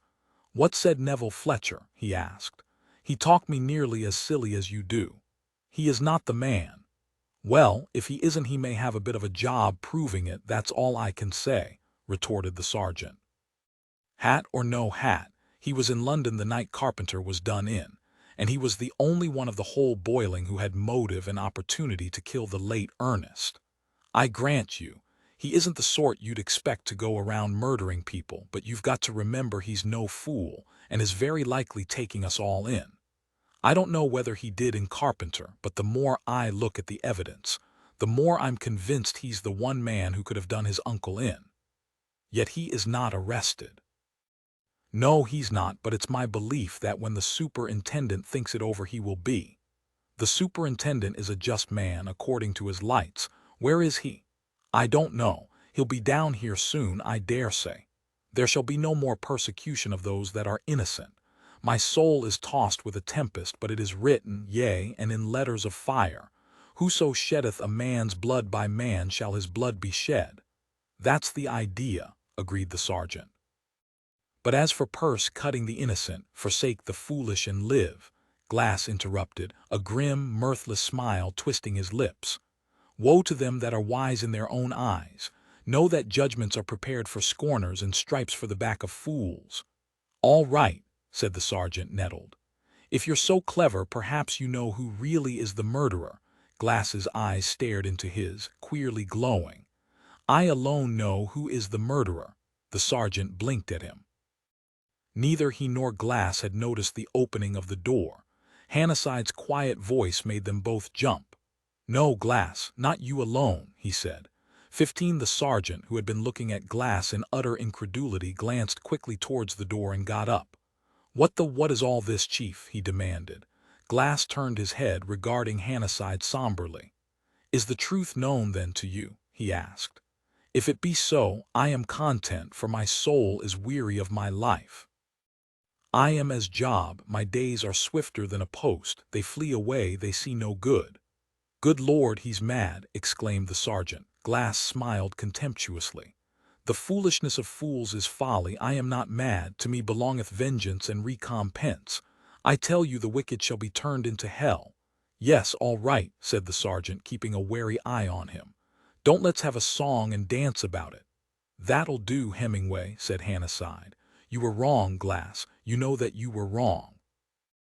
Though hand join in hand, the wicked shall not be unpunished. No, but it was not for you to punish. Glass gave a sigh like a groan. I know not, yet the thoughts of the righteous are right. I was filled with the fury of the Lord. The sergeant grasped the edge of the desk for support. Holy Moses, you're not going to tell me Ichabod did it, he gasped. Yes, Glass killed both Fletcher and Carpenter, replied Hannasyde. Glass looked at him with a kind of impersonal interest. Do you know all, then? Not all. Number was Angela Angel your sister? Glass stiffened and said in a hard voice. I had a sister once who was named Rachel, but she is dead, yea, and to the godly dead long before her sinful spirit left her body. I will not speak of her, but to him who led her into evil, and to him who caused her to slay herself, I will be as a glittering sword that shall devour flesh. Oh, my God, muttered the sergeant. The blazing eyes swept his face. Who are you to call upon God who mock at righteousness? Take up that pencil and write what I shall tell you, that all may be in order. Do you think I fear you? I do not, nor all the might of man's law. I have chosen the way of truth. The sergeant sank back into his chair and picked up the pencil. All right, he said somewhat thickly. Go on. Glass addressed Hannasyde. Is it not enough that I say it was by my hand that these men died? No, you know that's not enough. You must tell the whole truth. Hannasyde scanned the constable's face and added, I don't think your sister's name need be made public, Glass, but I must know all the facts. She met Carpenter when he was touring the Midlands and played for a week at Leicester, didn't she? It is so. He seduced her with fair words and a liar's tongue, but she was a wanton at heart. She went willingly with that man of Belial, giving herself to a life of sin. From that day she was as one dead to us, her own people. Even her name shall be forgotten, for it is written that the wicked shall be silent in darkness. When she slew herself I rejoiced, for the flesh is weak, and the thought of her, yea, and her image was as a sharp thorn. Yes, Hannasyde said gently. Did you know that Fletcher was the man she loved? No, I knew nothing. The Lord sent me to his place where he dwelt, and still I did not know. His hands clenched on his knees till the fingers whitened. When I have met him he has smiled upon me with his false lips and has bidden me good evening, and I have answered him civilly. The sergeant gave an involuntary shiver. Hannasyde said, When did you discover the truth? Is it not plain to you? Upon the night that I killed him. When I told you that at 10:02 I saw the figure of a man coming from the side gate at Greystones, I lied. His lip curled scornfully. He said, The simple believeth every word, but the prudent man looketh well to his going. You were an officer of the law, Hannasyde said sternly. Your word was considered to be above suspicion. It is so, and in that I acknowledge that I sinned. Yet what I did was laid upon me to do, for none other might wreak vengeance upon Ernest Fletcher. My sister took her own life, but I tell you he was stained with her blood. Would the law have avenged her? He knew himself to be safe from the law, but me he did not know. We won't argue about that, Hannasyde said. What happened on the evening of the 17th? Not at 10:02, but some minutes earlier did I see Carpenter. At the corner of Maple Grove did I encounter him, face to face. Carpenter was the man Mrs. North saw. Yes. She was not lying when she told of his visit to Fletcher, for he recounted all to me, while my hand was still upon his throat. What was his object in going to see Fletcher? Blackmail. Even so. He too had been in ignorance, but once before he served his time, he saw Fletcher at that gilded den of iniquity where my sister displayed her limbs to all men's gaze in lewd dancing. And when he was released from prison and my sister was dead, there was none to tell him who her lover was, except only one girl who recalled to his memory the man he had once seen. He remembered, but he could not discover the man's name until he saw a portrait of him one day in a newspaper. Then, finding that Ernest Fletcher was rich in this world's goods, he planned in his evil brain to extort money from him by threats of scandal and exposure. To this end, he came to Marley, not once but several times, at first seeking to enter by the front door, but being repulsed by Joseph Simmons who, when he would not state his Busey-ness with Fletcher, shut the door upon him. It was for that reason that he entered by the side gate on the night of the 17th. But Fletcher laughed at him and mocked him for a fool and took him to the gate and drove him forth. He went away, not towards the Arden Road, but to Vale Avenue, and there I met him. He paused. Hannasyde said, You recognized him. I recognized him, but he knew not me until my hand was at his throat and I spake my name in his ear. I would have slain him then, so great was the just rage consuming me, but he gasped to me to stay my hand, for my sister's death lay not at his door. I would not heed, but in his terror he cried out, choking, that he could divulge the name of the guilty man. I hearkened to him. Still holding him, I bade him tell what he knew. He was afraid with the fear of death. He confessed everything, even his own evil designs. When I knew the name of the man who had caused my sister's death, and remembered his false smile and his pleasant words to me, a greater rage entered into my soul so that it shook. I let Carpenter go. My hand fell from his throat, for I was amazed. He vanished swiftly, I knew not whither. I cared nothing for him, for at that moment I knew what I must do. There was none to see. My mind, which had been set whirling, grew calm, yea, calm with the knowledge of righteousness. I went to that gate and up the path to the open window that led into Fletcher's study. He sat at his desk, writing. When my shadow fell across the floor, he looked up. He was not afraid. He saw only an officer of the law before him. He was surprised, but even as he spoke to me, the smile was on his lips. Through a mist of red I saw that smile, and I struck him with my truncheon so that he died. The sergeant looked up from his shorthand notes. "Your truncheon," he ejaculated. "Oh, my lord." "The time?" Hannasyde asked. When I looked at the clock, the hand stood at 7 minutes past 10. I thought what I should do, and it seemed to me that I saw my path clear before me.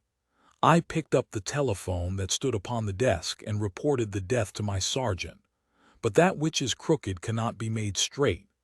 I was a false witness that speaketh lies, and through my testimony came darkness and perplexity, and the innocent was brought into tribulation.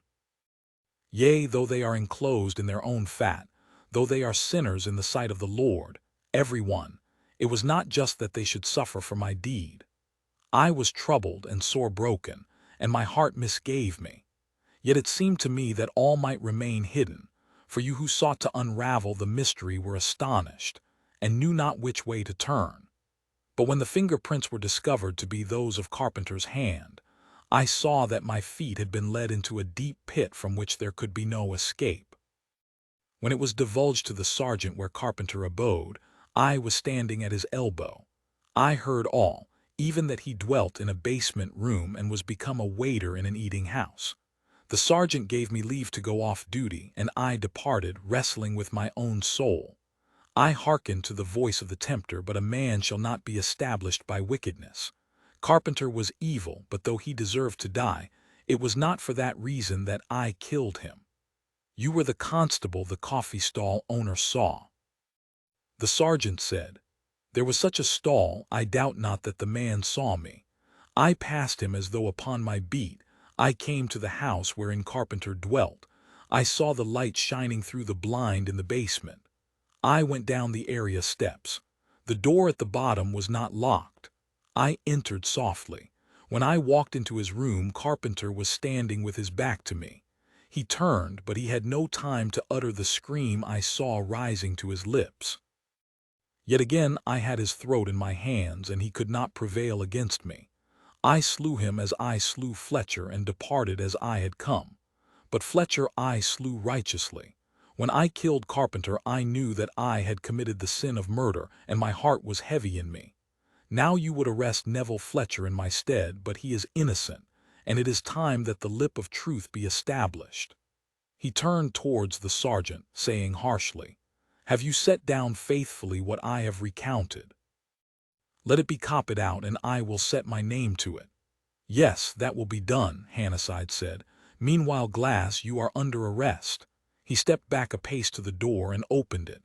"All right, Inspector." "Do you think I fear you?" Glass said, standing up. "You are puny men both. I could slay you as I slew the others. I will not do it, for I have no quarrel with you, but set no handcuffs about my wrists. I will be free." A couple of men who had come in at Hannasyde's call took him firmly by the arms. "You come along quiet, Glass," said Sergeant Cross gruffly. "Take it easy now." Sergeant Hemingway watched Glass go out between the two policemen, heard him begin to declaim from the Old Testament in a fanatical sing-song, and mopped his brow with his handkerchief, bereft for once of all power of speech. "Mad," Hannasyde said briefly. "I thought he was verg-ing on it." The sergeant found his voice. "Mad. A raving homicidal lunatic, and I've been trotting around with him as trusting as you please. My God, it gave me goose flesh just to sit there listening to him telling his story. Poor devil. "Well, that's one way of looking at it," said the sergeant. "What about the late Ernest and Charlie Carpenter? Seems to me they got a pretty raw deal. And all for what? Just because a silly bit of fluff who was no better than she should be ran off with one of them, and was fool enough to kill herself because of the other. I don't see what you've got to pity Ichabod for. All that'll happen to him is that he'll be sent to Broadmoor, an expense to everybody, and have a high old time preaching death and destruction to the other loonies." "And you call yourself a psychologist," said Hannasyde. "I call myself a flatfoot with a sense of justice, super," replied the sergeant firmly. "When I think of the trouble we've been put to, and that maniac ticking us off right and left for being ungodly, well, I daren't let myself think of it for fear I'll go and burst a blood vessel. What was it first put you on to it?" "Constable Mathers saying that Brown hadn't taken up his pitch when he passed up Barnsley Street. That, coupled with the conflicting evidence of the pair at the other end of the street, made me suddenly suspicious. The presence of a policeman on the occasions of both murders was the common factor I spoke of, but I admit it did seem to me in the wildest degree improbable, which is why I didn't tell you anything about it until I'd worked it out a bit more thoroughly. As soon as I began to think it over, all sorts of little points cropped up. For instance, there was the letter from Angela Angel which we found in Carpenter's room. Do you remember the quotations from the Bible in it? Do you remember when we discovered Angela's photograph in Fletcher's drawer that Glass wouldn't look at it, but said something in rather an agitated way about her end being as bitter as wormwood? The more I thought about it, the more certain I felt that I'd hit on the solution. When I traced Carpenter's old agent this morning, and got a list of the towns Carpenter visited on that tour his brother spoke of, all I did was to inquire of the police at each one whether a family of the name of Glass lived, or had ever lived, there. As soon as I discovered some Glasses living at Leicester, and heard from the local superintendent that there had been a girl attached to the family who had run off with an actor some years ago, I knew I was right on to it. All things considered, I thought it wisest to come straight down here and confront Glass with what I knew before he took it into his head to murder you," he added, twinkling. "Well, that was nice of you, Chief," said the sergeant with exaggerated gratitude. "And what about me getting myself disliked by Brown and wasting my time watching young Neville try on his uncle's hats? Sorry, but I didn't dare let Glass suspect I might be getting onto his trail. I must notify Neville Fletcher that the mystery is cleared up." "You needn't bother," replied the sergeant. "He's lost interest in it." Hannasyde smiled, but said, "All the same, he must be told what's happened. I wouldn't mind betting he'll think it's a funny story. He hasn't got any decency at all, let alone proper feelings. However, I won't deny he dealt with Ichabod better than any of us. You tell him I'm expecting a bit of wedding cake." "Whose wedding cake?" demanded Hannasyde. "Not his own?" "Yes," said the sergeant, "unless that girl with the eyeglass has got more sense than I give her credit for." He was interrupted by the entrance into the room of the constable on duty, who announced that Mr. Neville Fletcher wanted to speak to him. "Talk of the devil!" exclaimed the sergeant. "Show him in," said Hannasyde. "He's on the phone, sir." "All right, put the call through." The constable withdrew. Hannasyde picked up the receiver and waited. In a few moments Neville's voice was wafted to him. "Is that Superintendent Hannasyde? How lovely! Where can I buy a special license? Have you got any?" "No," replied Hannasyde, "not our department. I was just coming up to see you, Mr. Fletcher." "What again? But I can't be bothered with murder cases now. I'm going to get married." "You aren't going to be bothered any more. The case is over, Mr. Fletcher." "Oh, that's a good thing. We've really had quite enough of it. Where did you say I can buy a special license?" "I didn't." "Do you want to know who murdered your uncle?" "No, I want to know who keeps special licenses." "The Archbishop of Canterbury." "No, does he really? What fun for me. Thanks so much. Goodbye." Hannasyde laid down the instrument, a laugh in his eyes. "Well?" demanded the sergeant. "Not interested," Hannasyde replied.